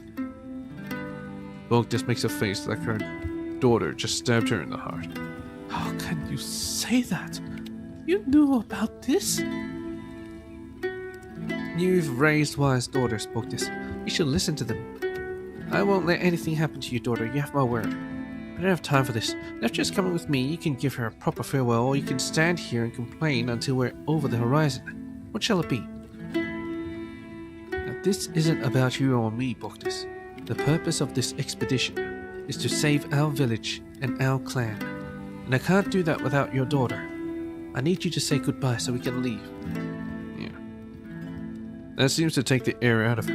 Her lip quivers as she looks at Nefja. Then, she finally pulls her daughter into her tight hug. Euphoria squeezes in there with a slight smile on her face. Sweet Nefja, you've become such a strong and beautiful woman.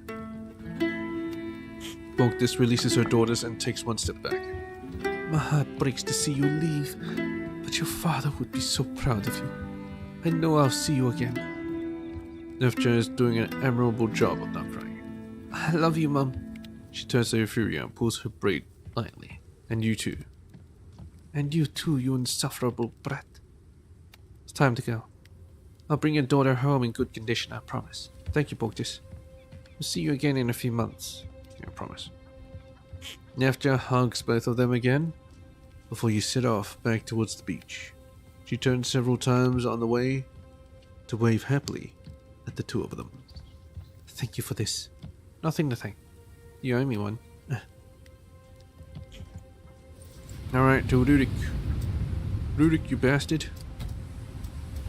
I can't do no upgrades.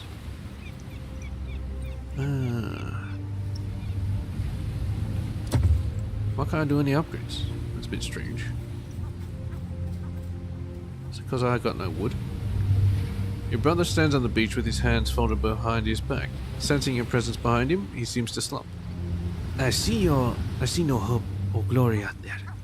When I gaze across the ocean, all I see is absence and loss. I see my little sister disappearing into the horizon on a beautiful longship with her devoted friends and housecarls, never to return. Puts your hand on his shoulder. Don't be so dramatic. I will return. I'm sorry. You're a grown woman and you're my thane now. But to me, you'll always be my little sister. The shame I feel because I dare not follow you is overwhelming. Then come with me, Rurik. You fret for no reason. I promised our mother I would stay. She cannot risk both her children on one voyage. And I'm the one she missed the least. She missed the least. I would be more likely to succeed with you by my side. Understand. You should not be ashamed.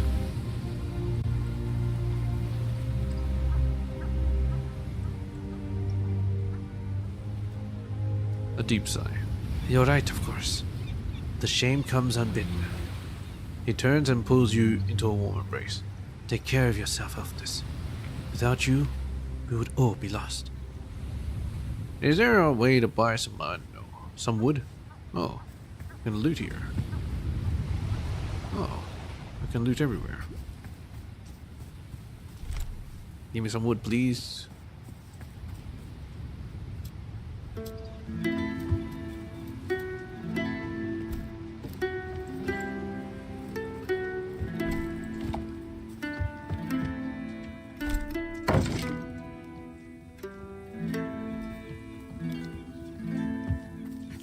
gonna go into your house and see what you got. Just looting.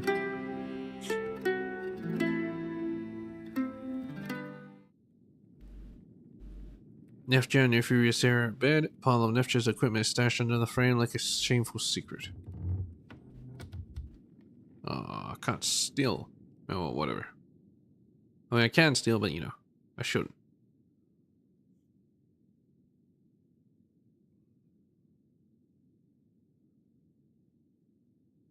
So, yeah. I need to gather some more wood.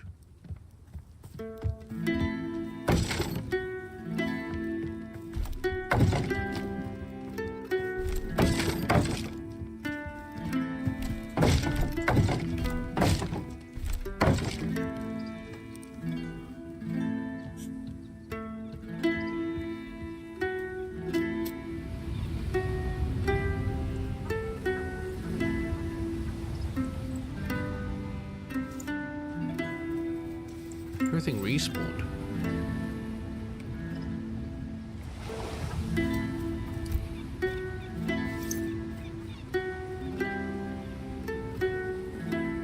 Well, not everything, but you know, most things.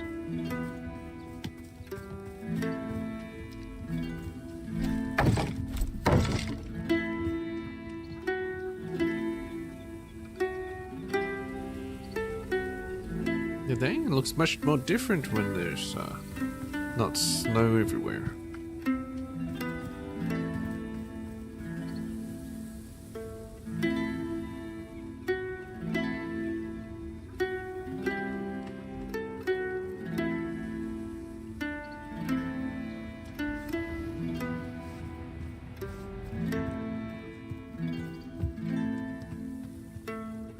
I probably should have bought some more wood.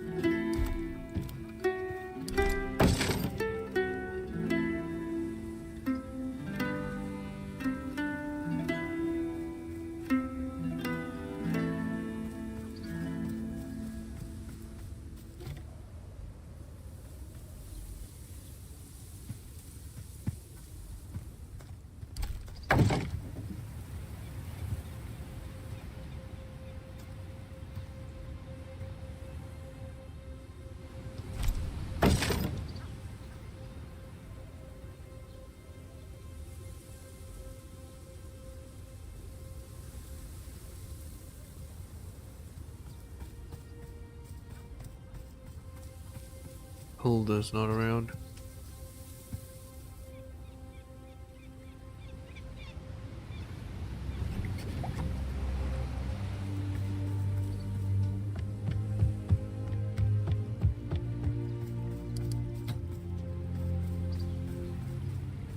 Shame. Everything requires wood. Actually, am I able to leave? No. Oh well. You stand at the bow and count your crew. Everyone is on board now, getting acquainted with the ship, running hands along the wood, tugging at ropes. Those who have shields slide them into the slots along the railing. Sacks of personal belongings are stashed below the boards. Finally, they pick their seats according to size and arm strength, and turn to you, waiting. You can no longer postpone it. You need to pick a bannerman. The title of bannerman denotes the most trusted member of your herd, a second in command, who you can expect to deal with a little more often than other members of your herd. Well, obviously, it's Catil. Catil stands and grasps your arm firmly. Pride shines brightly from his face. I'll serve you well, Aftis. I'll follow you into Valhalla if I must. You have my word. Friends and family are still gathered further up on the shore, out of earshot of casual conversation, but close enough to hear any rousing pep talk you might attempt. Thank you all for joining me on this expedition. None of you owe me your allegiance. Most of you have reasons to stay behind. Yet you've chosen to leave your home and your loved ones to follow me into great danger of a distant land. This expedition has been many months in the making, but the time for talk and deliberations is over. out there, in the land across the sea, we will find great riches, and we will plunder every last bit of it. Our enemies would see us robbed of our land and cast under their dominion. They think us weak. They think they have us cornered. For too long we have sat meekly by, trusting in the old laws to protect us. I've never been one for big speeches. Let's get going before the weather turns. One. Your herdmen look around at each other, nodding and smiling. They are all of them surrounded by people they can trust. I will not squander the trust you've placed in me. Your lives and your health are my main concern. We're all hoping for wealth and glory, but what use is such things if we are not alive and well to enjoy them? We will not take the wealth we find because it is our right. They will surely not give up willingly. We will not take the wealth. We will take it from them with sword and spear because we're stronger than them. We are not raiders, setting out to pillage and steal. Across the sea we will find a great kingdom. We will secure an alliance with the king and return here with such might that no one will ever dare to strike at us again.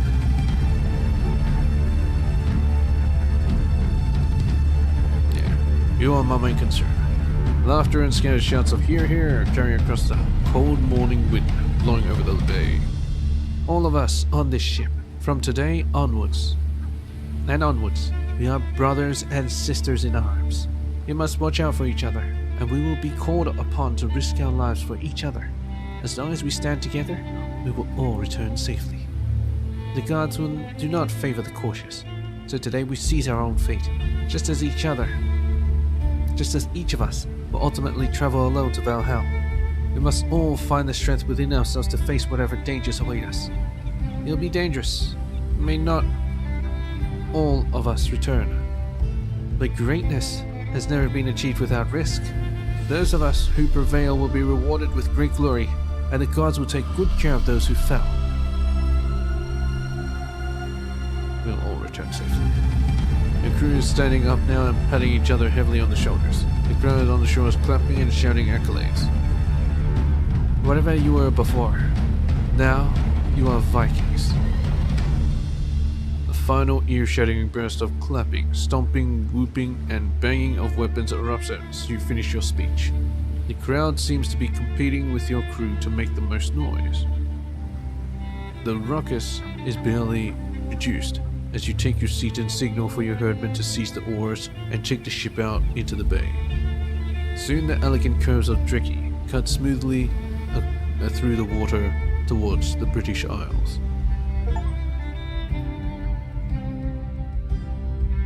Begin your first expedition.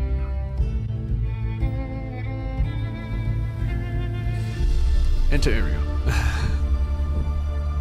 Yes.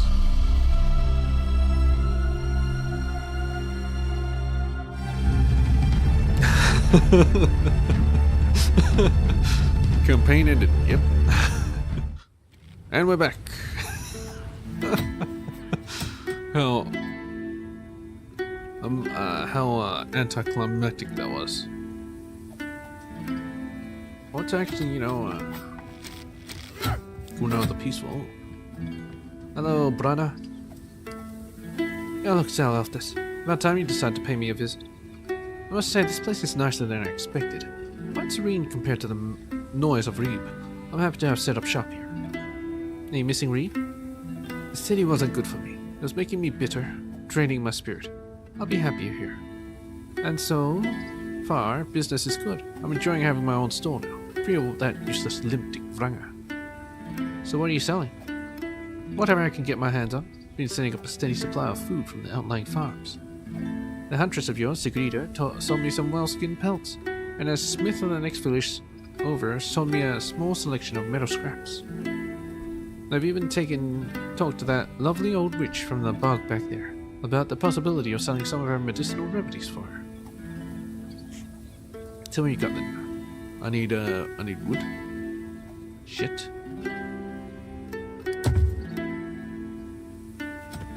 That's all I need. I just need wood.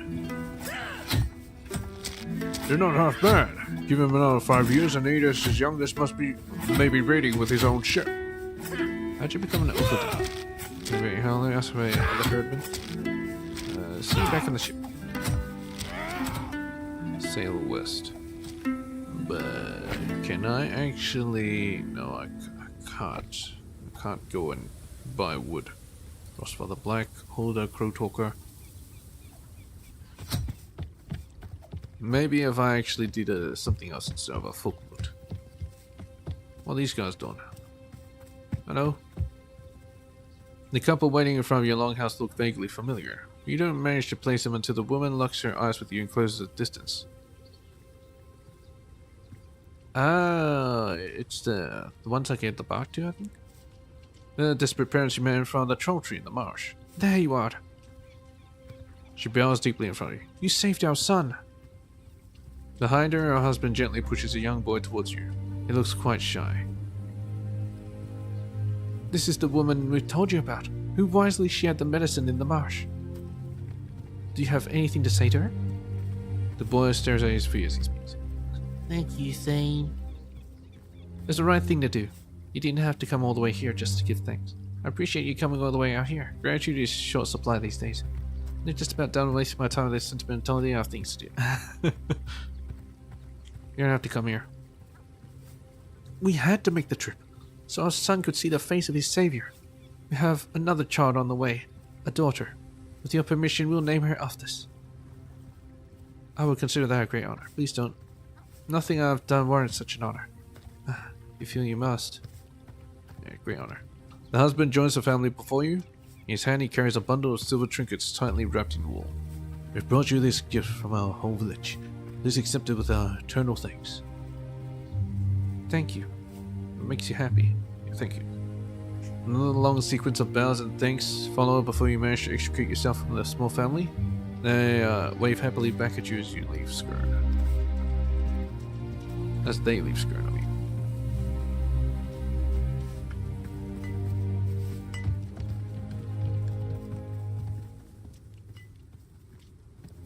Do I have to sail? Can I get wood? Oh shit. Oh yeah, I gotta loot this.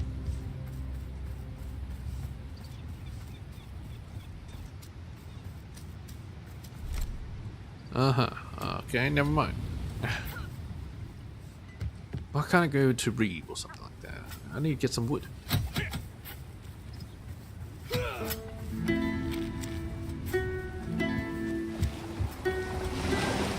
Alright.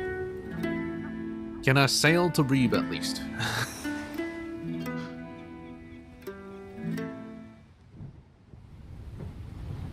Oh my god, really? It's gonna take ages.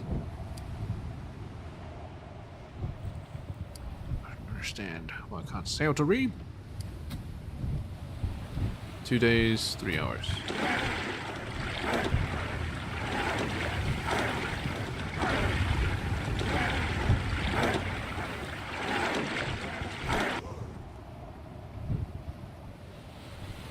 Hold. Oh boy.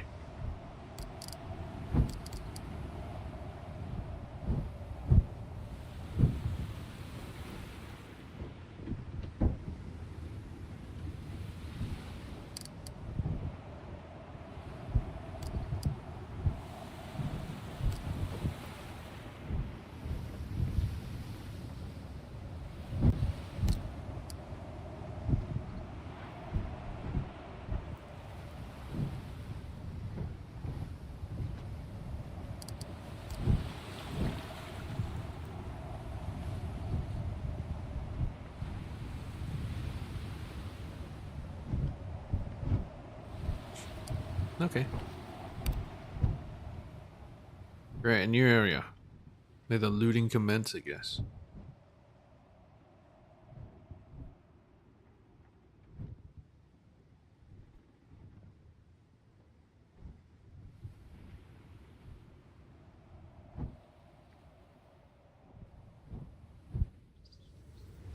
Men and women watch you disembark from the rocks above, silhouetted against a light grey sky. Down the beach, two brave youngsters keep a close eye on the mysterious strangers and the imposing warship.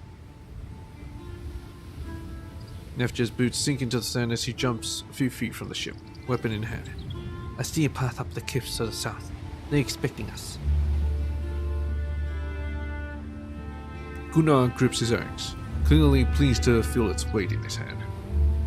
No, they know we're coming, but they won't be expecting us. Katil staggers as he feels the firm ground sway beneath him after days of sailing. Shading his eyes with a hand, he looks up at the stone building that tower above the cliffs. If we come for riches, I'd say we found it. Look at that fortress. If the plan is to attack that hole, I hope this coast is as undefended as the rumors made it out to be. A king who can afford a building like that can also afford to retain warriors to protect it. Rosva speaks barely loud enough to hear over the roar of the surf. It's not a fortress, I think. It's an air of sanctity about it. I could be wrong, but...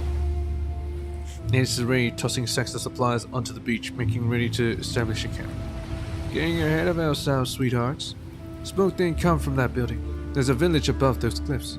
I should go say hi. I'm gonna scout things out. The rest of you drag out the ship and make camp.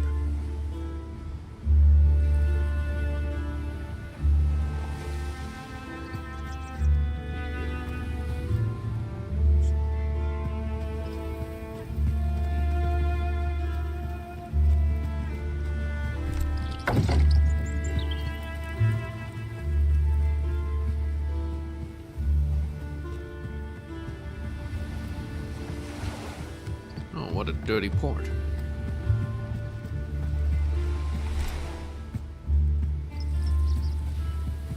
Whoever was here left in a hurry when they saw your ship.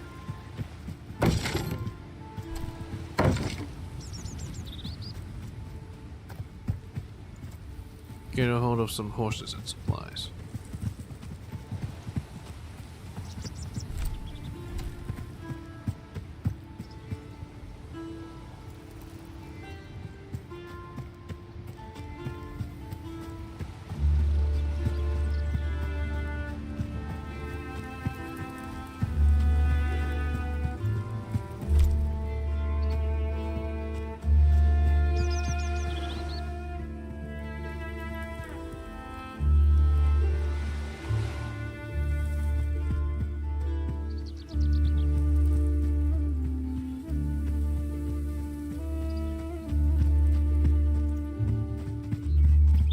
This place is pretty nice.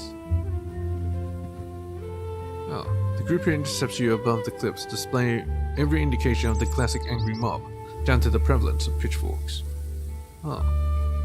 A middle-aged man at the front, hastily dressed in a cheap hide jerkin and wielding an actual spear, hails you in a language that tickles something at the back of your mind, but doesn't quite translate into meaning. Brandish your weapons. Hop your hands in peaceful greeting, yeah. The man in front, whom you have already mentally labeled the emissary, mirrors your gesture as best he can without dropping the spear. He speaks a few more sentences, but they are no more understandable to you than the first. One step behind you sense Katil shifting his weight anxiously. I think I understand this. You understand what they're saying? Mostly. Some of it. He was asking who we are, and where we come from. Now I think he's asking us to come with him. Nefja is doing her level best to hide the incredulity of her voice. How could this be? You've never left Skirn in your life. I assume Odin decided on a whim to grant me a complete power over language just now. Why would I lie? Tell them to throw down their weapons or we'll teach them a lesson they won't soon forget. Explain that we just need horses and we'll be on our way. Ask them to lead the way. Make it clear that we don't want trouble. Katil gives you a sheepish look. I don't know how to say that. I get their meaning, but I can't speak that language. The welcoming committee has been listening to your exchange and now fervent discussions rippling through their ranks.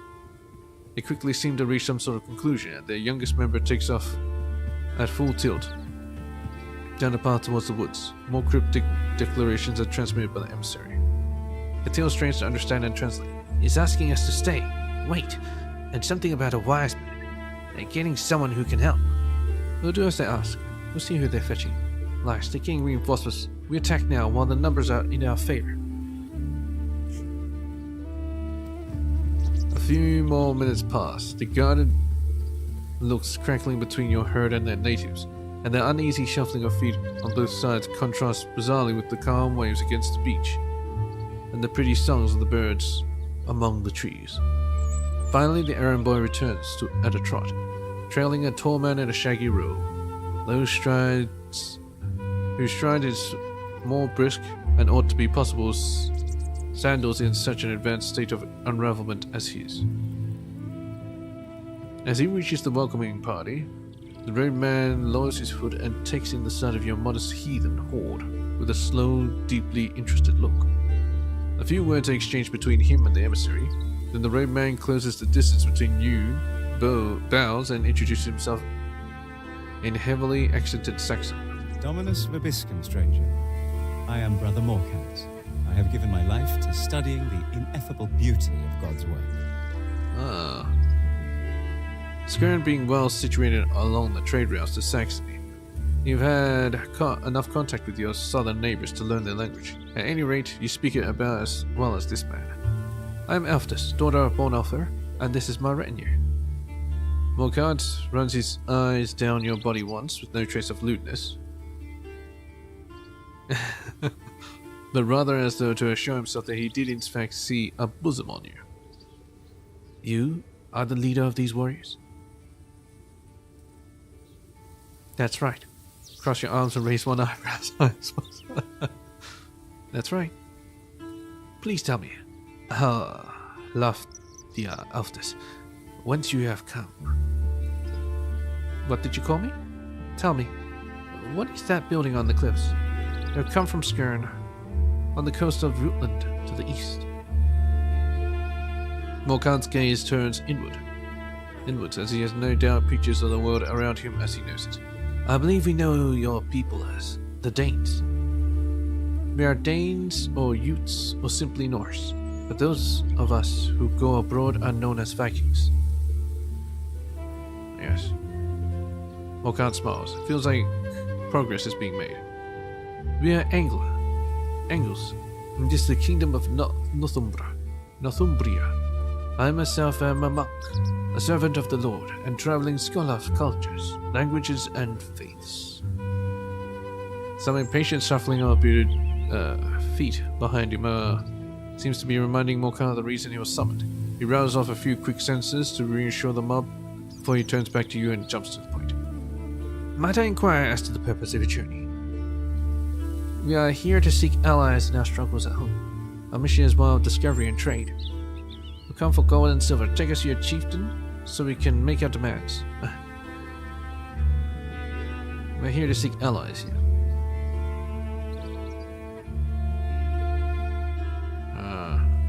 Yeah. I thought our purpose was to establish trade routes. Well, it's wise to search for allies, but if you change your mind again, do let the rest of us know.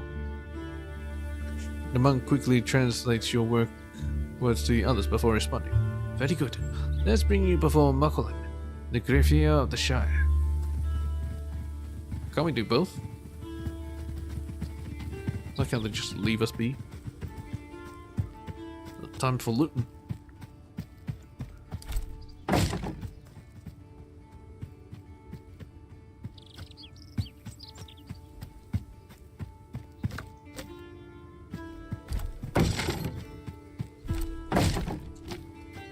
I just need some wood. And I can start building my homestead up a bit more.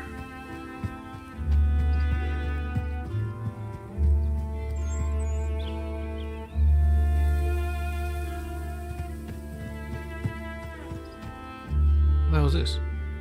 Nestled amidst the trees, you spot a small garden. At a glance, it simply looks like foliage, but looking closer reveals carefully planted patches and bushes of herbs and medicinal plants. Can't rate it.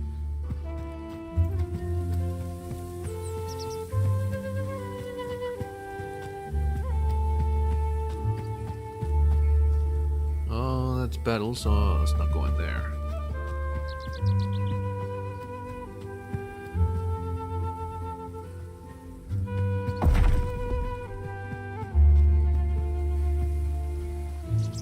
That's a nice place.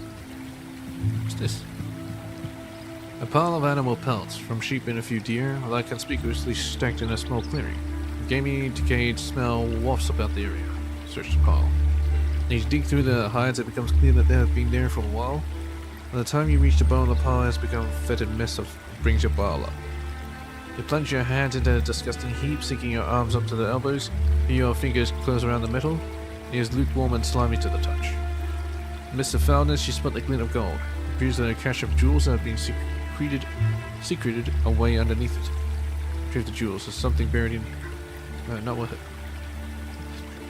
Grasping the jewels, it glint invitingly in the light. After wiping away the grime, you find that treasure to be strangely familiar. A small handful of brooches, arm rings, and carved pendants bearing Norse runes, and images of a Sleipnir, Odin's 8-legged horse. How'd they end up here? Strange. But a fine turn of luck. How'd they end up here? Altus, could this have something to do with your father? Maybe someone in the village knows.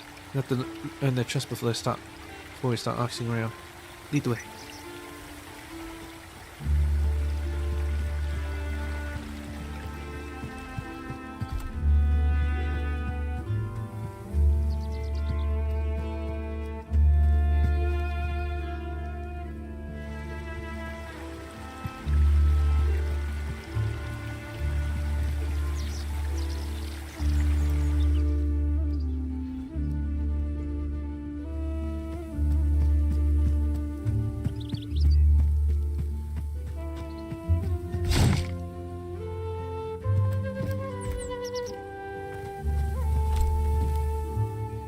Hey, got some wood. Just one.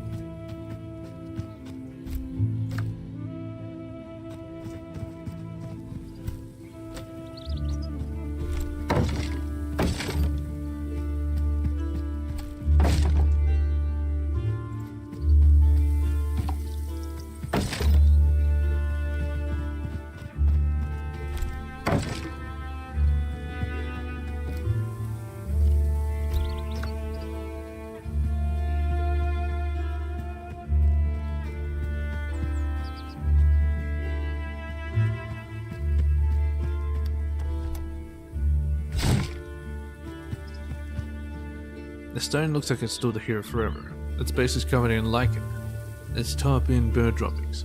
Strange markings are chiseled across its surface. Some look like the shapes of animals or plants, but most are completely incomprehensible.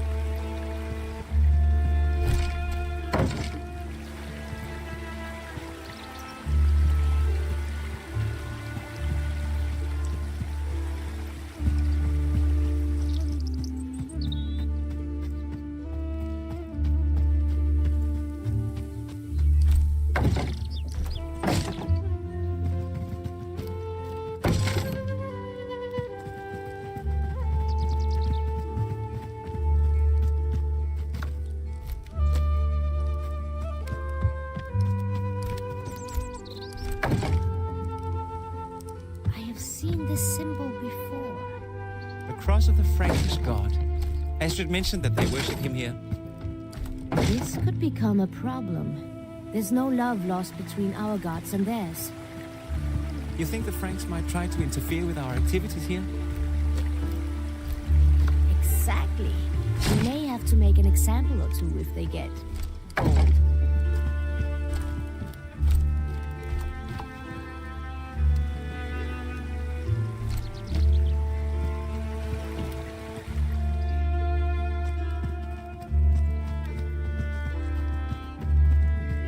get kind of religious here, I guess. Oh, it won't be that surprising, I guess.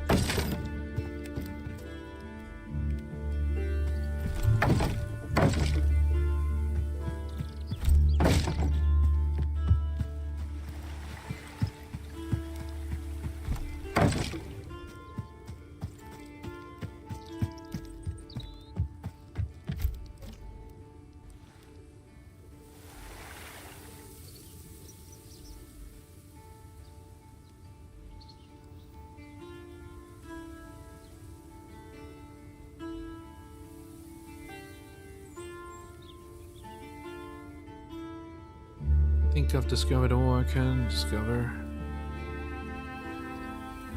I guess I can go over here. Oh. There is no mistaking the head of the village for a citizen of lesser stature. He's one of those elders who has only turned weathered and formidable with old age. And yet, as you are brought before him, there is an unmistakable fear in his eyes. McCullen. My name is McCullen. I am the Jarifa of this town. I'm Altus, Bono's daughter. It is an honor to meet you. Sal. My name is Altus. I'm looking to buy supplies and horses. Come to take gold from you. You wish to avoid bloodshed, bring us whatever you possess of value. It's an honor to meet you. It follows a lengthy extrapolation of Morkant in the local language. The old man eyes you suspiciously all the while. Norse, are you?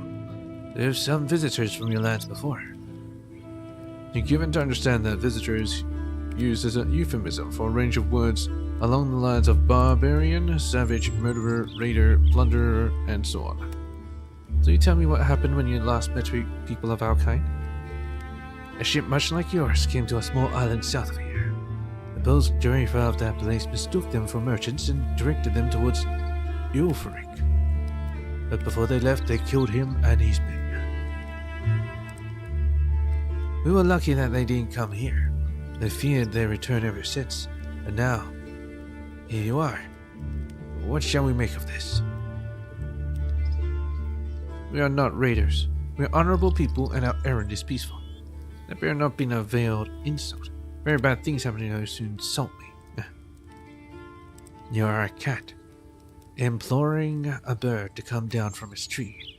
This is inferable from the look the Jarifa now gives you.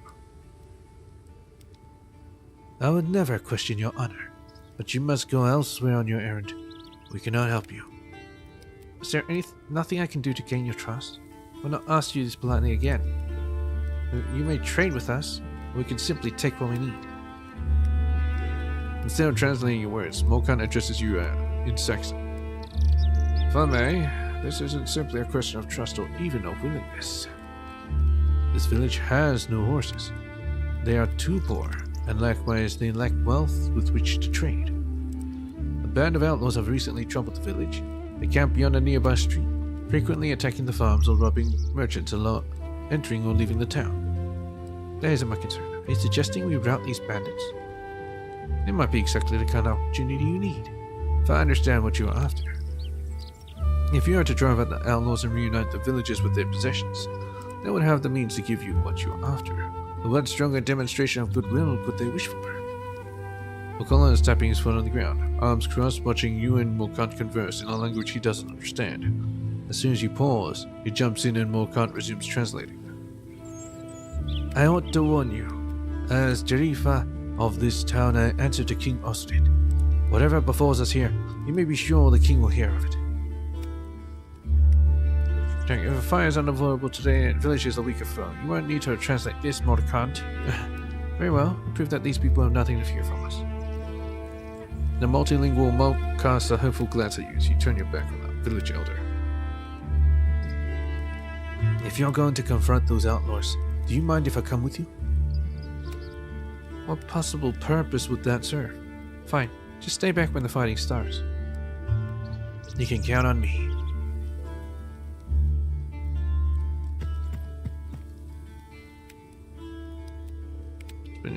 Pass by. Find the bandit camp and kill the bandits. Alright. Oh, it's right here.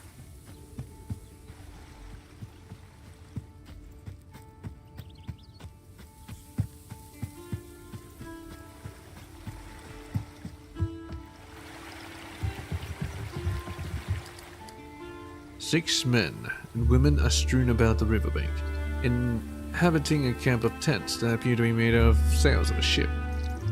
A ship? Oh no. Some attempt to establish a perimeter of sentries has been made, but it's immediately obvious that whoever is organizing this has never had a day of battle training in their life. Having thus managed to get quite close to the camp without being seen, you're free to ponder your approach from the other side of the river. Let's have a talk with these people, see how far diplomacy will get us. First we're taking our archers from a distance so we go fast and hard. So, they look disorganized, this shouldn't be difficult. Let's have a talk with them, yeah.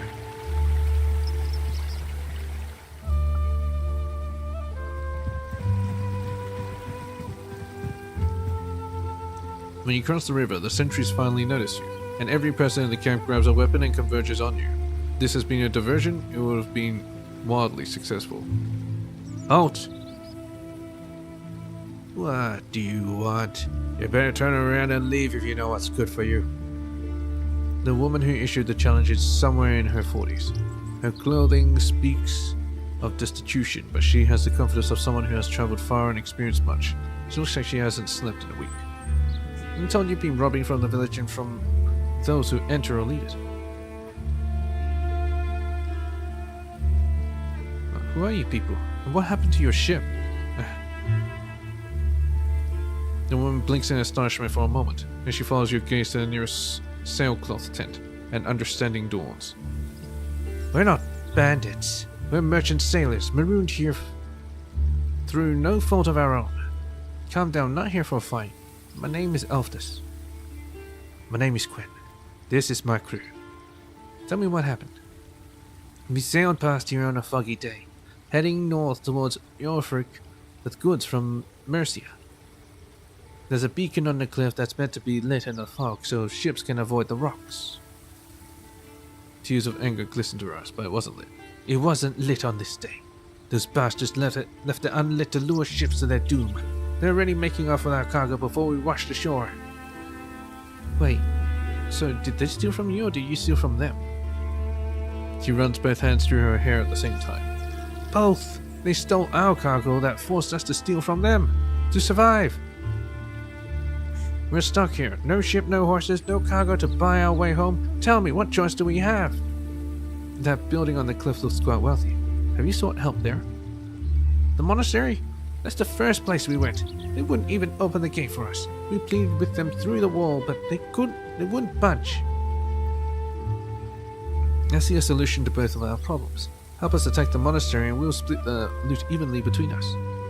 There's no justification for robbery. You're thieves and now you'll pay for it. I'll ask McCollum about this. If you count as true, that changes things.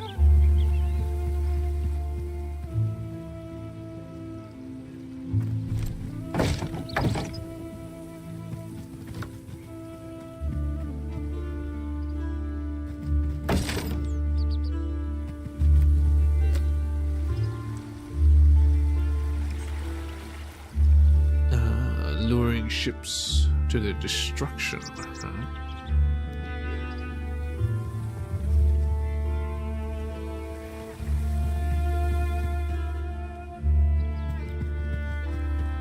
Would that have happened to us? Very firm, Colin meets you at the gates again, looking like he's expecting Emo to have an ex-family pendant on his skull. I talked to the bandits. They claim your people extinguished the beacon to wreck their ship and steal their cargo. He clenches his fists. His expression could reflect anger, but you think it may in fact be shame. It's true. There's no use denying it. Those vultures have terrorized the coast for months. Good Lord, why'd you keep this from us? More importantly, why haven't you done something? I've tried. Do not listen to reason. They're Leofag's children. They live on one of the outlying farms and they're very poor. I've confronted Leofag several times and he always assures me he'll bring his kids in line, but I just want to handle it peacefully. I believe you owe those bandits restitution. You deal with that later, but now I need to decide what to do about the bandits. You owe them restitution. They've taken plenty from us already, and no matter what was done to them in the past, it doesn't justify their campaign of robbery and extortion. I agree. I'll drive Quinn and her bandits away. I disagree. Pay Quinn's group back willingly or we'll make you.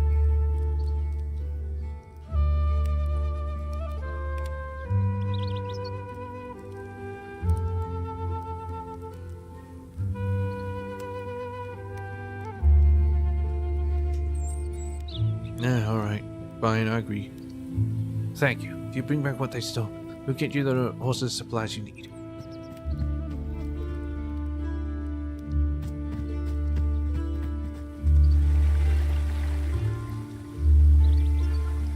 Would they be happy about the results, though?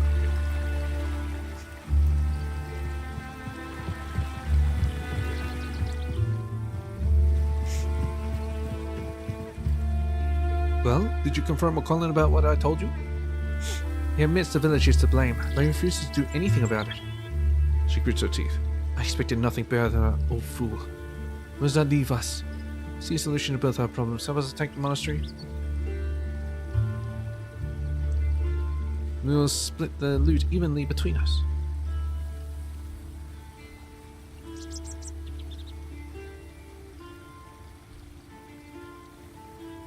But he's from the monastery. I'm gonna have to fight. Oh well. No. God damn you.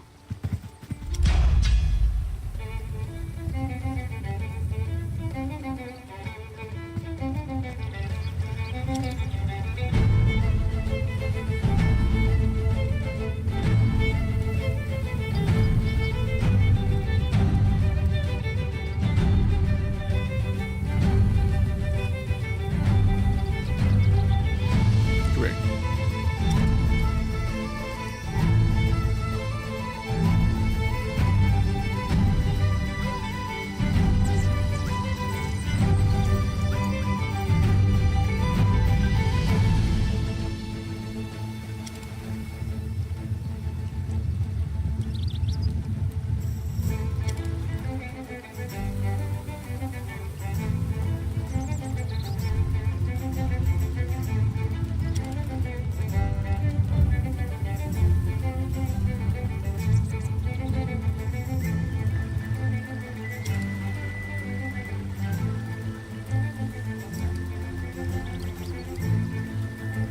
Sacramental allies.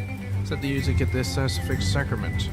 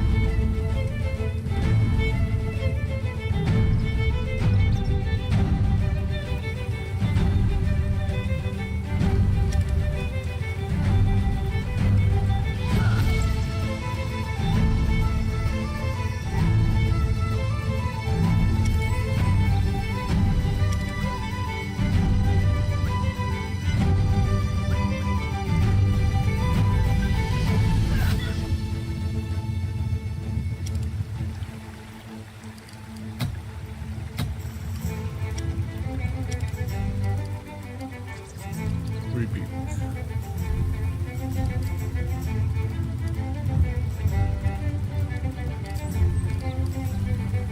Can't rebuke.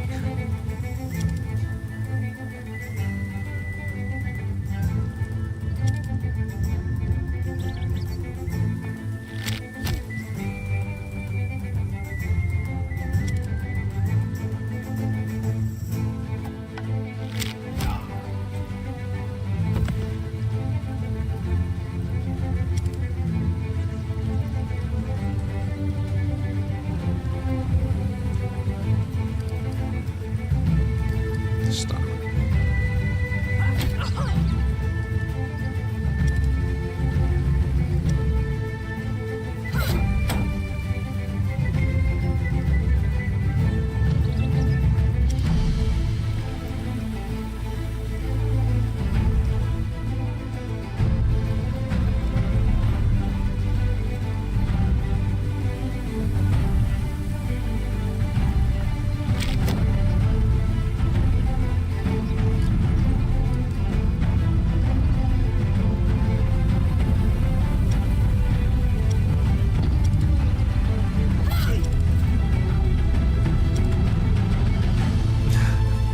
We're right over to get healed.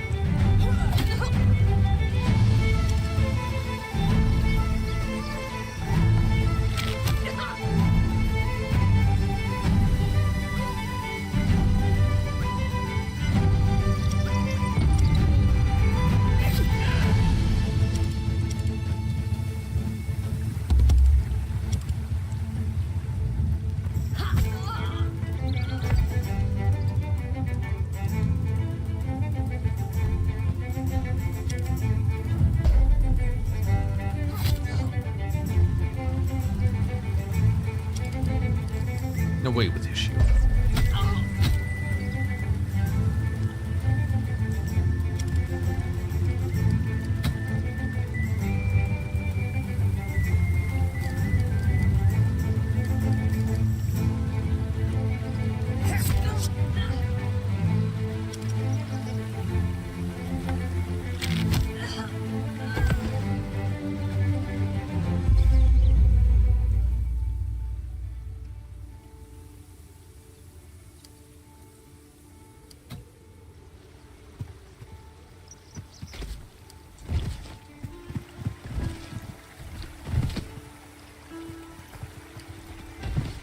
I don't know, maybe that was the wrong choice.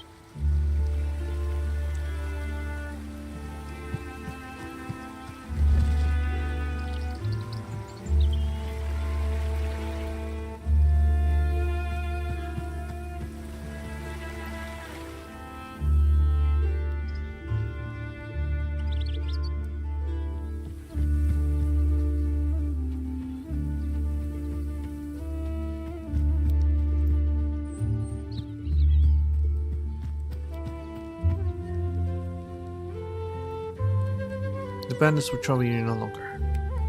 Colin turns the gaze towards you at the tree line, from which the young man raises his arm as a signal. Graf Abisa has several months of fear and anger. So it's true. The bandits are gone. See, Colin? I told you these strangers seem different than their kin.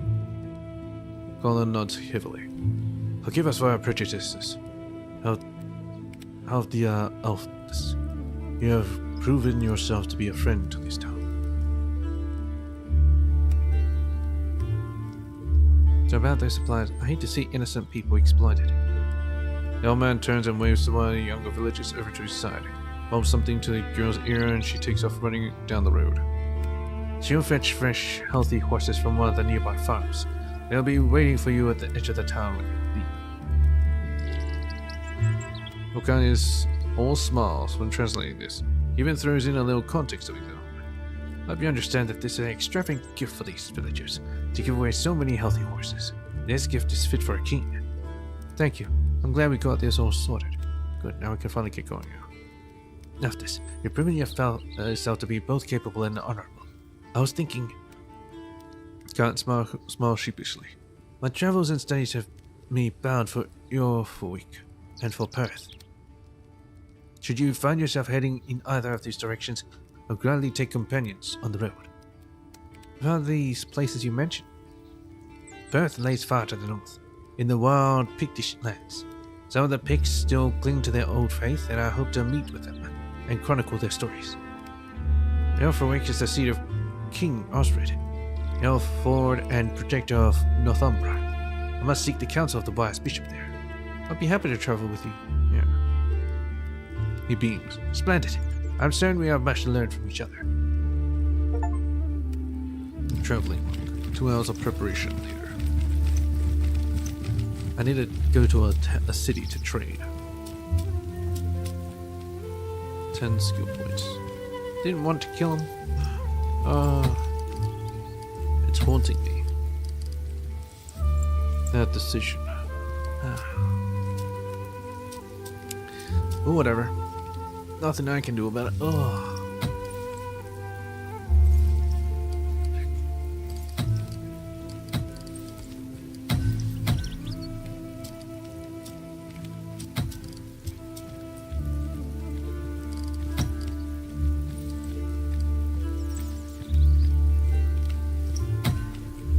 $175.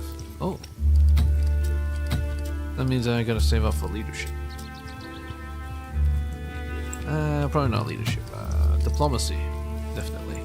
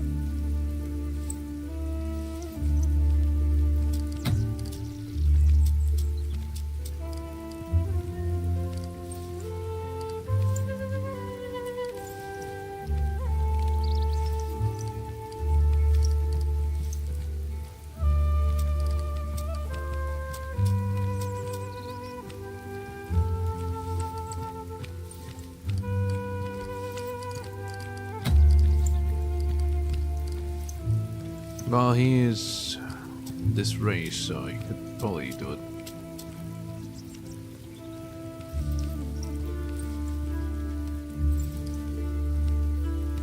Nationality, Gilder. Snaring.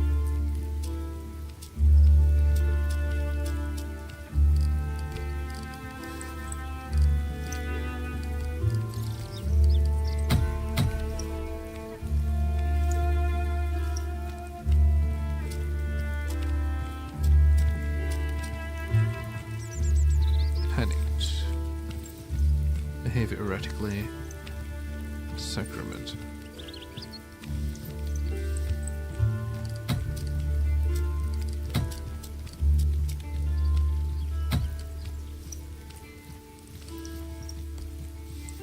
Master Tinkerer. Apparently very good at guarding.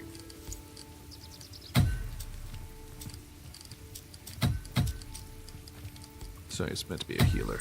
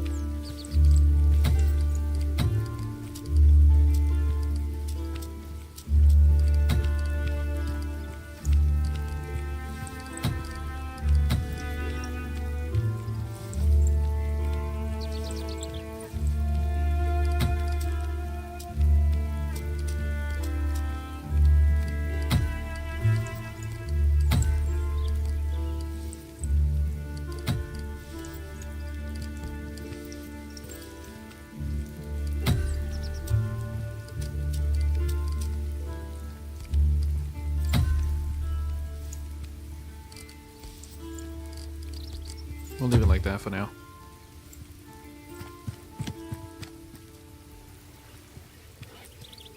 Alvina.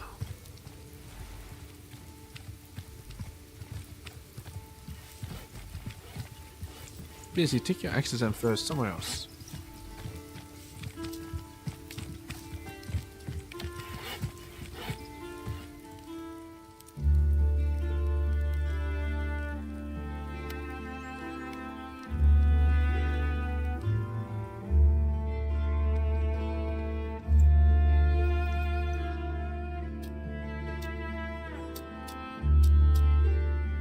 Dang it, everything is stealing. Anyway, how's it going? Colin greets you a full smile as you approach. I know you helped us get rid of those bandits in the forest, but can I perhaps ask you to get rid of the records that caused this whole thing in the first place?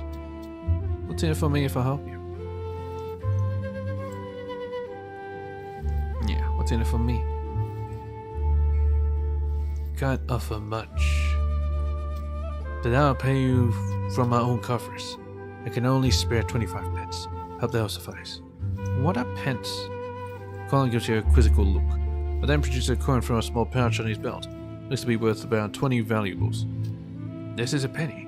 More of them are called pence. Alright, that seems fair. Colin nods. Greedy fellows have lost morale. Good, I'll see this aside then. You really want to help. I'll solve this problem for you.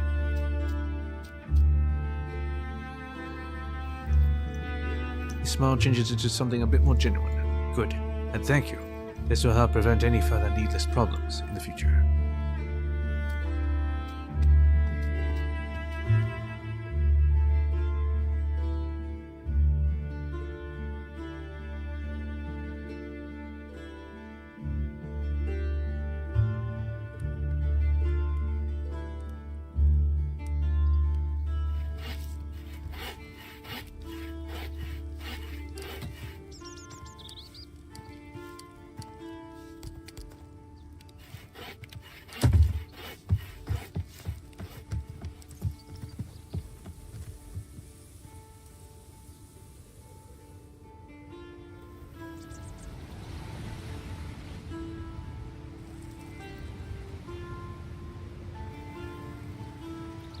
quite a few of them. Weird ass names as well.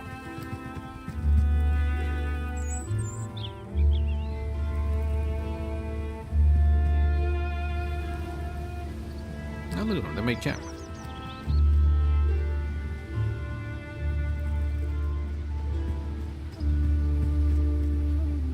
The dirty-haired man meets you with a rotten grin. That's close enough. We're not looking for no trouble, but stay away from the pickings on the beach. They're for us, and us alone. Why'd you run off when you landed on the beach? Splash sees rotten choppers in a sheepish grin. You saw that, eh? I can't blame you, fellow, for being cautious.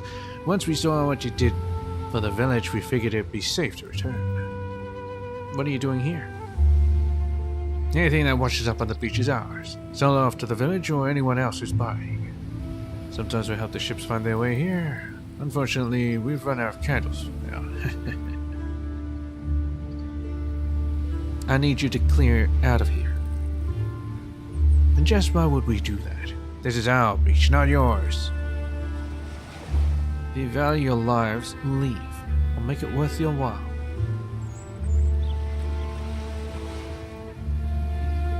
Oh, really? Well, this beach is ripe, so the offer better be good. Or your valuables. You haggle for a while, starting with an unreasonably low amount before you work your way to your real offer. By the time you get there, he pounces on it. Rickers pack their belongings in a hurry and clear out.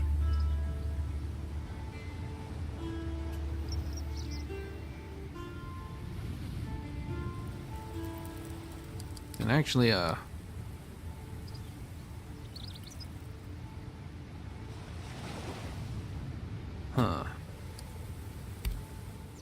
don't know how far this takes me.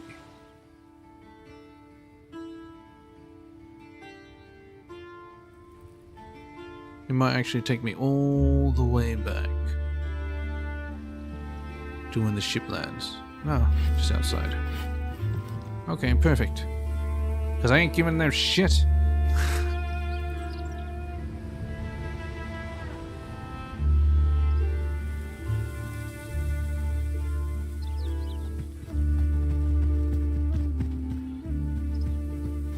More. Let's see. And the kingdom looks like a place to see if we. I don't know. Reckon ruin. Travel from the villages and looking for a way to resume their business. Get rid of the wreckers on the beach. Doesn't say how.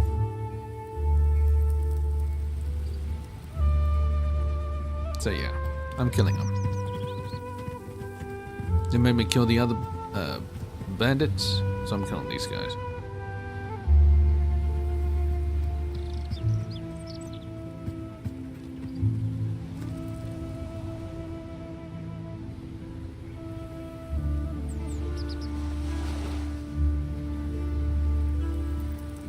Valuable allows leave. Oh, wait, alright, we'll leave, but our friend, he's missing. Can't really leave without him. If I find him, he'll leave. Yes, you have our word. Last we saw, we went to the village to trade the stuff we found.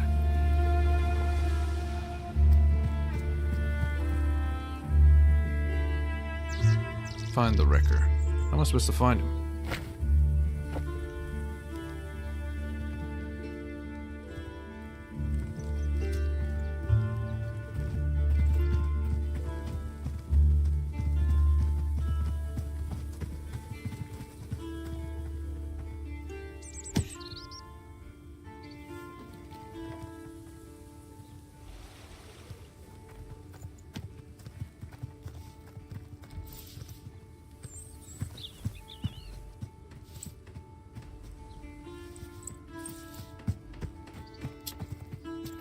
You there, wait!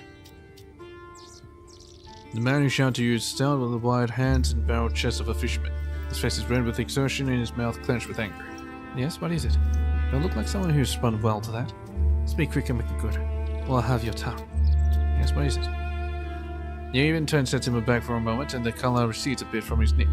A moment of your time. Need your help. Strong arms and set jaws. I can pay for your time. Go on. His jaw works and the color begins to rise on his neck again. His brow furrows. It's about my wife. Thinks I don't know, but she's been stealing away to see my neighbor Aldwin. His fields are wide and he does well for himself. His frown deepens and he clenches his teeth. I want you to bloody him for trying to take what isn't his. Why not do it yourself? Can't you defend your own woman? I would, but I'm only one man, and he has strong, stable hands who would defend him. No one else will help me. I'll help, but I expect silver in return. Thank you, yes. It's not been for a bad season of fish. I've saved up 13 pence. They're yours if you can do this for me. Very well, I'll return when it's done. Aldwin lives there. Down the lane. I beg, put fear and God in him. Fear of God in him.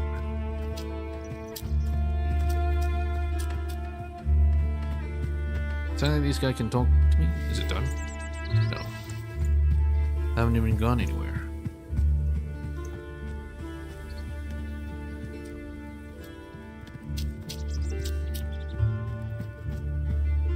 What? Quite busy. I found this pile of hides. She leans closer and her voice conspiratorially.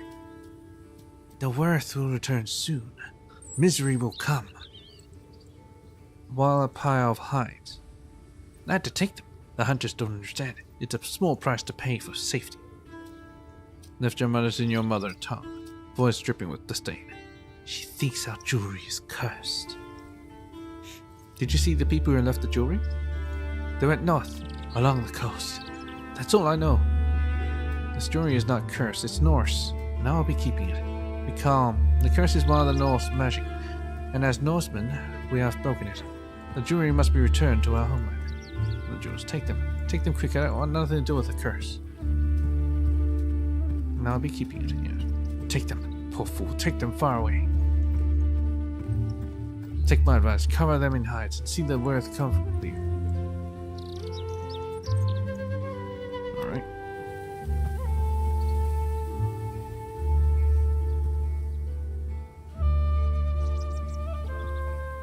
Why is there a dead dude here?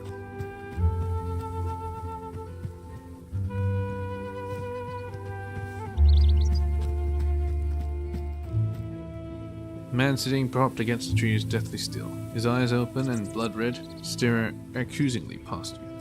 Investigate. You step closer and take stock of the scene. Getting closer, you realize it's the wrecker who went missing. Aside from the body, you notice a jug nestled in the leaves and undergrowth. Examine the body. Body looks as though it fell, landed against the tree, caught in an uncomfortable sitting position. The dead man's features are bloated and distorted, but even so you find that his lips and throat are unnaturally swollen and discolored. Examine the jug. Got poison? Pick up the jug and find a slush of liquid on the bottom. From what you can tell, it's something fermented. Still never leave the corpse be. We got drunk and died? I guess.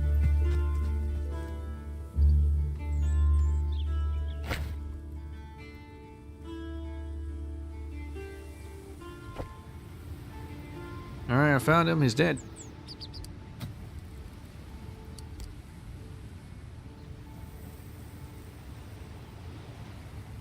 Do I actually have the jug?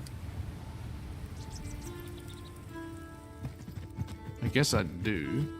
Otherwise I wouldn't say this. Right? Right?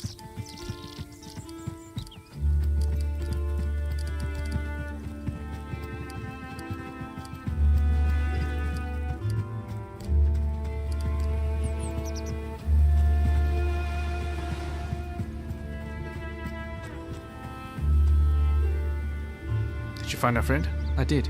He's dead. Damn it! Never was a smart one, him. Still, thought he could make a simple trip without getting himself dead. Found this jug next to him. Something we found on the beach. I don't know what it was exactly, so he brought it to trade. It was fun with the drink, so I guess it's no surprise he thought it'd be some kind of ale. You kept your word, though. We'll keep ours. Let's go, boys. Oh. Oh, we did it peacefully, without paying, so that's pretty good.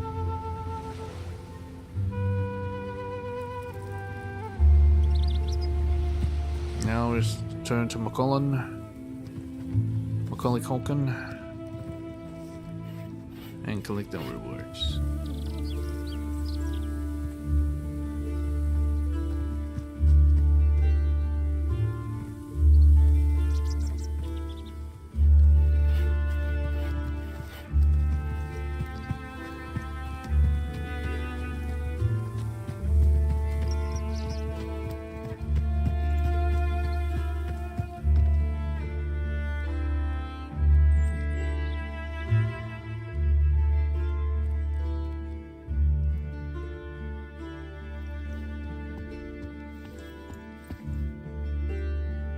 Have you dealt with the wreckers? Yes, they're gone. Excellent. With them gone, hopefully we won't get any more bandits raiding our village. Suppose you'll be wanting your reward then. Let's just give me what we agreed. Now keep your money, old man. You can get it more than I do.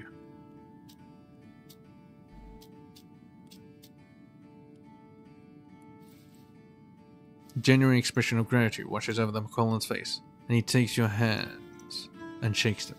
Thank you. Thank you. This is very gracious of you. You're welcome. I'm just that magnanimous.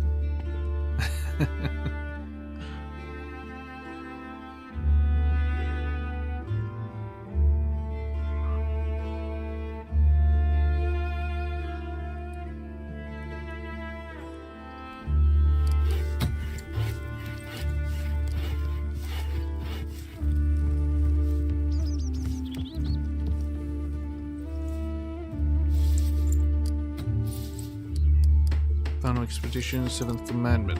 Confront Aldwin.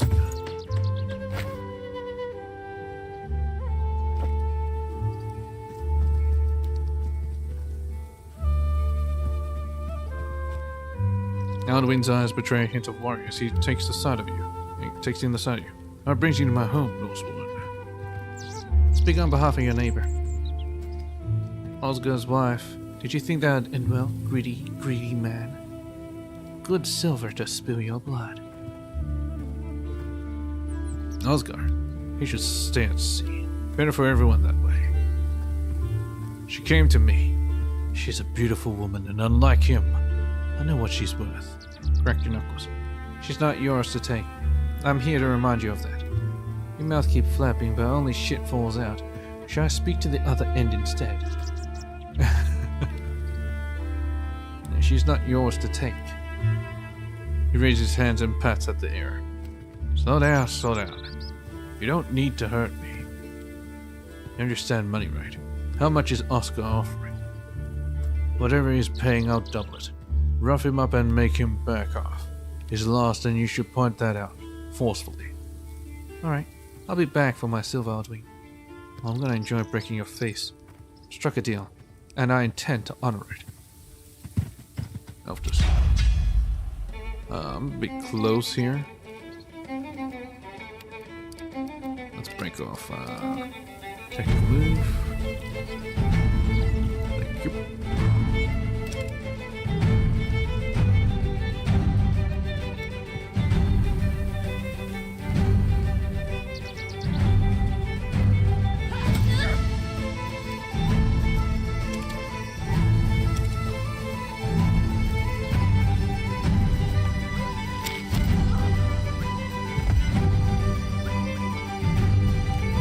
I thought we were just beating him up. We're kind of killing him, but whatever.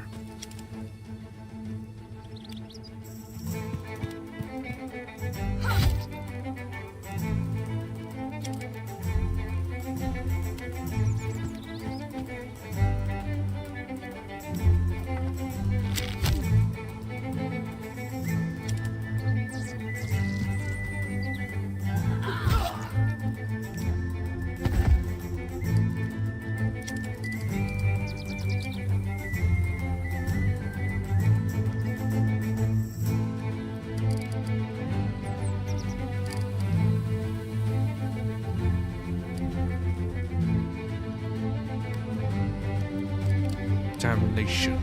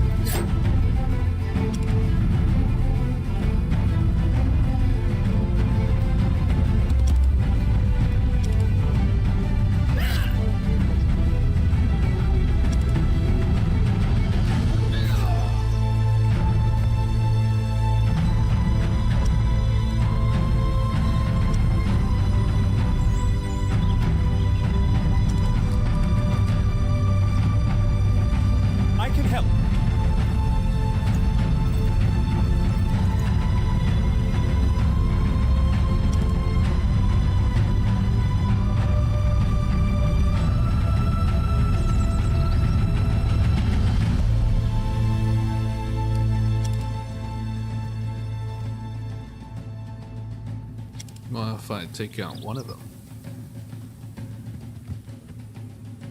then there won't be a flame.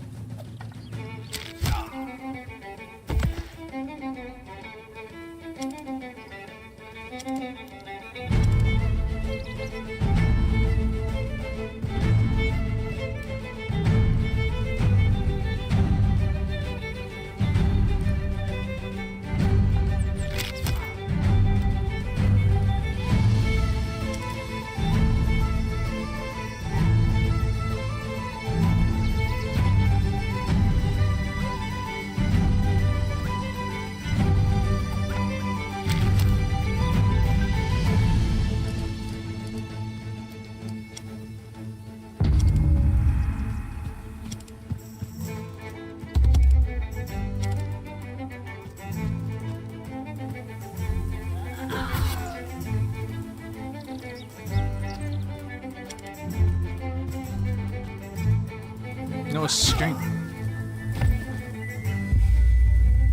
Man, I just killed a bunch of people. Teach them a lesson. Kind of killed them.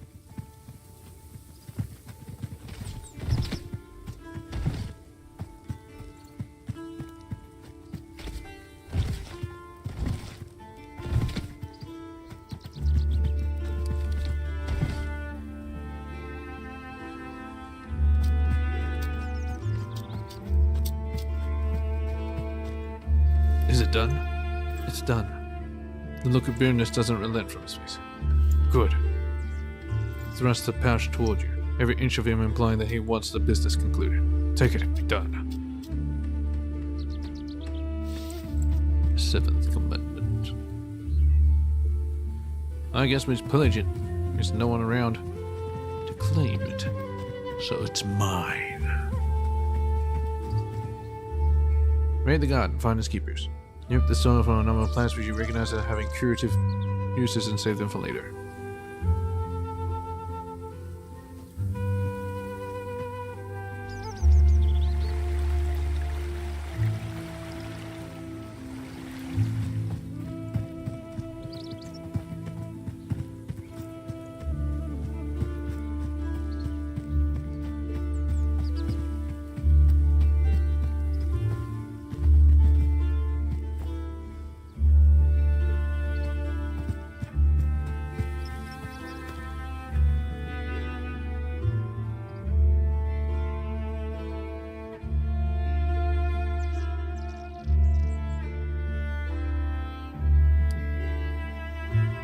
Capital of Northumbria. Yeah, I must be able to trade there. Occupied. Oh, no need to occupy, let's just get out of here. Gone hungry. Let's get them fed. Appalled. Ugh. I don't know how to change it, though.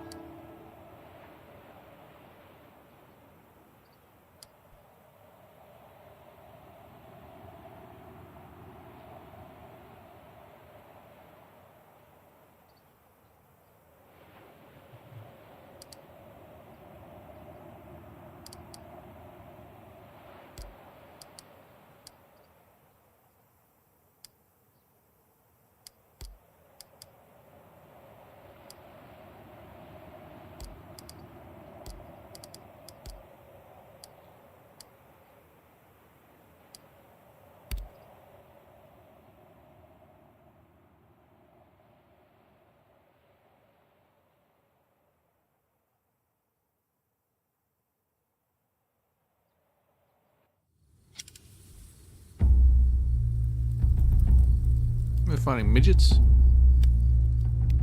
Civilian. Bunch of civilians.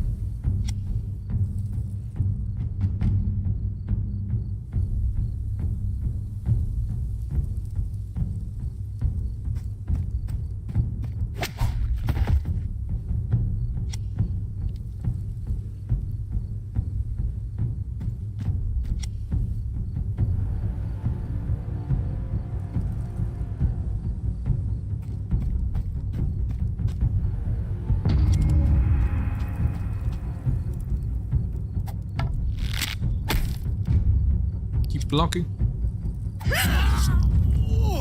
Nice 13 damage. one, but not enough to break me down.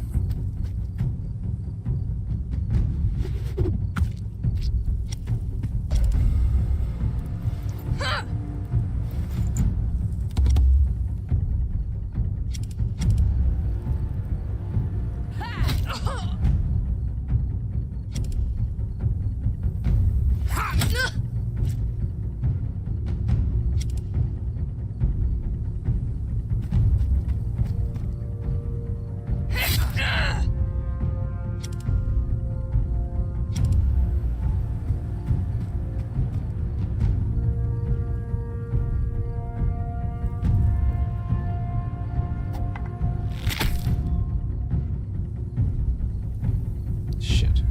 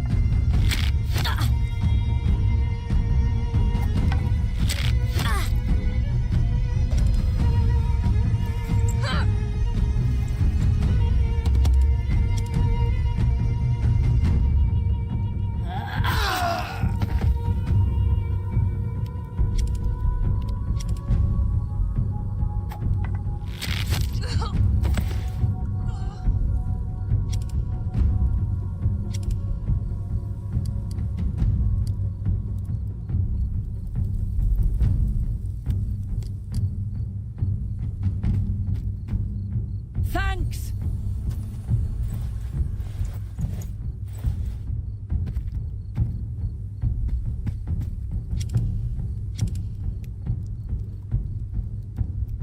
Let's cover up the hole.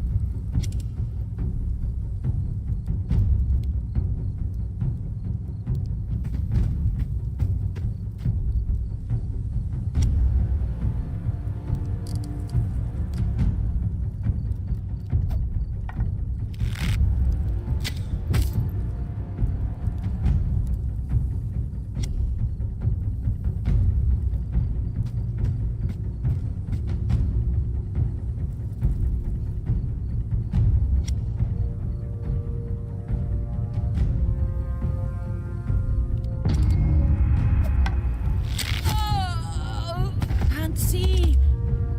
What's happening?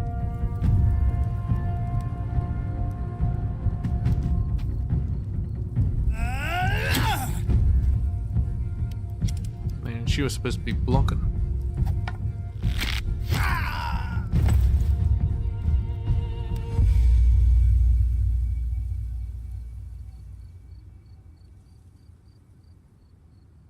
No injury is very good. Okay, one meat will spoil. Can't have that. Preserve. Tinker.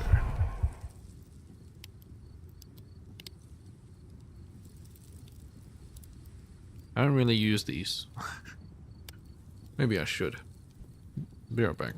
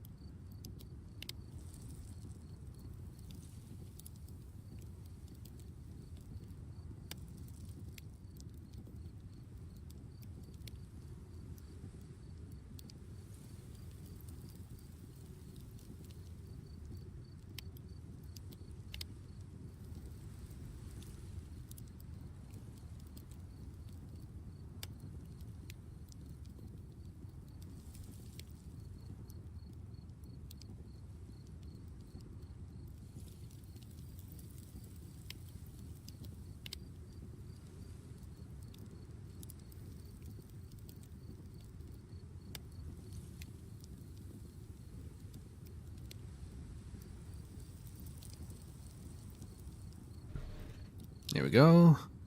What's this vigor tonic? Refreshing even the most fatigued warrior while combat lasts. Ah, refreshes while fatigue. Focus tonic. Critical hits. Ritual spear. Certainly incapacitating anybody occupying the target hex. What the hell?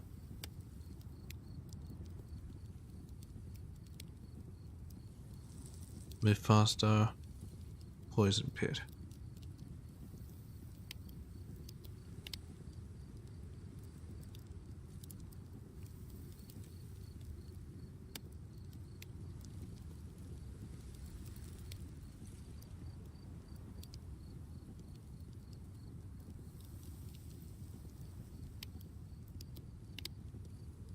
Thinking maybe tripwire will be easier to make.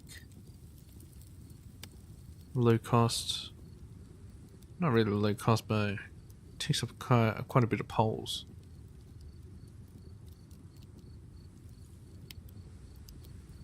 Net trap maybe, but nah, uses too much rope. You gotta prepare, gotta be careful of my rope usage. Yeah, I guess it should be fine.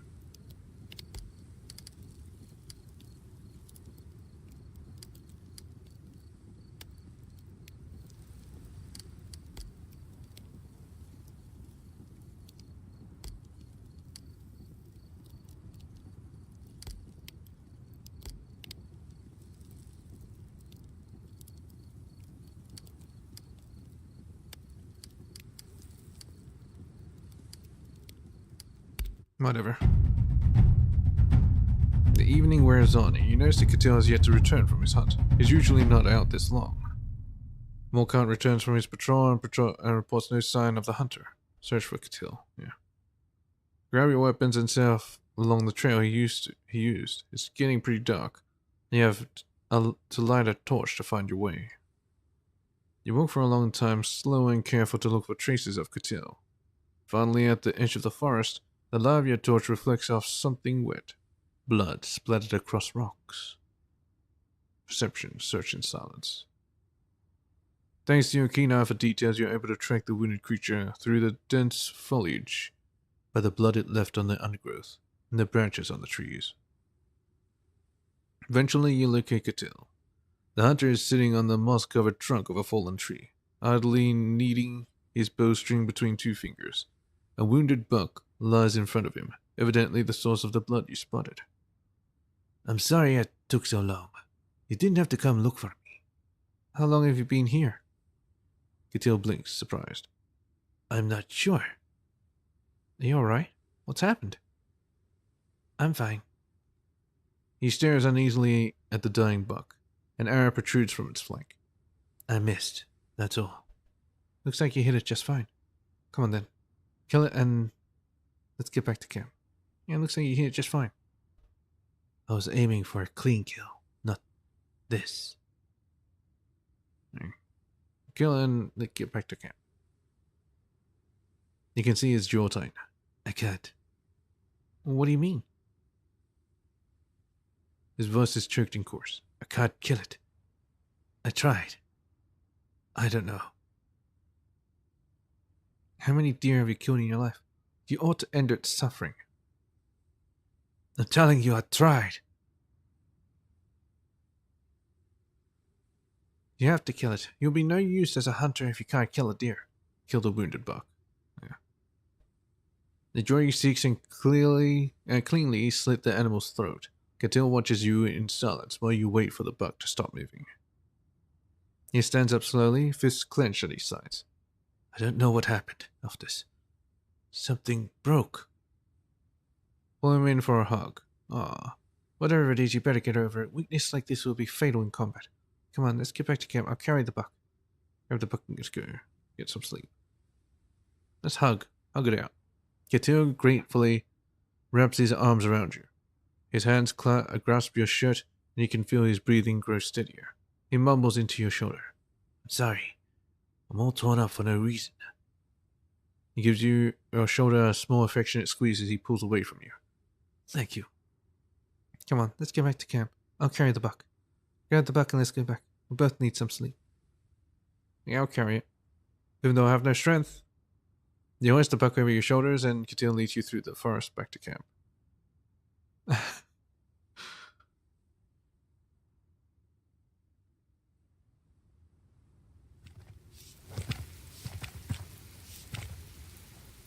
Scouts have found something too.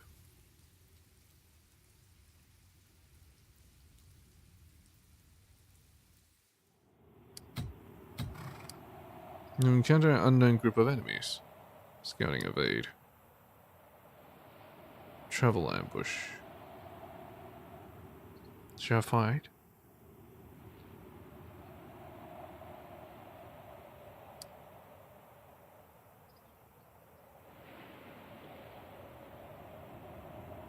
Two arms.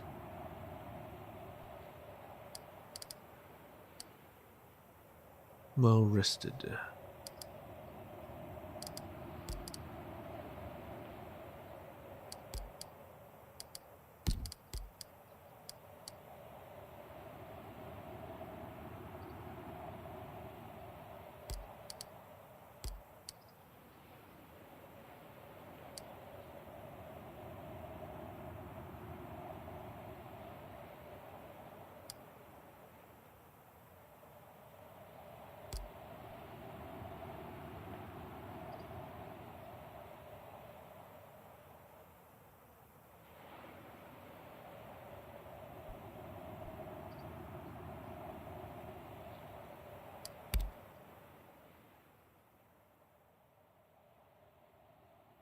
And live ASMR? Sure.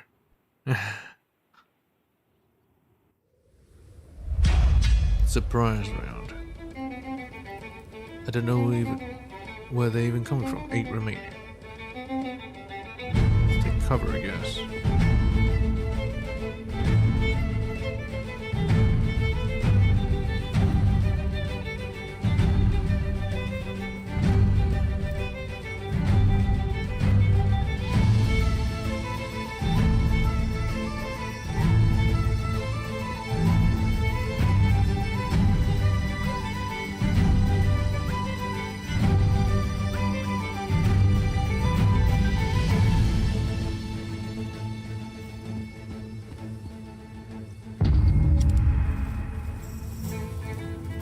Oh, there they are.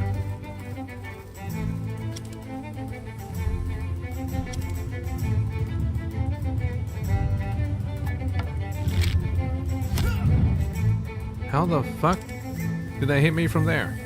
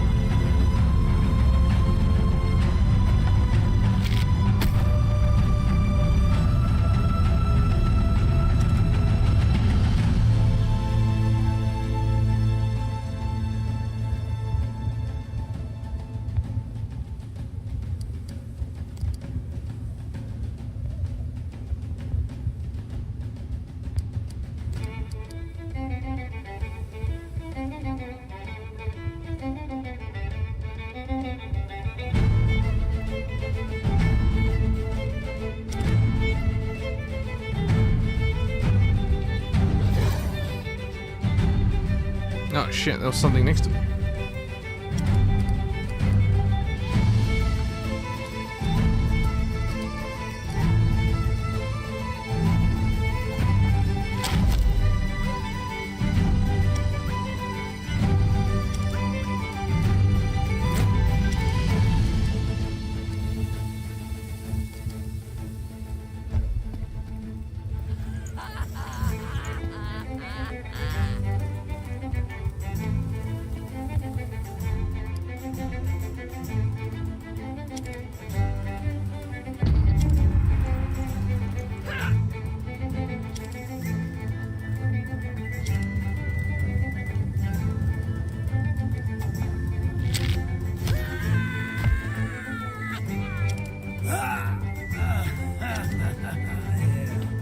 You win this one.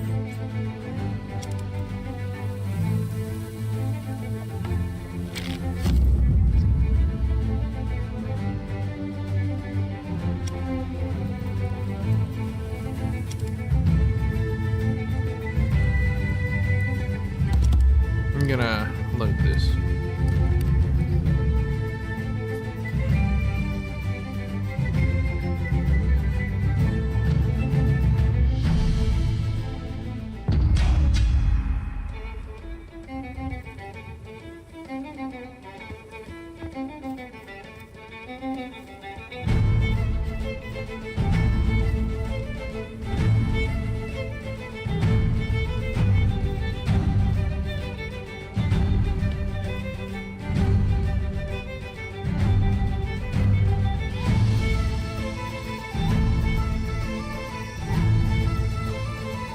There's not enough shields.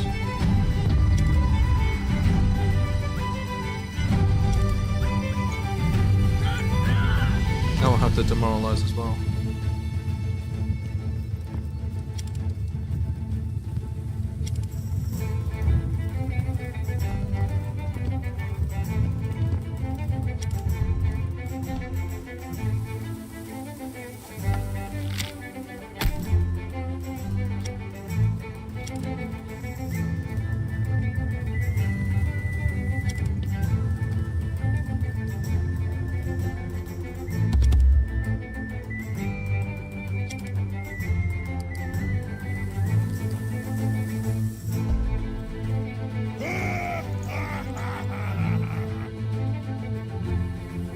And this can lure them all out and then just shoot. I've been demoralized.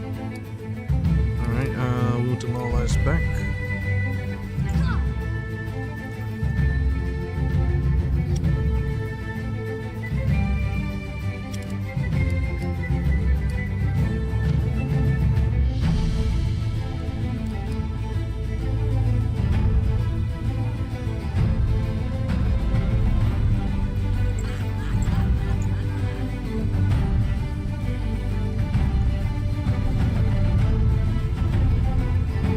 All the way over there, that's not gonna help me.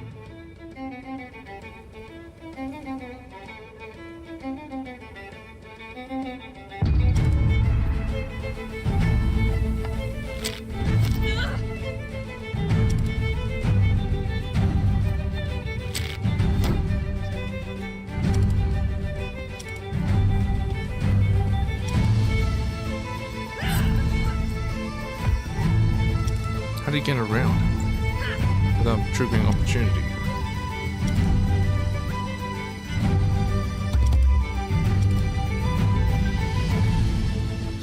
Better get out of my way, honey.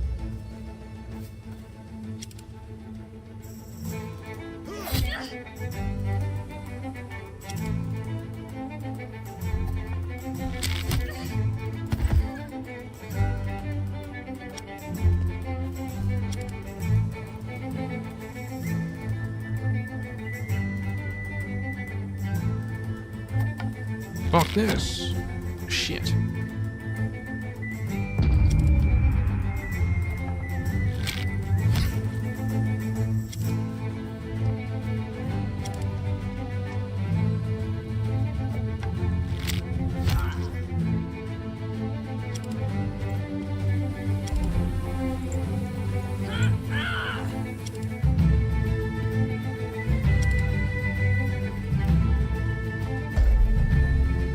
At least I lived with Mother.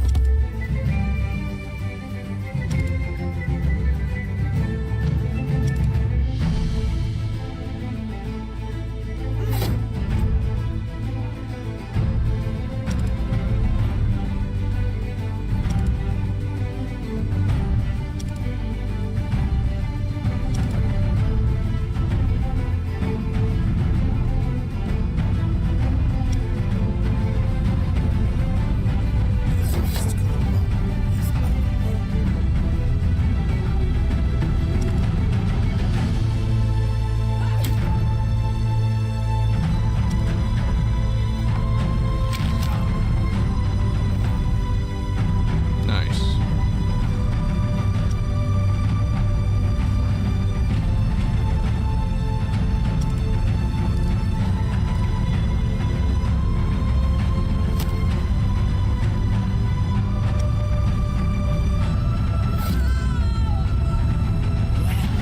What doesn't kill you makes you angry.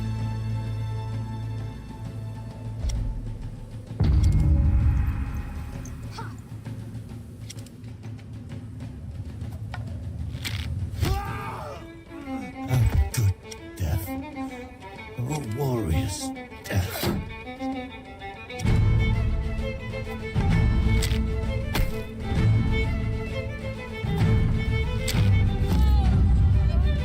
Fuck See me.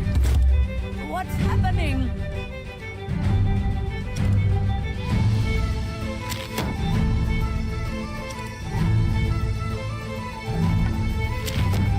Oh, fuck. Am I stuck here? Shouldn't have brought fucking Berserker. Gunnar is usually the most useless.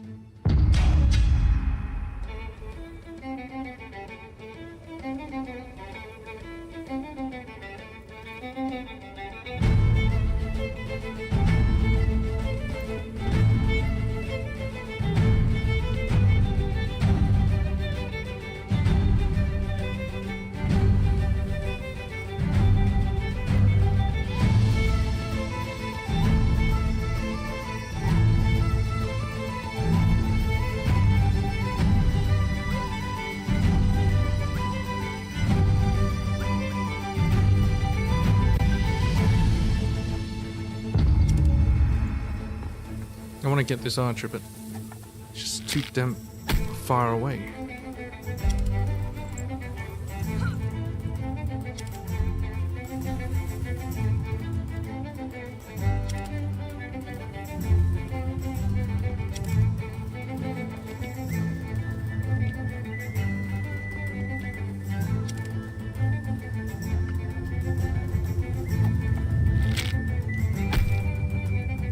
Swear to God, if he actually hit me from there.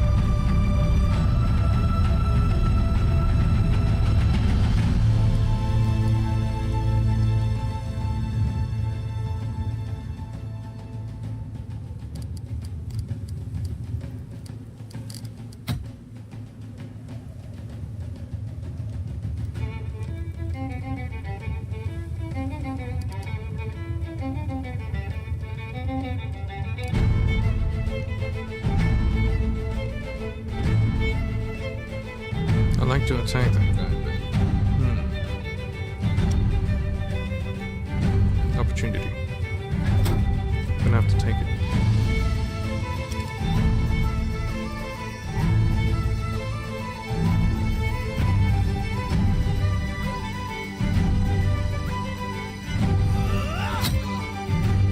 Stick it in range.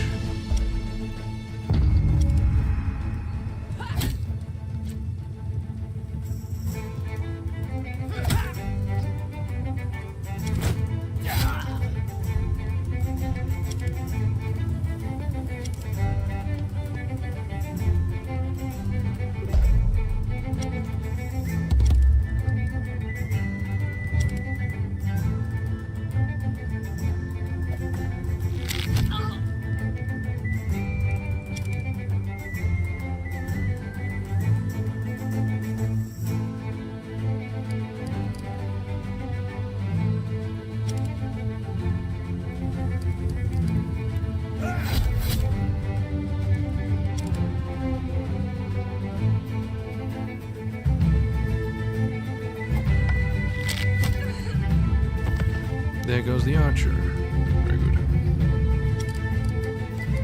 Get this guy out of range.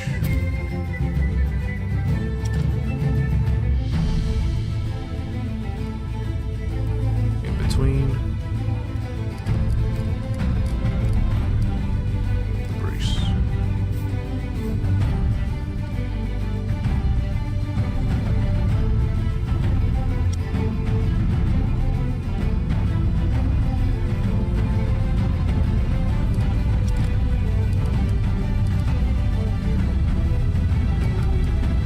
Yes, let's go heal this guy. Excellent!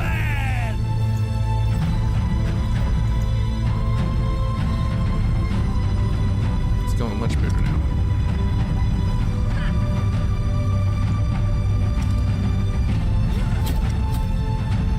Stun. Nice.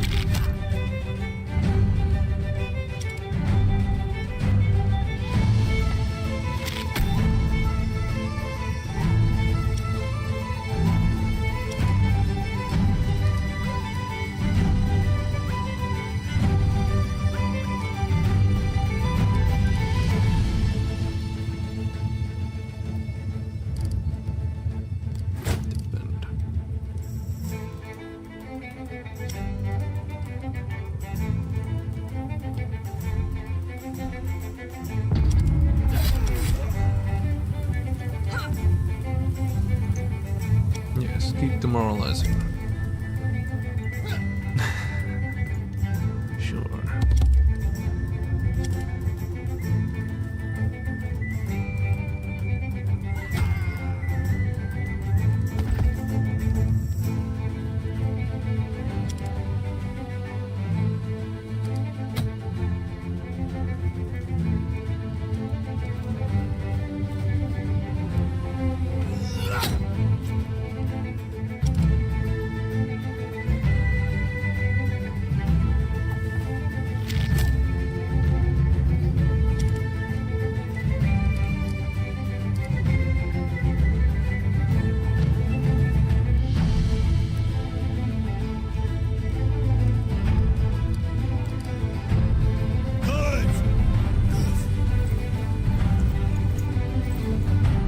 Doesn't need that, but sure. Whatever.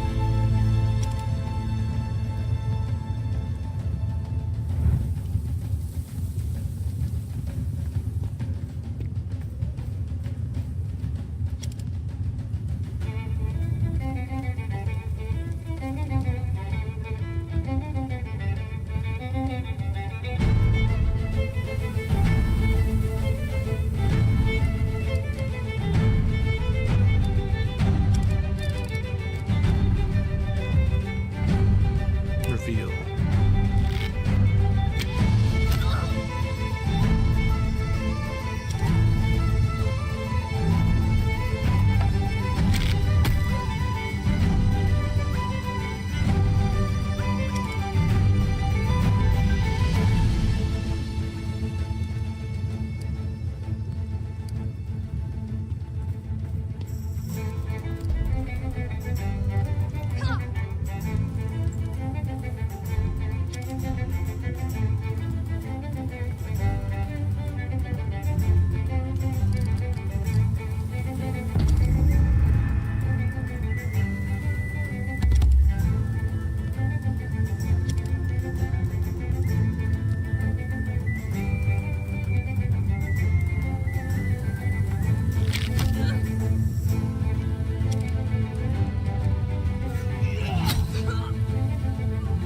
Off goes their head.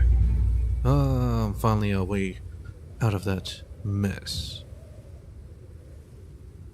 I'll keep going for another hour, and then I'll call it there.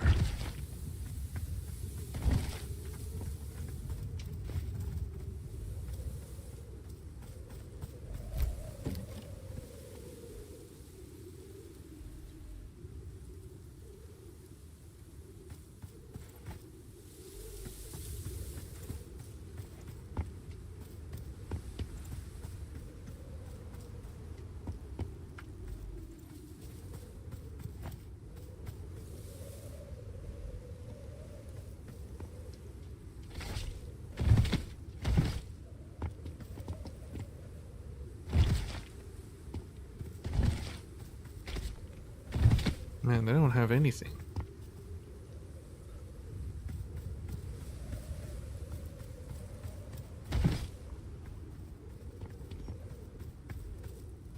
I don't even think that there was a point in doing battle there.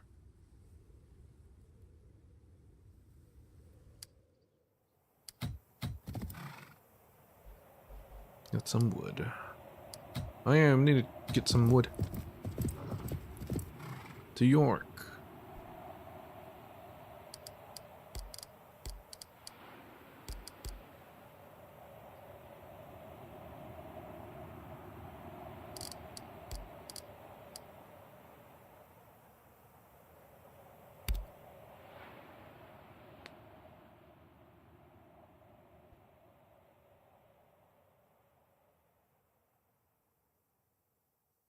I guess we explore York and that'll be it. I'll look for the market first. And buy myself some wood.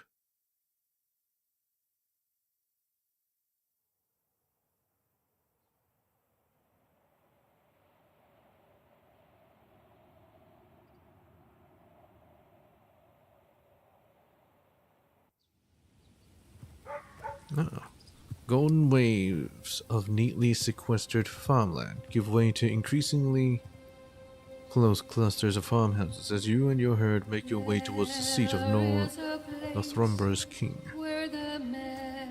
Vikings. The city is built on the junction between two rivers. If you secured permission, you could simply sail the Dreki directly into the city in the future. Oh, nice. Not long after the ancient walls of Bjorfrik heave into view on the other side of a small river, you encounter a group of people very much dressed for business. As at their front, a young man has planted himself in the middle of the road with his feet shoulder width apart, back straight, hands gathered in front of him. Oh. A polite fellow, eh? Despite his guarded stance, he greets you with a bright smile that strikes you as genuinely friendly. Welcome to Eofwik, strangers. My name is Eofwik, and I am the king's champion. Word of your arrival has preceded you here. Hail Luxel.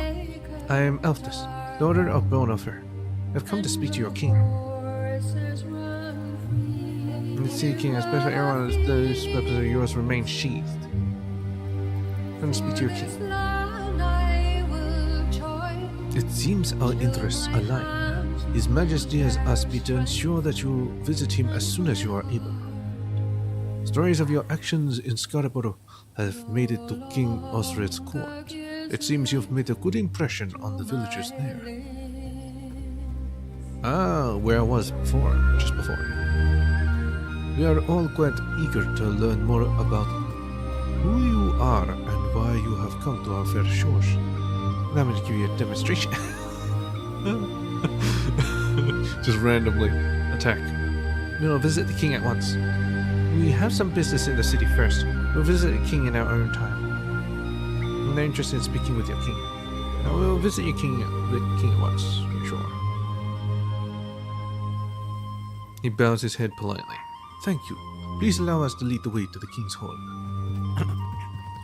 Dang it, I want to loot and do the shiznish, but I guess not. King of Northumbria. There is a place between the forest and hills. It's the place of my homestead.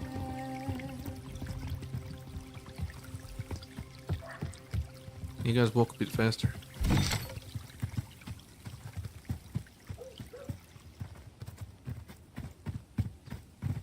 Why is there blood at the base of the tree? You didn't hear? Someone left an ox's head there last night. What? Who's hell, strangers? Why is this place ruined? Oh, well, whatever. Some tar. Go along.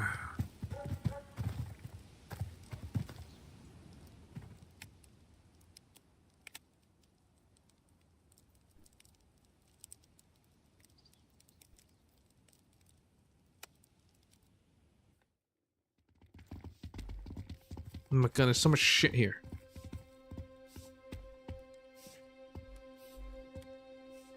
Let me guess, I can't loot anything.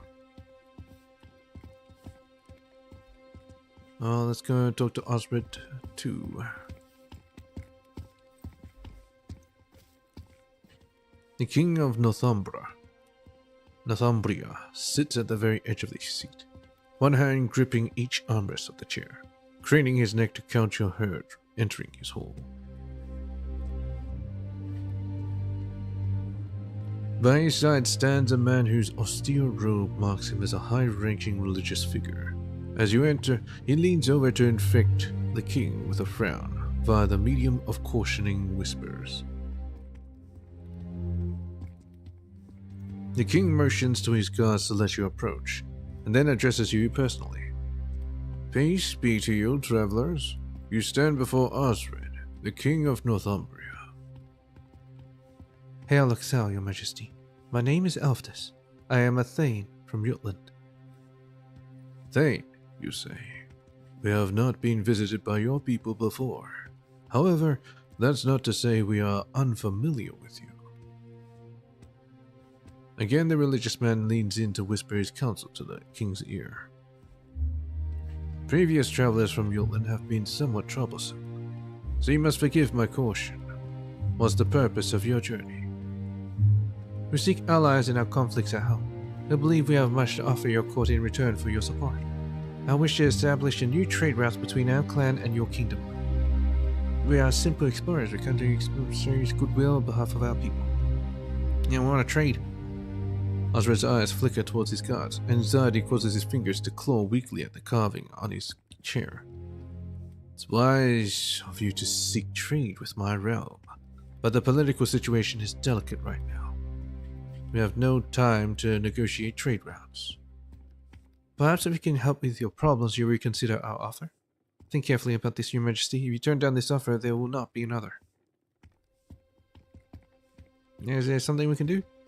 Osred visibly struggles to structure his words in a way that won't offend too much. Unless you find God, I don't believe we'll come to an arrangement. A group such as yours is simply too politically inconvenient. A wise ruler wouldn't let preconceived notions about faith stand in the way of diplomatic negotiations. Your god has denounced us, has he?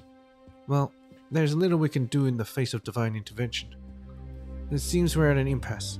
I shall take my leave and trouble you no longer, Your Majesty.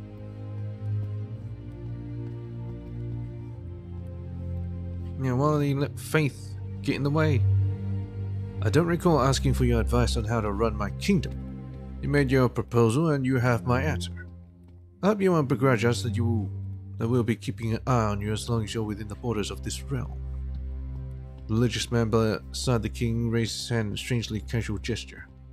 God save you all. Well, we failed.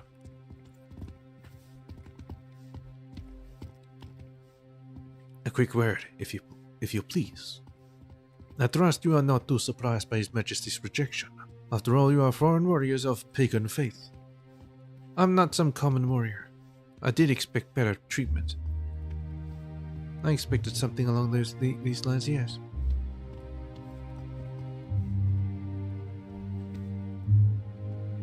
Perhaps in the future, things may be different between us. I hope you don't find this impertinent, but would you and your retinue honor me with a practice fight? What terms do you have in mind? Myself and 5 of my people against yourself and 5 of yours. I will stake my spear Lishtave on the fight. There'll be of course be no deaths or serious injuries. We wish only to test your mettle, as it were, and you may likewise test ours. Why do you wish to train with us? To be completely forward, we are curious to see how warriors fight when led by a woman. Well, we accept. Very good.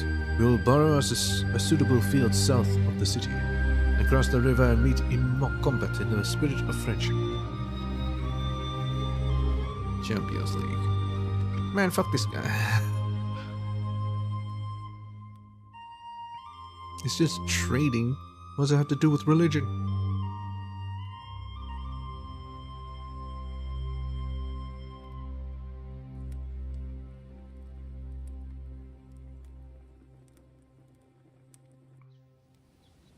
A man dressed in simple yet elegant clothes takes a few steps towards you as you leave King Osric Hall. He extends both hands to show that he is unarmed. Okay. Though a smile rests on the man's lips, there is no hint of it in his eyes. How fare you, Halaftia? My name is Wada. I would like a word or two with you, if you can spare the time. Of course, what is this about? It's a very different tone than the king took with me. Not afraid to be seen with the vile heathens? Or rather not. It seems our presence here is unwanted. And what is this about? Not here. We should talk in a more private location. Come, I know just the place. Tale of Two Kings. Oh, am I gonna start a revolution and make another king? Most likely. And this king will probably trade. Well, yeah, whatever.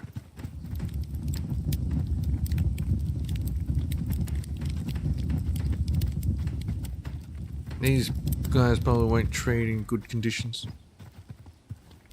I'll probably get ripped off pretty easily. Weird bunch.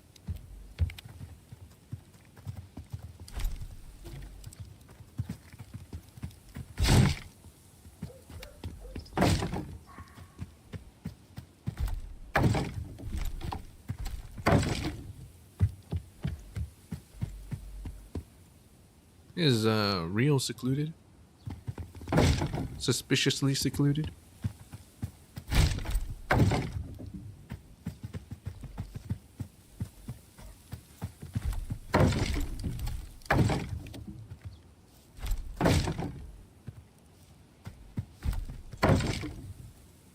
Anyway, what you want?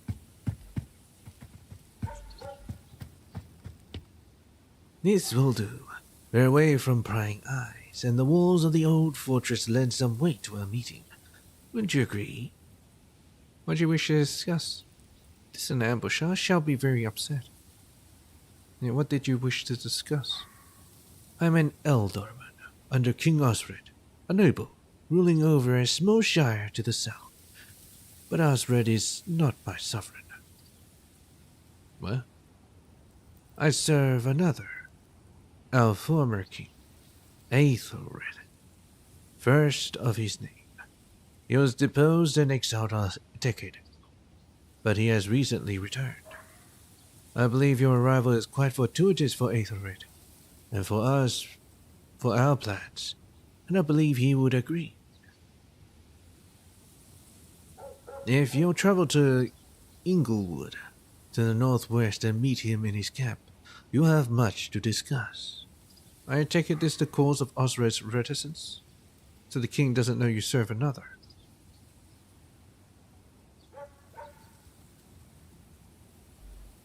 He watches you for a moment before replying. Now, you've doubtlessly guessed that I'm taking a considerable risk by contacting you, but I'm counting on your self-interest. I observed your audience with the king. You'll make no headway with him. Ethelred is much more reasonable. I appreciate that you've reached out to us. We'll meet your king as soon as we're able. I'll hear what this Ethelred has to say, but I'll make no promises. We're not here to join someone else's war.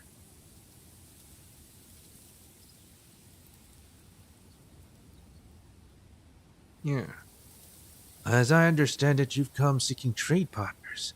Well, you'll find no one willing to trade with you while Osred sits on the throne. What I'm offering you is a solution to that problem.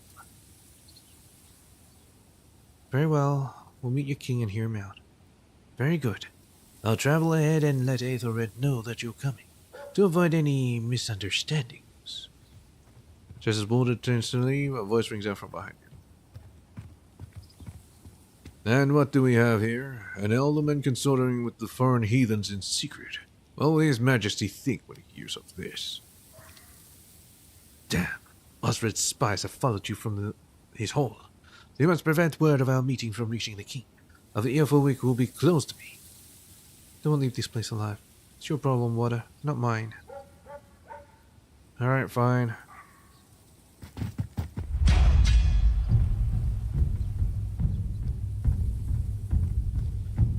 There's a lot of them. There's two on this side, which I could probably deal with first.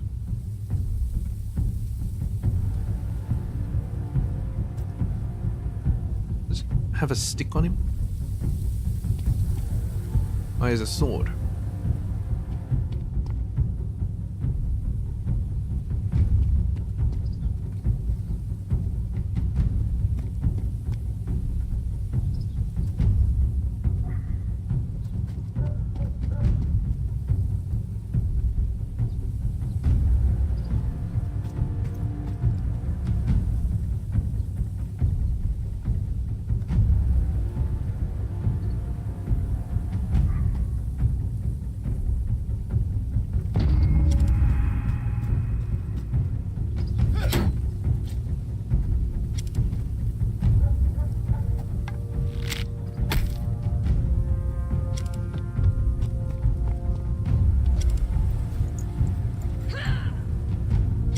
Didn't seem to work.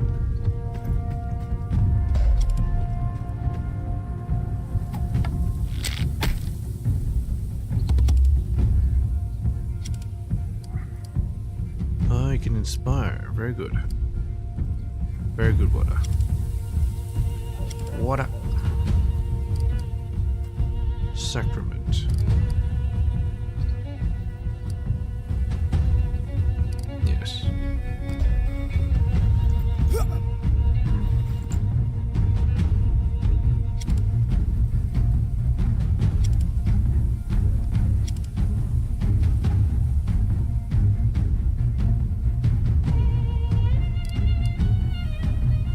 Good shot.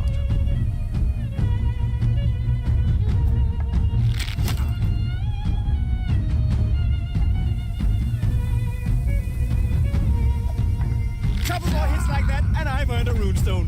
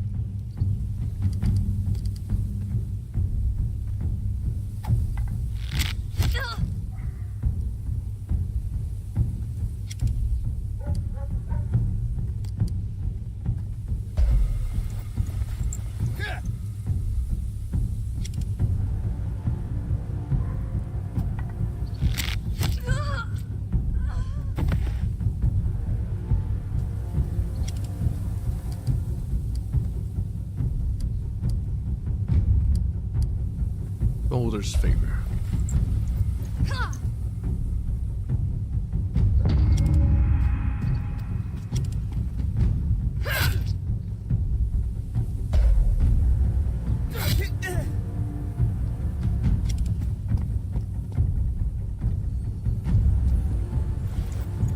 It just came up close.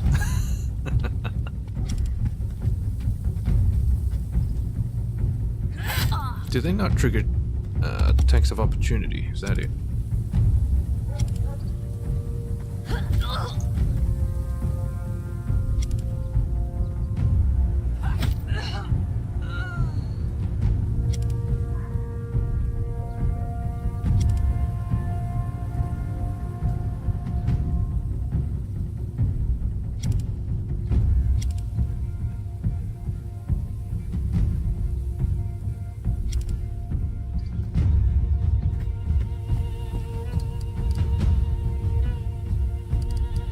It's done. Never mind.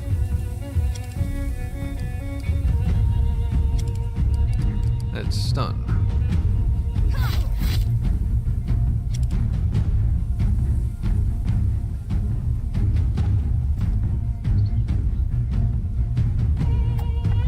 Couple more hits like that, and I've earned a runestone.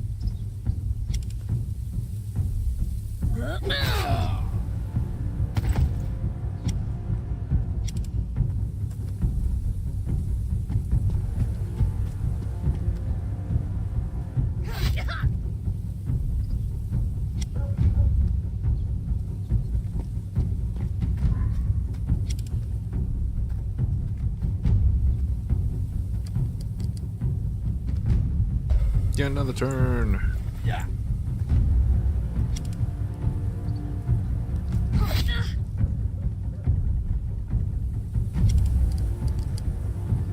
Get another turn.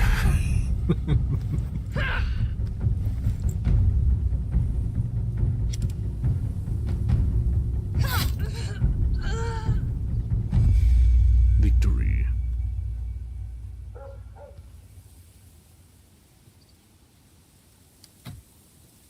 The last of Osred's men falls, and with nary a pause to catch his breath, Ryder draws his knife and finishes off each surviving attackers in turn. Please forgive me for that display of cruelty. As I said, I must be absolutely sure that word of our meeting doesn't make it to the king. He tosses you a pouch of coin. Here, the leader had this. Now it looks like a common robbery. It's only right you keep the coins as thanks for helping me. I'm leaving for Inglewood at once. I hope to see you there. Go with God. Mine or yours, whichever favors you best.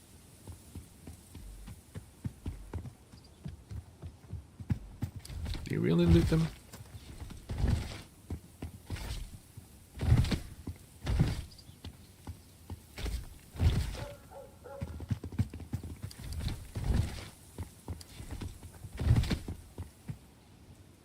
Anyway. Is there a market around here?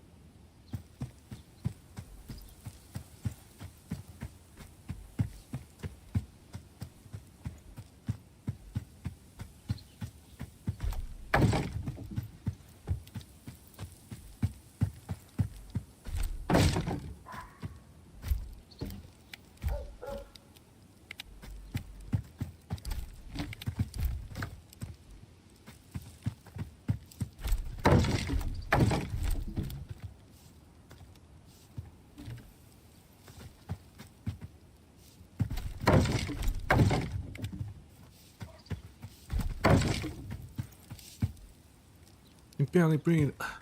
The smoke from the ashes.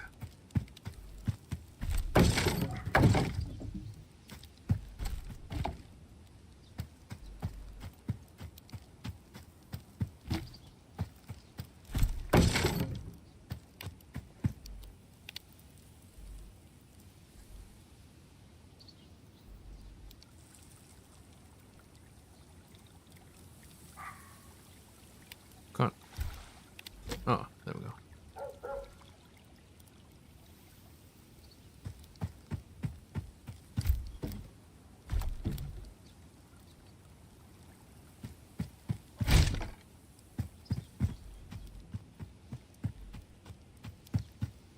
And other selling these great bishop is buys here.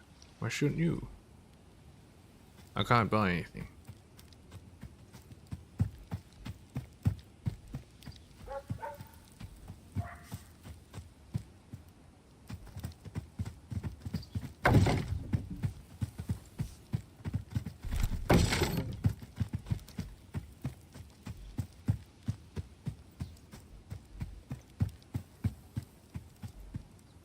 Staggered to the river.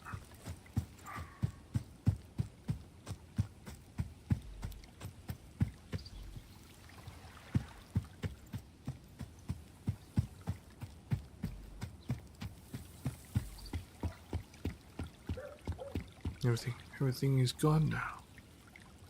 It looks at you with hollow eyes, barely acknowledging your presence. Flames were everywhere.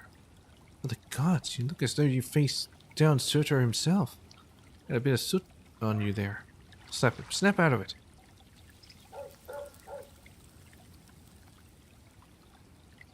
The devil was in those flames. Why did he spare me? God. What is there to do?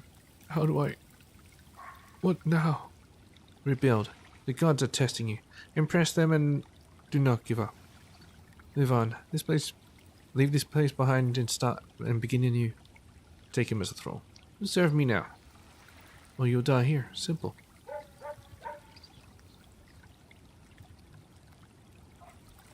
And go where? Do what? I can't just pick up and live a life on the roads. Please, if you hear of anyone, anywhere who has room under their roof, I will work hard. From the ashes. Dunno, don't care. A beast! What? Grabs at your clothes, animal panic writ across his face. Please, you have to help me. Sit down, explain. His fingers tighten as he clutches you in, as the safety of his life depended on it. You'll come for me next. A great black dog. The fires of hell in its eyes. All who look upon it will die. Is it a puppy? See there, across the bridge of peace, in the alleyway on the victim before me. He gathers himself, eyes still watering with terror. It will not catch me, no. It will not catch me. Is he running towards it?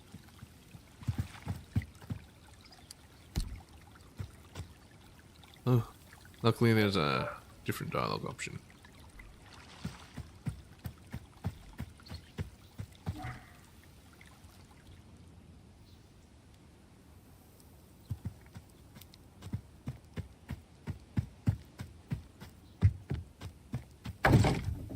I'll buy some flowers. A very young woman, barely out of adolescence, stands in front of that table, has sprouted a dense flora of herbs and fungi. The girl looks far too demure for this line of work. Her timid voice drowns completely in the ambient chatter of Market Street, but fortunately her well-positioned store and its blooming arrangement of wares still appears to attract a share of customers. Seeing as you head towards her, she takes a step back, a shade of a canvas, as though hoping to become invisible and thus avoid your frightful patronage. Don't be silly, girl. My species is as good as anyone else's. What? Where'd the merchant girl go? You could have sworn she was here just a moment ago. I'll pretend I didn't notice that insult. Show me your wares so we can get this over with. Yeah, where'd she go? Your performance would have turned the worst skull red with second-hand embarrassment, but the girl relaxes visibly and even permits herself to smile at your obvious display of humor. Forgive me, love, dear. I meant no disrespect. My grandmother has instructed me not to deal with your people. You have goods I need, and I have coin. To make it more complicated than it is. Fine. You don't want coins, I'll find my medicine elsewhere. She smiles hard. I'll tell you whatever you need. Remember, look at your stock. Disagreeable. Well, fuck that then. Nothing? Are you sure? No, thank you. That was all.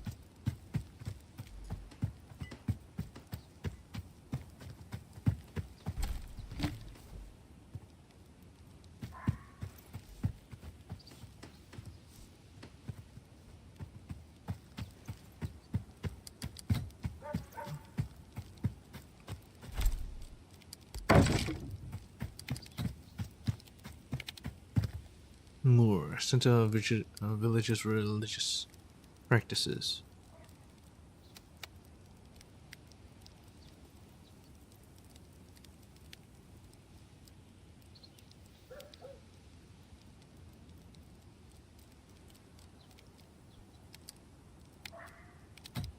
Let's go with this. It's all grayed out.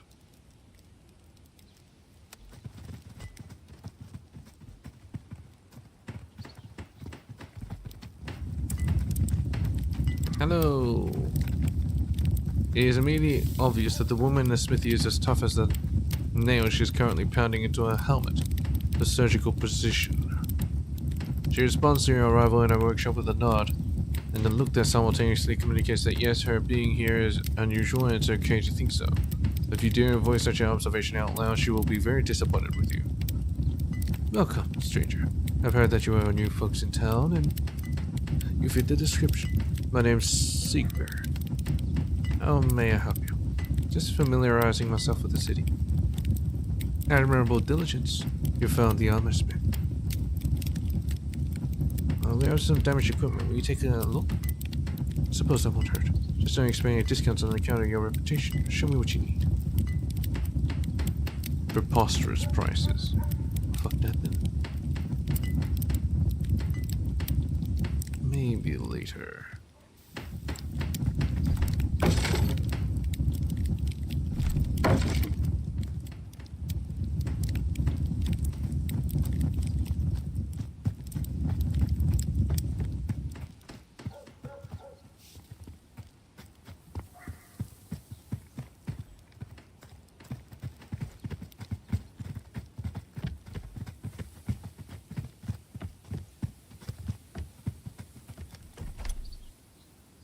Oh, look at this. How nice.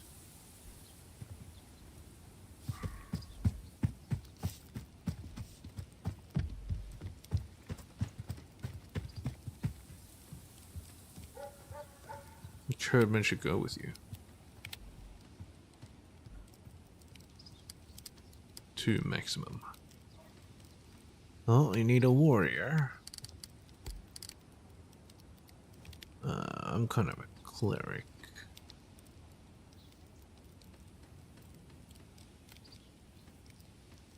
So a scout.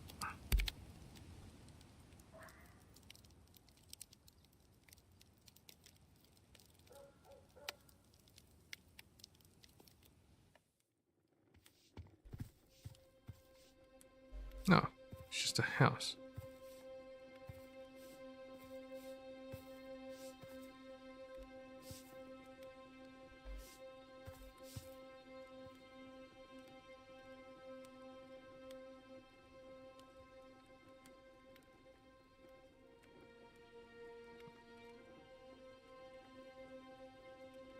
Anyway, I should end it. But I kind of want my wood. But I'm pretty sure if they sell it to me, it won't be good prices. So.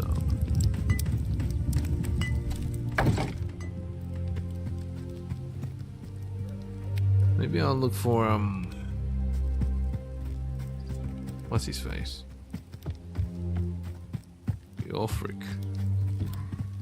I can do a little sparring.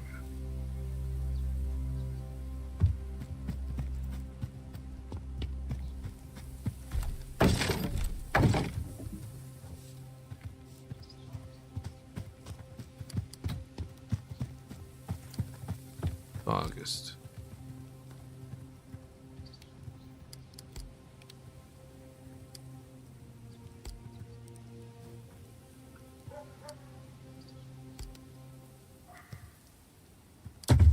South of the city.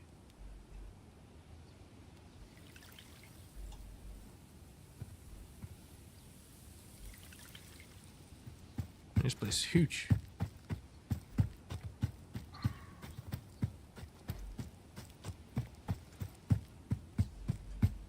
Nah, looting this will take so long.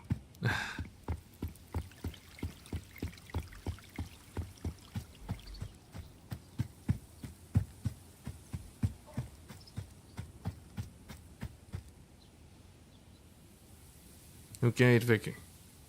You ready for the match? Not yet. Take all the time you need. We'll wait.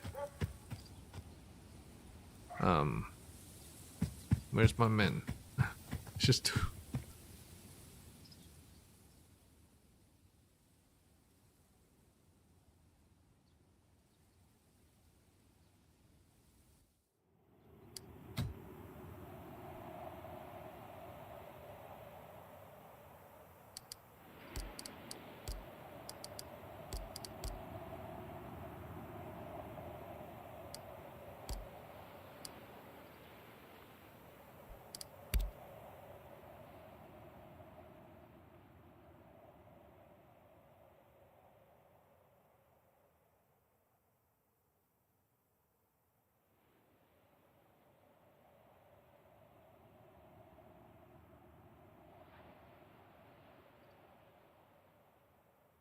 What must it be like to live inside those walls?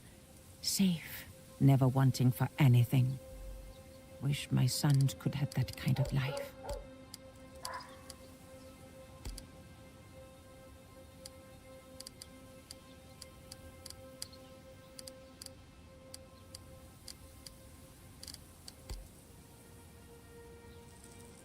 Black sling.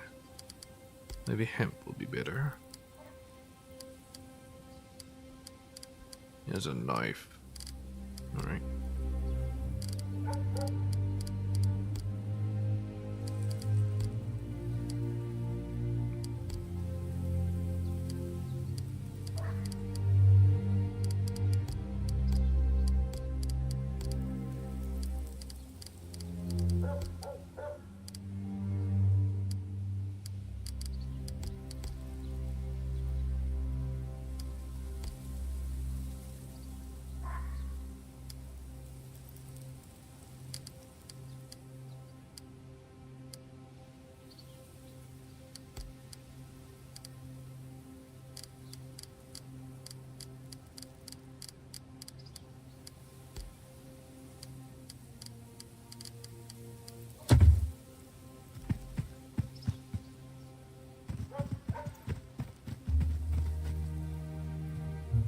We're ready. Very good. The fight will end when all the fighters are assigned no longer able to continue. The Ulfric placed a fine spear against the fence, decorated with the colors of his family. If you can beat us, Lechstav is yours. As I issued the challenge, I ask no reward if we win. Let's get started.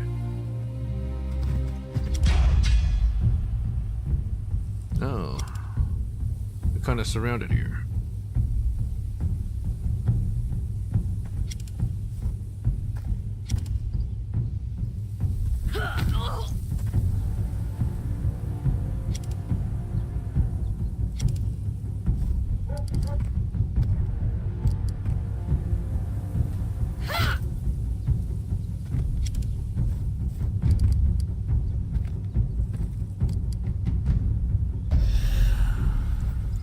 Damnation.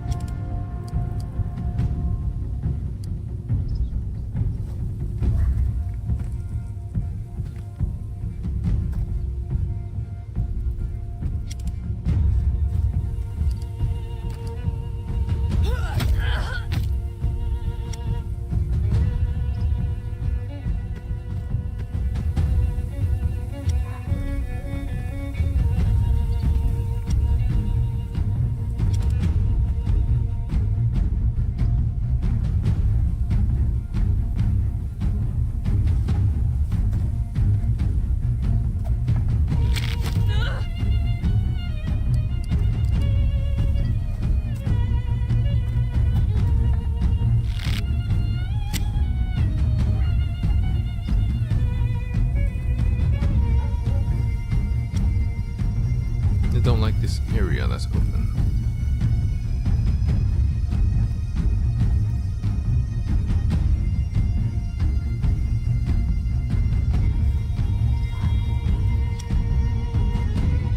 Seems like they can sneak up as well.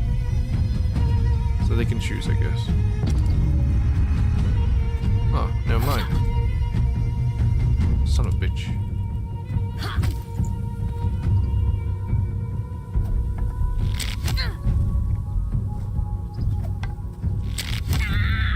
That was sloppy, nephew.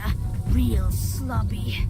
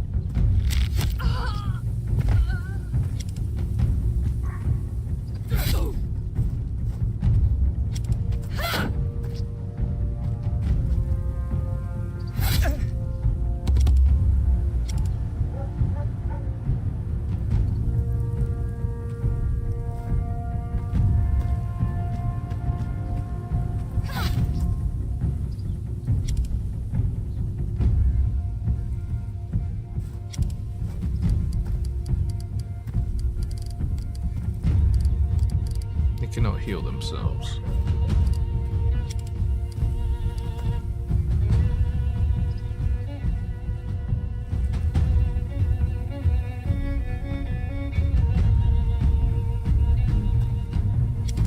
Any fear? Damnation. They'll probably run away from me. Hopefully.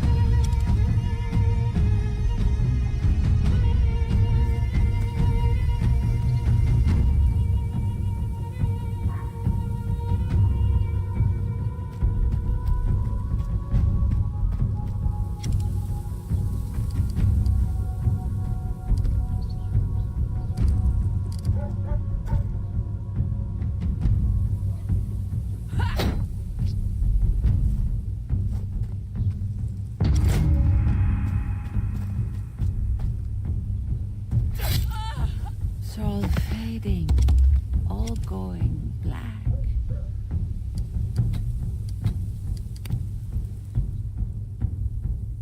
I think when everyone got stuck, that was probably the worst outcome.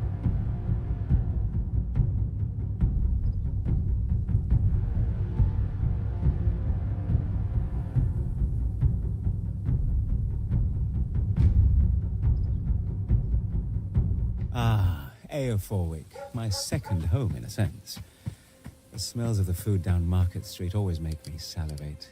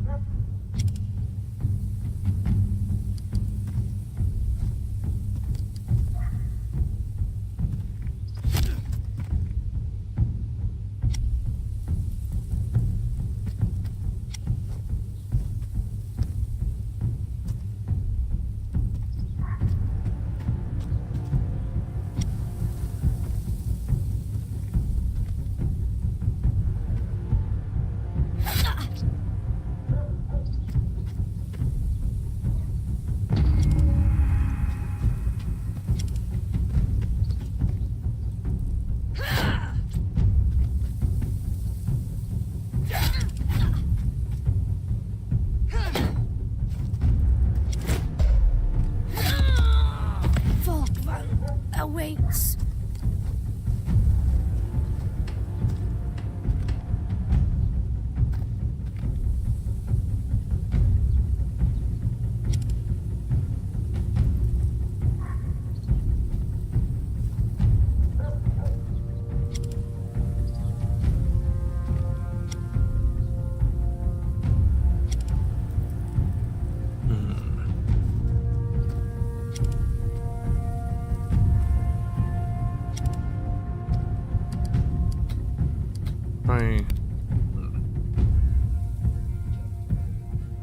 Probably not with that team. I'll change it again.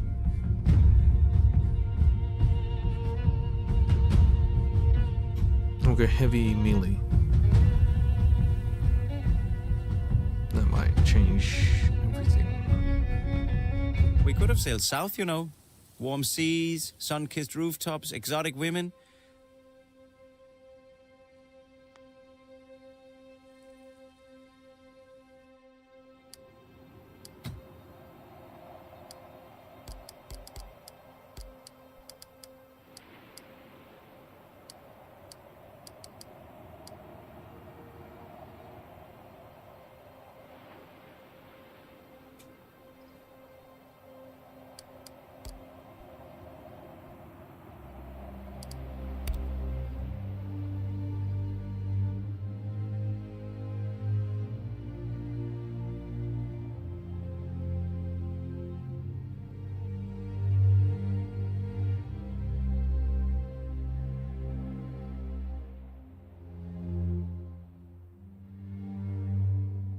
One day we will rule this city, and from it, we will rule Northumbria.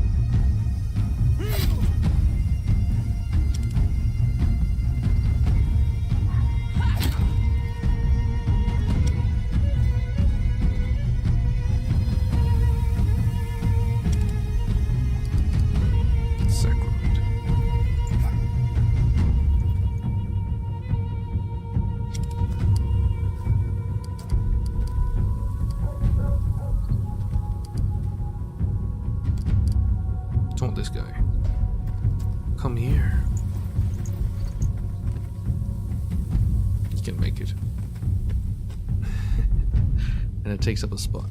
Nice. And he takes up the last spot? No?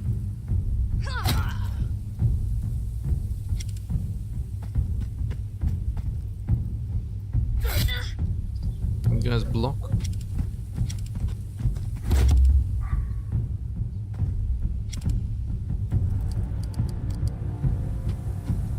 Let me aid you.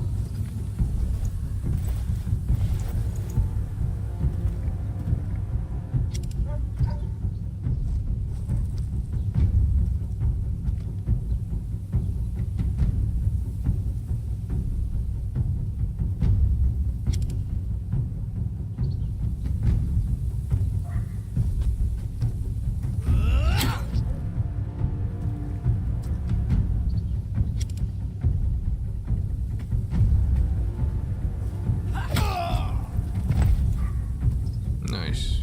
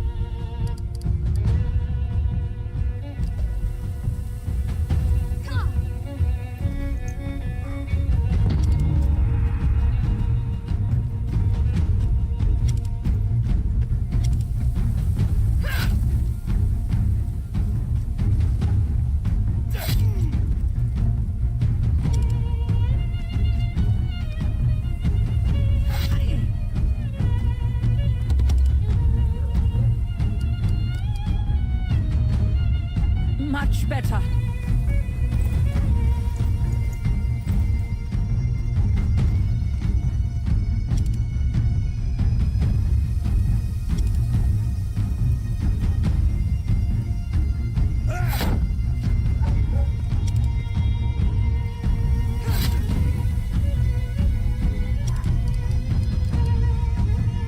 May the Lord watch over you. Good. Good.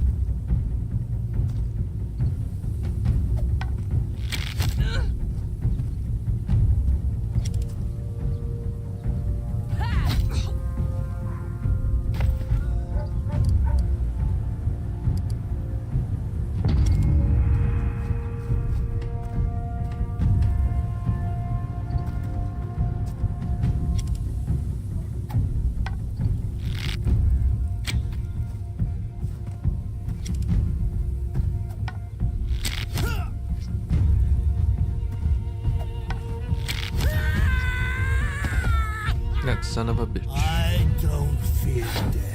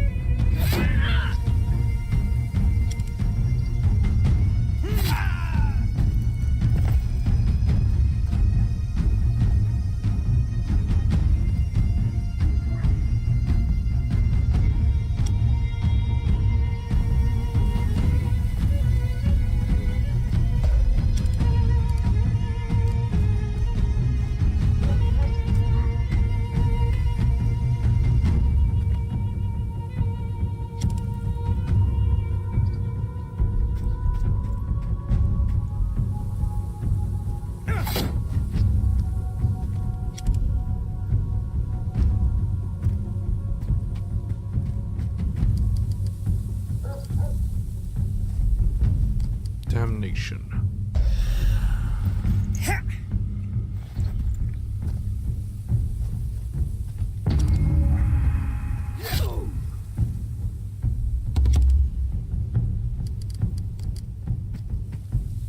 Good job!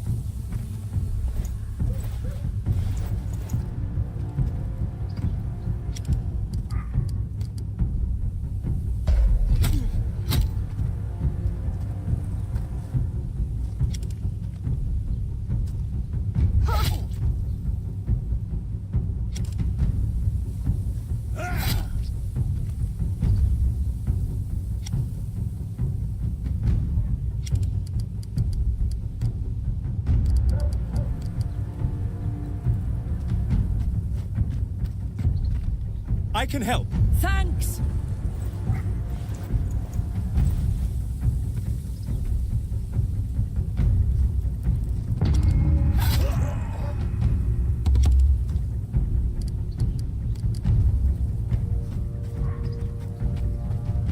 Good!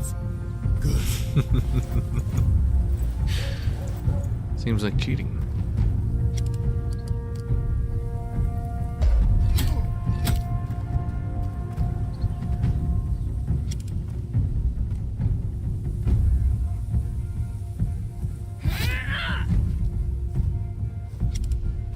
He's strong as shit.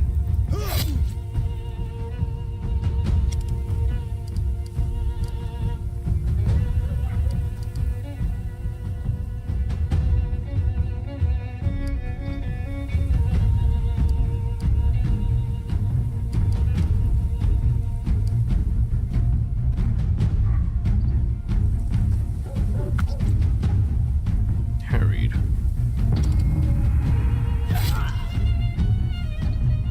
Should be a bit better.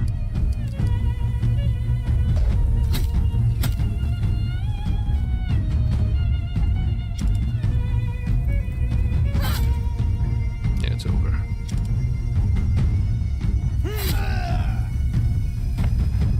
Give me that spear. It's for Naya. Nefja. Leofric staggers back onto his feet. That was educational. Yeah. I'm greatly impressed, Viking. None in this kingdom can best me in battle. You would be a match for the greatest warriors I know. He picks up his spear from the fence and presents it to you. As promised, the stave is yours. Thank you for the fight. You were worthy opponents. Beating you was too easy. That was a waste of time. Good fight. I had fun. You're a worthy opponent. Leofric's smile grows slightly warmer. Your words honor us, Viking. Now if you'll forgive me, I must take my leave. My duties await.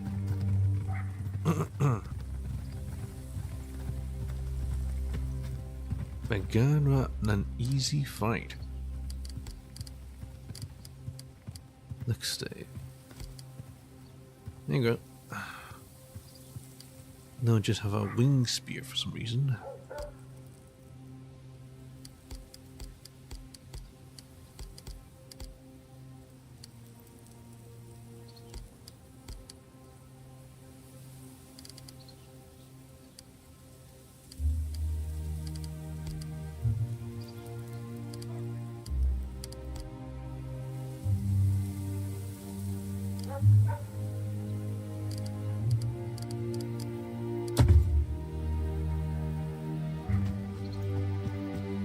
Let's change our party again.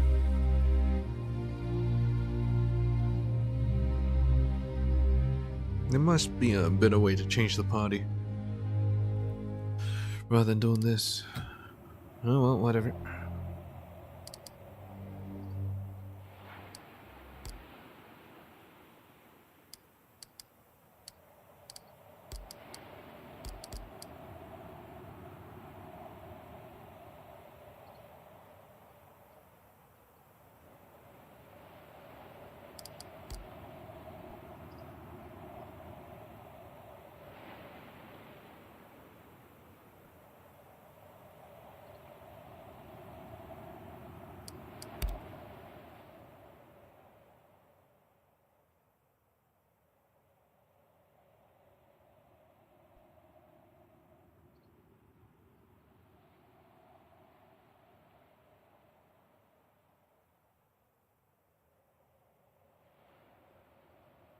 Ah, Aoforwick, my second home in a sense. The smells of the food down Market Street always make me salivate. Right. Save this, yes. And we quit. Thanks for watching your summer